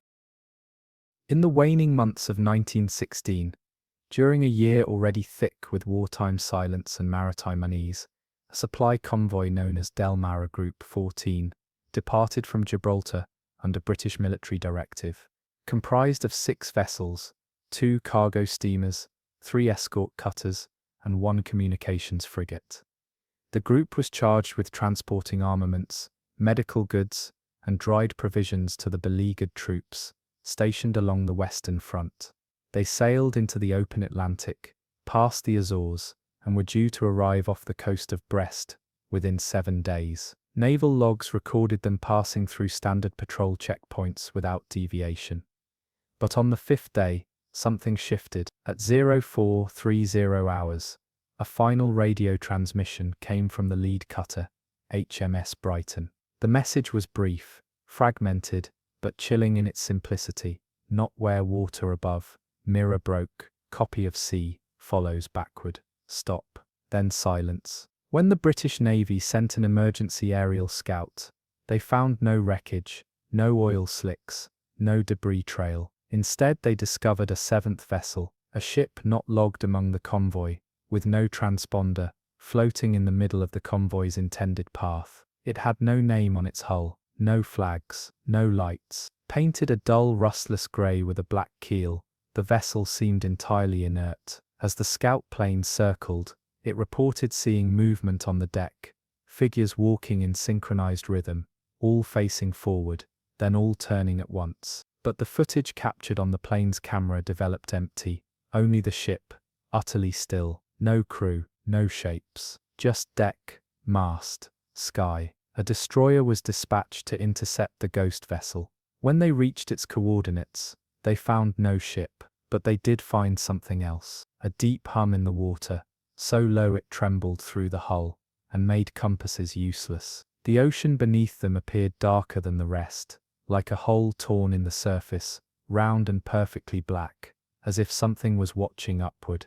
Divers sent into the depths were tethered, but none descended more than 20 feet before surfacing in panic. One diver, a seasoned officer named Lyle March, emerged babbling, eyes bloodshot, unable to speak in coherent words. Through gasps, he kept repeating, "We passed them. They're behind us. They don't follow, they repeat. Every move we make is a second performance." Later that month, fishermen along the coast of Ireland reported something far stranger, a complete convoy sailing past their bay in the early morning fog. All 6 ships were seen, in perfect formation. No lights, no sound. One fisherman claimed to have called out to them, and swore he saw someone on the final ship turn and raise their hand, not waving, but mimicking, as if echoing the gesture, not responding. When checked by Naval Command, the sighting was recorded at precisely 0632, the exact time the convoy would have passed that point had they stayed on course. None of the ships were ever recovered.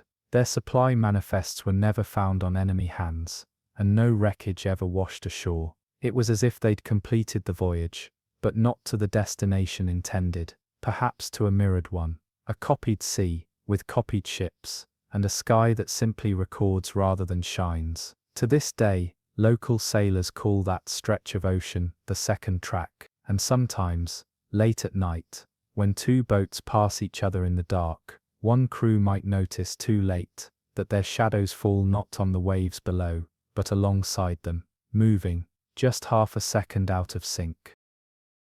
In the chill waters north of Iceland, just beneath the Arctic Circle, lies a geologic boundary known as the Grimsey Ridge, a seabed fault line that hums faintly in sonar and generates peculiar upwellings of warm brine, despite its glacial surroundings.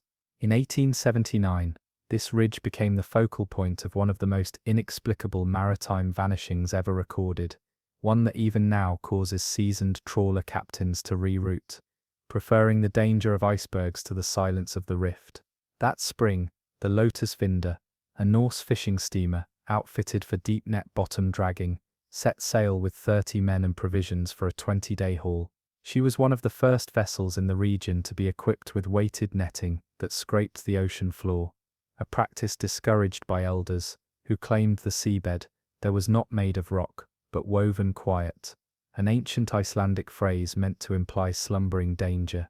For 12 days, Lotus Vinda broadcast routine updates via early telegraph, fish yields, temperatures, wind speeds. Then on the 13th day, the ship sent one final transmission. Net has caught not weight, but shape. It drags but does not resist.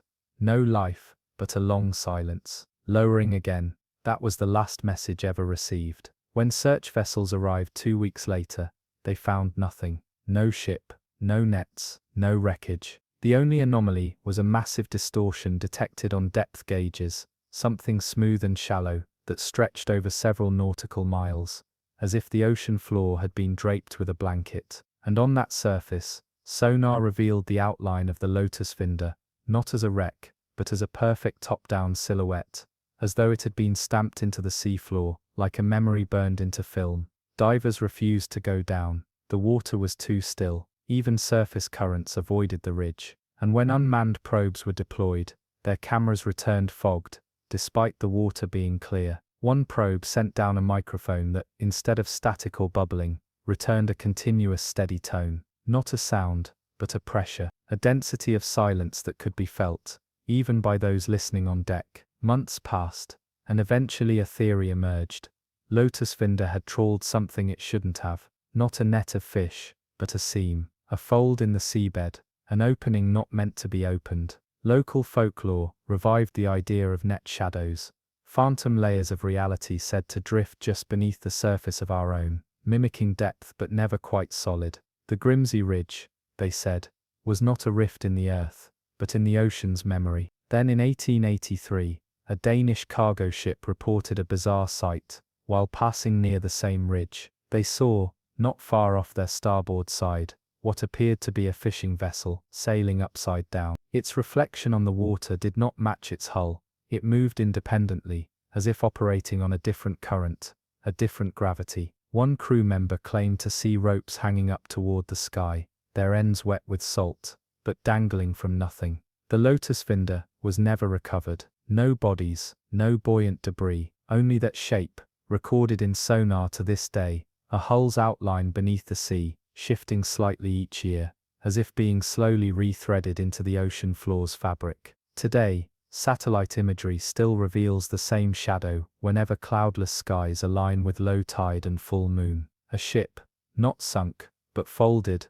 woven into the deep. And fishermen still say, never drag your net too deep near Grimsey, because some nets catch more than fish, some catch memory, and memory does not let go. In June of 1854, a French merchant vessel named Orleans departed from the Caribbean port of Saint Pierre, Martinique, with a manifest of sugarcane, tobacco, rum barrels, and hand-woven linens, bound for the port of Bordeaux. She carried a crew of 24, and her captain, Luc Darnay, a veteran sailor, whose name was spoken with reverence from the Antilles to the North Sea. The voyage was expected to take just under 3 weeks, weather permitting. The Atlantic crossing was calm that season. No storms, no warnings, just the slow shore churn of sail and wood. Orleans never arrived in Bordeaux. Instead, nearly 2 months later, she was found adrift 400 kilometers west of Portugal by the British brig HMS Wexby. The sighting was strange from the outset. No flags, no damage, sails intact, drifting gently west, as if guided by unseen currents. The crew of the Wexby boarded, prepared for pirates, plague, or mutiny. What they found was worse, because it was nothing. The ship was in perfect order. Provisions remained untouched. Beds were neatly made. Cups still sat upright on tables. The cooking fire had long since burned out, but a bucket of potatoes nearby remained fresh enough to cook. The logbook sat open in the captain's quarters, ink unblotted. The wheel was tied with leather cord, suggesting the ship had once been steered intentionally. And yet, no crew, not a single soul aboard, no blood, no struggle, no broken locks or torn ropes. It was as though the crew had vanished mid-sentence. But the true horror lay below deck. In the cargo hold, crates were opened, not smashed, but pried gently, with lids carefully set beside them. The linen was untouched, the rum still sloshed inside sealed barrels, but the sugar had melted, all of it, not dissolved in water, not eaten by ants or rats, melted, hardened again into a dark black resin that coated the inside of the crates like tar. And next to each crate sat a single object, a leather boot, a folded handkerchief, a polished brass ring, one item for each missing crewman, placed with eerie precision. In Captain Darnet's cabin, a final entry in the log was scrawled in an unfamiliar, trembling hand. Wind has changed but not direction. We have entered a current with no origin. All stars are the same, all water, the same. I spoke to something today.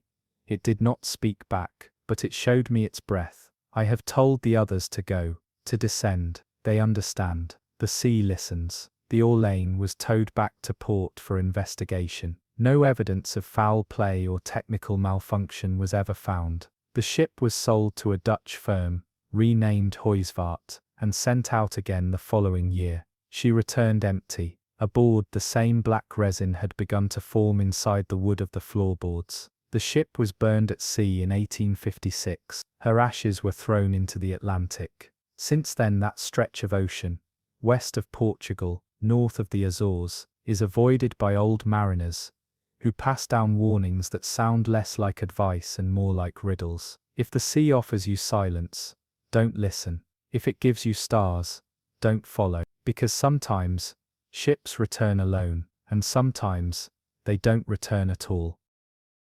Of the many phantom vessels whispered about in naval archives, few stir the fear reserved for the Longmore. She was a coal-powered steamer, British registered, and unremarkable in design. Rust-rimmed rivets, chipped paint, hull black as soot.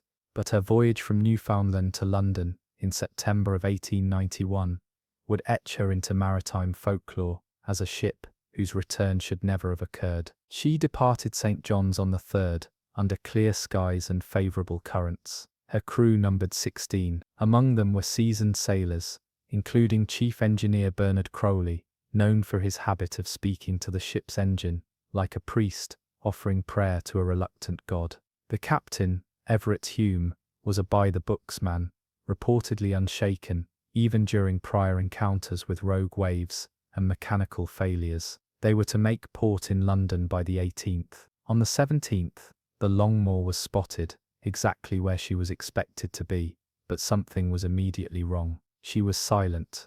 Her smokestack was dead. No crew could be seen, and no flag flew from her stern. Other vessels attempted to hail her. No response. Eventually, the St. Peregrines, a Canadian mail steamer, dared to approach. Boarding parties were met with the bitter scent of oil and iron, but nothing else. The engine room was warm, but idle. Every bed unmade. Meals half prepared in the galley, as if the cooks had been interrupted mid-step. The captain's log was missing. A chalkboard in the navigation room simply read, Day 9, smoke in water. Faces inside steam.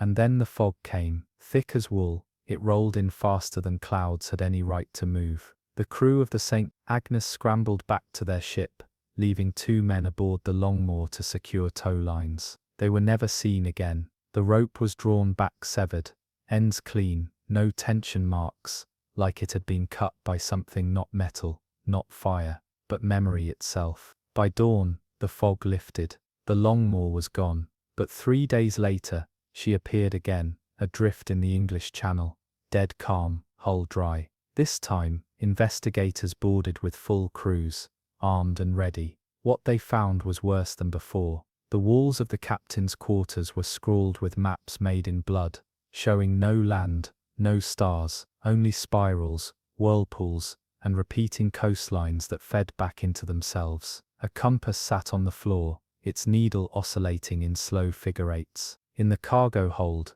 the crew found soot-stained uniforms neatly folded and stacked on crates. 16 in total. The boots were arranged in a circle. In the center sat a metal urn, inside bone fragments. Laboratory testing confirmed that the remains were human, but strangely porous, more brittle than expected, as if exposed to steam under immense pressure. One had faint traces of handwriting on the surface, as though a message had been written into the ash. It read, "He lives in fog. He asks for breath. We gave him ours." The Longmore was chained and locked at Southampton Harbour, under naval guard. In 1893, it vanished again, this time from dry dock. No trace, no break-in, no damage to locks, just absence. To this day, British Coast Guard officers report strange radar echoes in that same region, signals shaped like a ship, travelling without power, never answering hails. They call it the Ash Walker, and each time it's spotted, fog soon follows. Because some ships return alone, but others return changed, and the sea always remembers the breath that was given. The Saint Ephrem was not a ship that stories should have been written about. She was too small, too ordinary, an aging coastal trawler crewed by 4 older fishermen and a teenage apprentice. Built in 1887 and patched a dozen times over, she bobbed out of Gloucester Harbour every 3rd week to fish cod along the George's bank, just inside the dangerous edge, where storms often gather like circling wolves. In August of 1909, she departed under full steam with calm forecasts and a well-known route. But the Ephraim would return without her crew, speaking in a voice no ship should have. 4 days after her scheduled return, the harbour master spotted the trawler approaching under its own power. Its engine churned like clockwork, slow and steady, and it drifted gently toward its usual mooring. No flags waved, no crew appeared, no one at the wheel, and yet the throttle was being operated with perfect timing, as though someone invisible manned the helm. Boarding crews from the harbour patrol found no one, no damage, nets perfectly folded, fish bled and packed on ice, oil lamps still lit below deck. 1 cup of coffee sat warm, too warm on the engine room shelf, yet the fire below had long burned out. The throttle lever inexplicably moved on its own, slowly pulling back to idle as the ship bumped into the dock, and then it spoke. The voice came not from below, not from radio or megaphone, but from the very hull, low and warbled, like wood bending under pressure. It did not form full sentences, only syllables and groans, and a rhythm that sounded unnervingly like someone praying while drowning. Those close enough to touch the ship claimed it pulsed faintly, like a heartbeat in timber. 1 man fainted, another dropped dead of what would later be ruled a sudden cardiac event. Inside the apprentice's bunk was a logbook, though not the official one.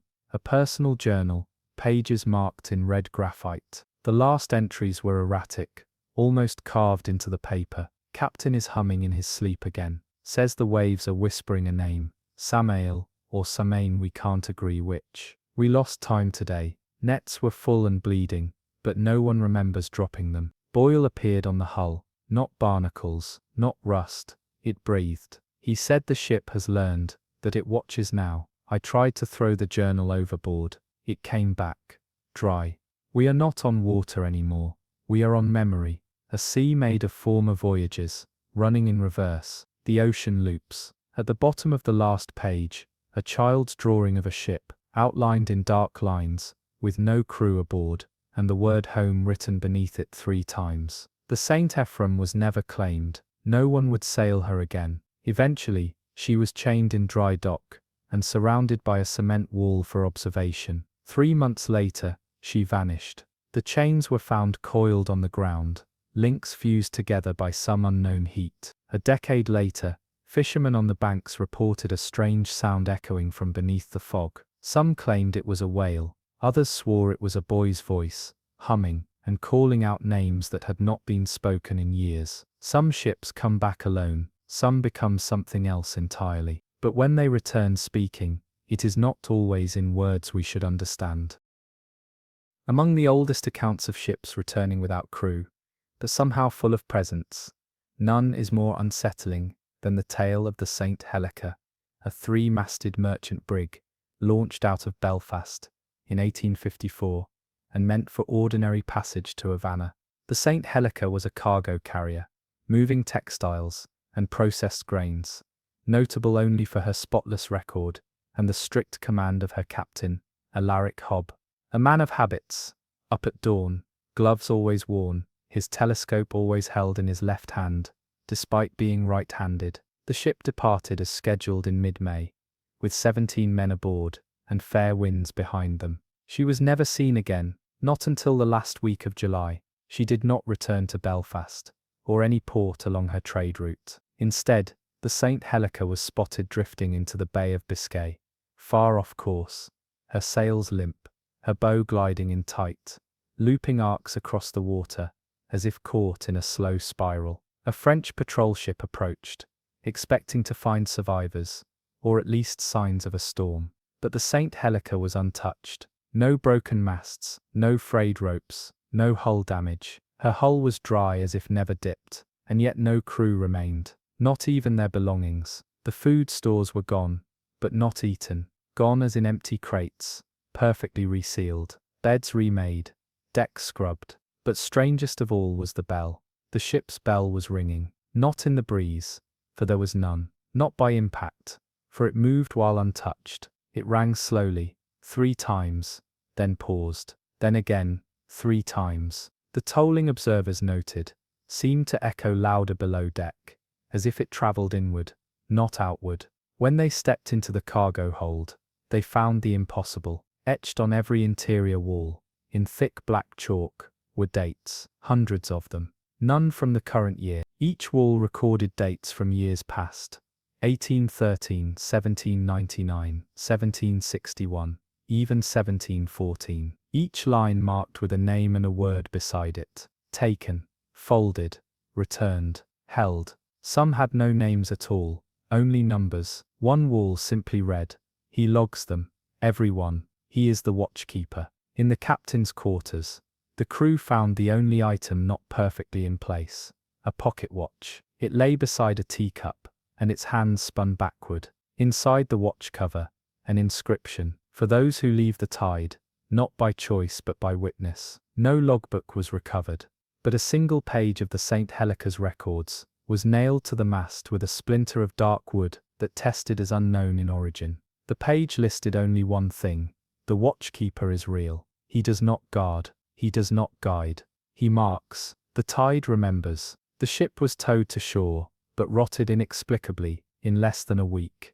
turning from solid timber to sponge-like matter, collapsing into itself, as though age had caught up to it all at once. Witnesses say it didn't smell of salt water or decay, but of dried ink, old paper, and burnt time. To this day, local fishermen swear that in quiet dawn hours, when mist rests low on the water, they sometimes hear a bell, 3 tolls, then silence. They say it's the watchkeeper's ship, still logging, still returning those not meant to return. But no one sees it, only hears it, and those who try to follow the sound, they forget what they were looking for halfway across the water. The St. Aurélien was a floating chapel, commissioned in 1811 by a wealthy French priest-turned-sailor named Father Élian Marchand. The vessel served no commercial purpose. It was designed solely to bring the word of God to coastal fishing communities along the Iberian Peninsula, carrying hymnals, copies of sacred texts, and a hand-picked choir of 9 girls and boys. Their voices, it was said, could stir calm seas. Marchand believed that where faith was sung, no storm could strike. His journals brimmed with phrases like, "Hymns are the nets of the Lord, and no tide can claim a song sung in grace." In the spring of 1812, the St. Aurélien set sail from Bordeaux on what was intended to be a 6-day journey to Lisbon. She never arrived. No wreckage was ever found, no cries reported, no floating debris, but the sound came. 3 days after her disappearance, fishermen working near Porto claimed to hear a choir emanating from beneath the surface, faint at first, then clearer. The sound rose not from the waves, but from below them, as though echoing through the bones of the sea. Harmonies, not broken, not gasping, but full and round, perfectly pitched and sung in Latin, floated upward. The lyrics were of a hymn known as Ubi Caritas et Amor, which ends with the line, "Where charity and love are, God is there." Over the following weeks, the singing would return, always just after sunset. Boats would stop mid-netting, crews held frozen by the sound, their eyes scanning empty horizons. Some said they saw shapes just below the surface, children floating upright, mouths open but unmoving. One sailor reportedly threw a line into the water and pulled back only his own boot. Curious scholars and priests arrived, determined to understand what was occurring. Some brought diving equipment, rudimentary and perilous at the time, but none returned with proof. One diver named Sylvain Corvet resurfaced after only 2 minutes, screaming that he had seen a bell beneath the seabed, a church bell, swung by hands made of water. He died 3 days later, without further explanation, having gouged out his own ears with the edge of a candlestick. Still,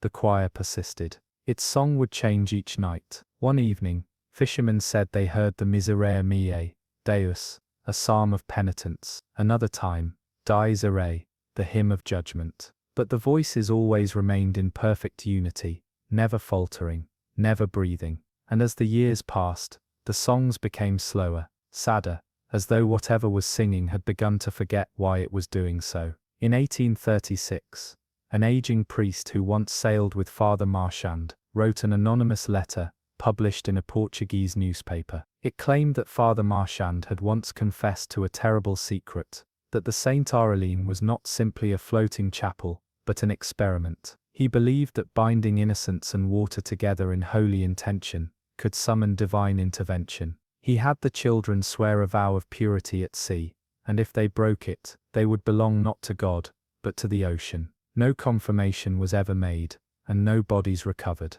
But to this day, on still nights near Porto, when the tide recedes and the air is sharp with salt, some claim you can hear singing, not above the waves, not across them, but below, muffled, eternal, weeping in perfect pitch. There is a speck on the nautical charts of the central Atlantic called Ballarat, an island too small to land upon, too jagged for safe docking, but unmistakably present.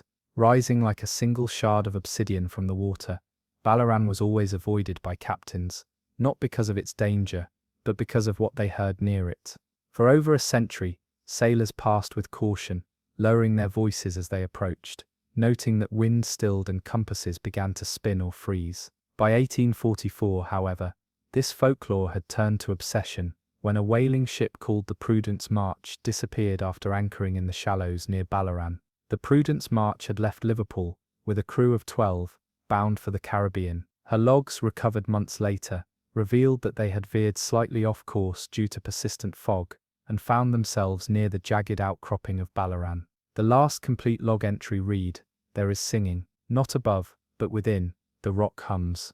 The men do not wish to leave." 6 weeks later, the Prudence March was found again, adrift, sails torn not by wind but by cutting, as if sliced clean with razors. Every lifeboat remained tied, all supplies untouched. The ship's cat, left unharmed, was still curled in the captain's cot, but there were no men aboard, no evidence of struggle, only a thick black ring of seaweed encircling the hull, in which had been braided small bones, seabird, fish, and human finger joints. Each bone bore tiny carvings, letters not of any known language, repeated again and again. But more haunting than the objects was the voice. As the boarding crew of the recovery vessel stepped onto the Prudence March, one of them collapsed to his knees, claiming he could hear someone calling his name from beneath the floorboards. Others reported the same thing, being called not by a stranger, but by loved ones long dead. One man said he heard his mother, another, his drowned brother.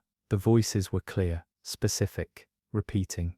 They fled the ship within minutes, leaving it to drift until it wrecked against the coast of northern Spain. In time, Ballarat earned a new name among seafarers, the Calling Rock. No one dared draw close again. Maps began omitting it. Some say the Admiralty deliberately erased its coordinates. But for those who passed too near, strange things still occurred. In 1858, a Portuguese steamer reported crew-wide nausea and auditory hallucinations. In 1870, a schooner's anchor chain reversed itself during a night storm, pulling the vessel toward Ballarat without a single hand on deck. In 1891, a storm-tracking vessel sent a single telegraph signal near the island that read, "The tide is trying to remember us," and through it all, always came the same report. On calm nights near Ballarat, a whisper rides the waves, not quite song, not quite speech, but unmistakably full of intent. Sailors who've heard it say it doesn't feel like hearing something new. It feels like remembering something ancient, like a promise once made by you or by someone in your bloodline, finally being called in, and Ballarat waits, still. It always has. In the winter of 1865, the British steamliner Lady Edrin prepared to depart from the port of Charleston, bound for Plymouth, carrying 76 passengers and a cargo hold filled with textiles, glassware, and preserved meats. The crossing was to be uneventful, one of many post-war trade runs meant to rebuild the frayed transatlantic economy. But within the last hour of boarding, the purser noted something odd on the passenger manifest. A single entry with no accompanying luggage, no recorded fare, and no witness of embarkation. A Miss Evelyn Darren, listed in soft graphite rather than ink, with cabin 3B assigned in looping handwriting. No one on the crew could identify. The ship's steward, Henry Brock, first noticed the door to cabin 3B ajar during inspection. Inside was a neatly made bed, a lace glove on the windowsill, and a single pair of white shoes positioned beside the nightstand. No one had seen anyone enter. The name Evelyn Darren was unknown among passengers, and when questioned, the purser admitted he had not checked the final entries himself. The Lady Edrin departed at dusk. By the second night at sea, whispers began among the crew. The bell in the hallway outside cabin 3B rang without provocation. The steward claimed he knocked once to deliver water and found the door open, but the glove was gone, and now a comb rested in its place. That same night, 2 passengers fell violently ill. One claimed he awoke to a woman brushing her hair at the foot of his bed. He described her as damp, polite, and whispering something about being late. By the 5th day, the captain ordered cabin 3B sealed. The key turned, the room left untouched. But from that day onward, the hallway near 3B grew inexplicably humid. Sea water began beading on the walls, pooling lightly beneath the door. Shoes left outside nearby cabins were found soaked through by morning. A porter reported hearing the sound of boots pacing rhythmically within the sealed chamber. Still, no one was inside. Then came the final entry in the ship's log. The Lady Edrin never arrived in Plymouth. Debris matching her profile washed ashore weeks later on the coast of County Wexford Island, but no bodies were ever found. Among the wreckage, a sealed wooden door marked 3B perfectly intact, and on the inside of its panel, carved faintly into the wood, the phrase, "You let her on." She's claiming the water owed to her. The name Evelyn Darren surfaced once more, traced back to a passenger lost aboard another vessel in 1822. A young woman believed to have perished in a boiler explosion off the coast of Maine. Her body was never recovered, but her name continued to appear in maritime logs through the years, faint, incorrect, misspelled, or orphaned at the bottom of manifests. Always boarding, never accounted for. To this day, certain lines of seafarers pass down an eerie practice. Before setting sail, the purser is to read aloud every name on the manifest, and should a name be written in pencil, or appear without fare, or sound unfamiliar, in a way that leaves the tongue cold, it is to be struck, sealed, and burned, not out of superstition, but out of recognition. Because Evelyn boards quietly, and when she does, the ocean remembers who owes it a soul. In 1906, a small, privately funded submarine expedition departed from Portsmouth, England, intending to explore a trench known among mariners as the Hammersmith Depths. Located off the western coast of Ireland, this stretch of deep ocean was long avoided by shipping lanes, not for its depth or storms, but for the sound that reportedly rose from below. For over 60 years, naval captains had filed quiet reports of underwater bell chimes that echoed through hulls during still nights, most often around the same coordinates. No bell towers, buoys, or anchored warning systems were ever identified in the area. The vessel Pelican Down, commissioned by a reclusive philanthropist named Whitmarsh Dane, was intended to be the first to dive into the depths with both scientific rigor and spiritual resolve. Dane, a spiritualist obsessed with maritime hauntings, had long believed the Hammersmith Depths to be a kind of aquatic graveyard, not just for sunken ships, but for forgotten souls. He brought with him a crew of 6, including his own daughter, Eleanor, a noted medium known for entering trance states aboard vessels and claiming to speak to the current beneath. The dive lasted 11 hours. For the first 6, all transmissions from Pelican Down remained routine. Sonar functioned properly. Depth logs reported steady descent. But as the vessel crossed the 5,000 foot mark, static consumed the line. Then came something else.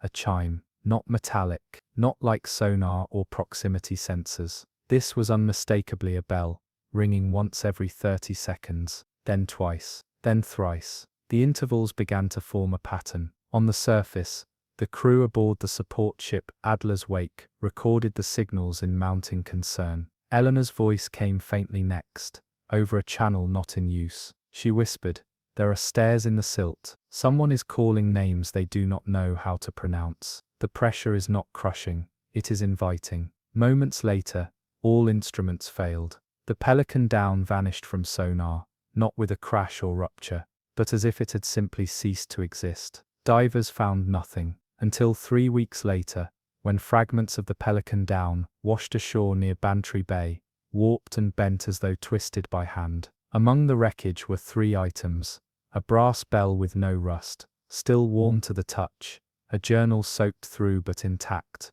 belonging to Eleanor, filled with pages of names written in multiple hands, and a leather-bound log of coordinates, charting an impossible descent, indicating depths far beyond what human technology could withstand, tracing a spiral path downward, ending in the words, "They are ringing for the living now." Since that year, bell sounds have increased near the Hammersmith depths. Hydrophones record them even now, unexplained, rhythmic, echoing up from the floor of the sea, in what some believe is an ancient liturgy of memory and drowning. Fishermen passing overhead still report the sound vibrating through their hulls like heartbeats, often coinciding with sudden engine failure, disorientation, or hallucinations of loved ones waiting just beneath the waves. And in 1931, a crew of Polish radio operators, listening to transatlantic signals, heard something stranger still, a voice undeniably human, repeating in English, "This is Eleanor Dane. We are at the threshold. We have not passed through. We are calling you back. We are not alone." The transmission lasted 4 minutes. Then silence. The Hammersmith depths remain uncharted. No further expeditions have returned. Yet every year, sailors swear the bells ring louder, not in mourning, but in anticipation. On the 1st of May, 1889, the Halcyon, a modest research schooner chartered out of Boston, set sail toward the Flemish Cap, with 11 crew and a botanist named Dr. Elijah Morland. The trip's purpose was unremarkable: collect planktonic samples and note any flora washed from the deep. By all accounts, the Halcyon was seaworthy, its crew seasoned, and the route unchallenging. The vessel was due back in 16 days. It returned in 3, but not as expected. A merchant vessel spotted the Halcyon 30 miles off Gloucester's coast, drifting slowly back toward land, sails furled, but no signal flying. Its lanterns flickered, as though recently extinguished. When boarded by harbour patrol, they found the Halcyon eerily still, clean decks, warm embers in the galley stove, half-written journal entries on the chart desk, but no one aboard, no sign of struggle, no blood, no damage, only a scent that lingered, a wet metallic tinge like coins left in seawater. The logbook was recovered and reviewed by authorities. Its final entry, penned in Dr. Morland's own hand, read, "Our clocks have lost alignment. By sextant, the sun no longer rises in the east. Night follows no schedule. We passed the same floating net 3 times today, and each time it was more rotted. A gull flew overhead, split at the breast, but still alive. It circled, crying sideways. The sea boils in quiet, and our mouths, when we speak, it echoes first, then sounds. Our voices return before we call. We believe we have passed into the place where drowned thoughts wash up." The Halcyon was placed under maritime quarantine, its hull scraped and the contents locked for inspection. Days later, a crewman from the boarding patrol began to complain of hearing footsteps above his bed at night, wood creaking, rope tightening. His cabin was on the ground floor of a stone building. Another patrolman was found walking into the sea, in his boots, whispering, we're back, why didn't anyone meet us at the dock?" Then came the photographs. One crew member, an amateur daguerreotypist, had taken 5 plates during the voyage, all believed to be lost. Yet 1 week after the Halcyon's return, a parcel arrived at the Boston Naturalist Society, bearing Morland's handwriting. Inside were the 5 photos. Each showed the Halcyon adrift on perfectly still water, but the light was wrong. In every image, shadows bent in 2 directions. The moon appeared with the sun, and in the 4th photo, behind the railing, stood 6 men. Only 4 had gone aboard that day. Maritime authorities declared the Halcyon a ghost vessel and ordered it dismantled, but the dry dock crew refused to approach it after hearing knocks from inside the sealed hull. A student volunteer who entered the captain's quarters reported feeling as though he had left the sea and entered memory itself, where everything floats, but nothing moves forward. The Halcyon was finally scuttled in 1891, far off the Newfoundland shelf. But sometimes, fishing boats near the Flemish Cap still report passing a schooner with pale blue sails, no flag, and figures on deck moving in near-perfect synchronicity. If hailed, the schooner does not answer. It turns, not with the wind, but against it, and vanishes behind a patch of fog that never seems to shift with the tide. They say if you listen closely before it disappears, you can hear someone call out, "Where is everyone? We've arrived home." In the summer of 1752, a merchant vessel named the Wayfarer's Hope set sail from Dublin toward the Caribbean, intending a loop route that would take them near the Sargasso and then down to the Antilles. Among the crew were a number of amateur cartographers, one of whom, a man named Edwin Berridge, was tasked with sketching coastal anomalies and reporting sightings of unrecorded landmasses. Such sightings were rare and often dismissed as mirages or miscalculations. But on July 2nd, Berridge and two others spotted what they described as a rise in the water, not unlike the shape of a great humpbacked whale, but still and rooted. It was land, black stone, algae slicked, barely larger than a city plaza, yet it hadn't existed on any known chart. It stood roughly 10 feet above sea level, and bore what appeared to be a stone arch at its center, etched not by erosion, but by design. Captain Berryman decided to anchor offshore and investigate. A rowing crew of 5 was sent. They did not return. The sea around the vessel began to rise and fall violently, despite calm skies and no sign of incoming weather. The water temperature dropped nearly 10 degrees in an hour. Barnacles on the ship's underside began to detach, floating to the surface as if expelled by something deeper pushing upward. 2 hours later, the island vanished, without sound or splash, sinking slowly below the waves, pulling a whirl of dead fish and torn kelp behind it. But what came next was stranger still. On July 5th, the Wayfarer's Hope, which had remained adrift and crippled since the incident, was sighted by a passing French cutter, but the ship's flag was upside down and sun-bleached, her sails torn, and her deck entirely empty. The cutter's log records that boarding officers found the following: no crew meals still warm in the galley, a rope ladder leading off the stern into nothing, a map nailed to the captain's cabin wall, drawn in red ink and labelled in no known language, depicting an arch at the center of a spiral-shaped reef, and on the mast, carved freshly with a rigging knife, "The island was never here, but we are." Only one journal remained, Edwin Berridge's. The entries began normally, weather notes, algae samples. But on the day of the sighting, the handwriting changed, shaky, cramped, paranoid. It is watching, not with eyes, with pressure. It presses thought before speech. I think I misspoke my future this morning, and now I feel I must live it before it comes. The men went toward the island, but their reflections turned back. They never noticed, and now, I hear breathing from below the hull, like the world beneath is dreaming. The journal ends mid-sentence, as if interrupted. Pages following are blank, until near the end, a single line appears, etched with the tip of something blunt. We surfaced in the wrong timeline. Modern sonar sweeps of the region, in 1938, and again in 1950, revealed nothing.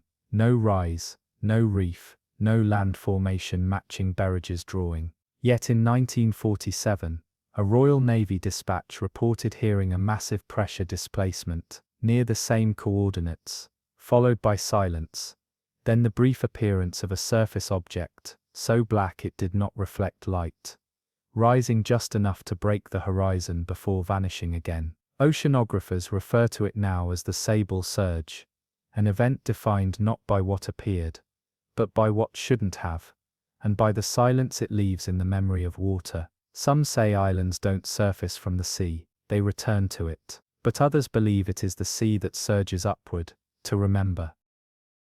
In the year 1893, The Russian freighter Orlov Zemlya departed from a coal station in Murmansk, en route to deliver iron ore and timber to ports along the Canadian eastern frontier. She was a sturdy, steam-assisted bark with iron reinforcements and reinforced hull plating, built to withstand the ice-thickened Atlantic waters. Her captain, Dmitry Alinov, was a stern man known for punctuality and silence, and his logs were prized for their almost obsessive detail. But it is in these logs that we begin to trace the unraveling of the Orlov's reality, entries that shift from precise coordinates and weather readings to something almost poetic. 5 days into the crossing, the Orlov was spotted from afar by a whaling vessel. The Eleanor's grief, noting that the Russian ship had slowed, with smoke trailing in strange spirals from its single stack. 2 crew members aboard the whaler claimed to see men on the Orlov's deck walking in circles, barefoot, chanting in rhythm with the turning of the sea. No signals were exchanged. The Orlov merely turned starboard against the wind, then vanished into fog. On the 7th day, Eleanov's log begins to lose cohesion. Sea has no face today. Sound behaves strangely. The men report hearing bells, but there are none. We steer east and arrive north. Our heading remains unchanged. By day 10, the log records only fragmented thoughts, like sleep talk spilled onto the page. Wake heard me dreaming. It told me the hull remembers drowning once before. They eat facing away from the table. The soup never cools. Someone is drawing maps on the underside of my eyelids. I know where they lead, but I cannot look. On day 11, the final entry was made, not by Alinov, but by someone named Victor, a coal stoker not previously known to be literate. His handwriting was shaky, burned into the page. The Orlov believes itself to be water. We knock on the walls, and they echo back in gasps. We are inside something dreaming of depth. She is sinking not into the sea, but into herself. If found, tell the tide to stop remembering us. No distress signals were sent. The Orlov Zemlya never reached her destination. No debris was recovered. No survivors. No oil slick. Just empty horizon. Yet 23 years later, in 1916, a message in a bottle was recovered by the crew of a Portuguese tuna trawler near the Azores. Inside was a soaked but legible page torn from the Orlov's logbook. It read, "She woke up. We are no longer needed. Do not search for us. We are the weight that makes the ocean dream." Even today, sonar operators in the Barents Sea report brief, inexplicable signatures, large, circular depressions in otherwise flat seafloor too symmetrical to be natural, but shifting in shape, as though pulsing. Maritime folklorists have dubbed this phenomenon the Orlov fragment, not a wreck, not a curse, but a transformation. The suggestion that a vessel so long immersed in the sea's memory might stop being a ship entirely and become a thought, in salt and shadow, carried by the current and the dream of drowning. In late February of 1949, just north of the Strait of Juan de Fuca, American naval sonar teams, conducting classified cold water mapping in the Pacific, encountered an anomaly off the coast of British Columbia. The vessel USS Alecto, a retrofitted World War II destroyer, now tasked with oceanic acoustics research, had been dispatched to monitor subaqueous plate shifts. But what it recorded instead became one of the most debated, most deeply buried naval incidents of the mid-century, filed under the unassuming label, Clear Water Sound Disturbance. For 17 hours straight, the Alecto's sonar reported a single object, hovering motionless at a depth of nearly 1,300 meters. Its shape was spherical, perfectly so, unlike any natural rock formation or man-made device. And yet the echo it returned was uneven, vibrating not with the usual ping clarity, but a slow, bending distortion, like listening to a scream from the other side of a glacier. Worse, it moved, not abruptly, not with force, but with purpose. At intervals of exactly 7 minutes, the sphere descended 1 meter. When it reached a depth of 1,343 meters, it stopped, and then, like a foghorn held underwater, it released a pulse, not sound, not heat, a pressure change so minute that it barely registered, but it sent all glass on board the Alecto trembling, not shattering, not cracking, just trembling, as though a frequency beneath human hearing had shivered through the hull and into the bones of the crew. One technician, William Hasker, described the sensation as being watched from underneath your own spine. He later experienced nosebleeds every night for the remainder of the mission. 2 divers volunteered to descend in the ship's new diving bell apparatus. They were sealed, briefed and lowered. They reached 1,000 meters, then 1,100, and then their descent stalled, not from mechanical failure, but from resistance. The cables holding the bell had not reached their maximum tension, and yet something unseen below had pushed up against the chamber, as if cushioning it with a force that was neither current nor pressure nor obstruction. The divers described seeing what they called a lantern, not a light source in the traditional sense, but a soft interior glow that moved beneath them, too far below to illuminate their surroundings, yet somehow visible against the dark, a glow that never flickered, a glow that pulsed in sync with their own heartbeats. At 1,285 meters, they reported a second anomaly, not electronic, not biological, a voice, female, according to both men, speaking not in English, but in the exact cadence and structure of English. Only the words were wrong, reversed, layered, like hearing a prayer played backward on vinyl. It lasted 41 seconds, then silence. The divers returned unharmed, physically, but neither would ever dive again. One turned mute within weeks. The other, Roger Kell, spent the next 10 years transcribing the sound he heard phonetically, over and over, convinced it formed a pattern. In 1962, Kell vanished from a secured psychiatric facility after requesting access to a hydrophone. He left behind a final page, scrawled with wet charcoal. I understand now. We are not mapping the ocean. The ocean is mapping us, and it remembers everything we forget. The location was sealed, the sonar data deleted, the Electo was reassigned and later dismantled. But some modern submariners report feeling sudden interior pressure changes near those coordinates, followed by fleeting flashes of a glow deep below, a glow that pulses not randomly, but like breath. And if you listen closely to the hydrophone recordings, slowed and reversed, you might just hear a voice asking a question. It asked long before there were ears to hear it. A question shaped like pressure and memory. A question in the shape of you. You've reached the end of the tide, drifted through shipwrecks that never breached the surface, echoes that never needed a voice, and memories not your own. These were not just disasters of hull and fire, but of silence, of loops in time, of lanterns that glow in water deeper than maps allow. The ocean does not forget, it folds, and somewhere out there, just beyond sonar, are vessels still falling, still calling, still breathing salt. So before you close your eyes tonight, ask yourself, where does the sea go to dream, and are you already floating in it? Wherever you're listening from, and whatever time it is there, keep one ear open for the swell that speaks back, because sometimes in the middle of the night, the ocean remembers you too.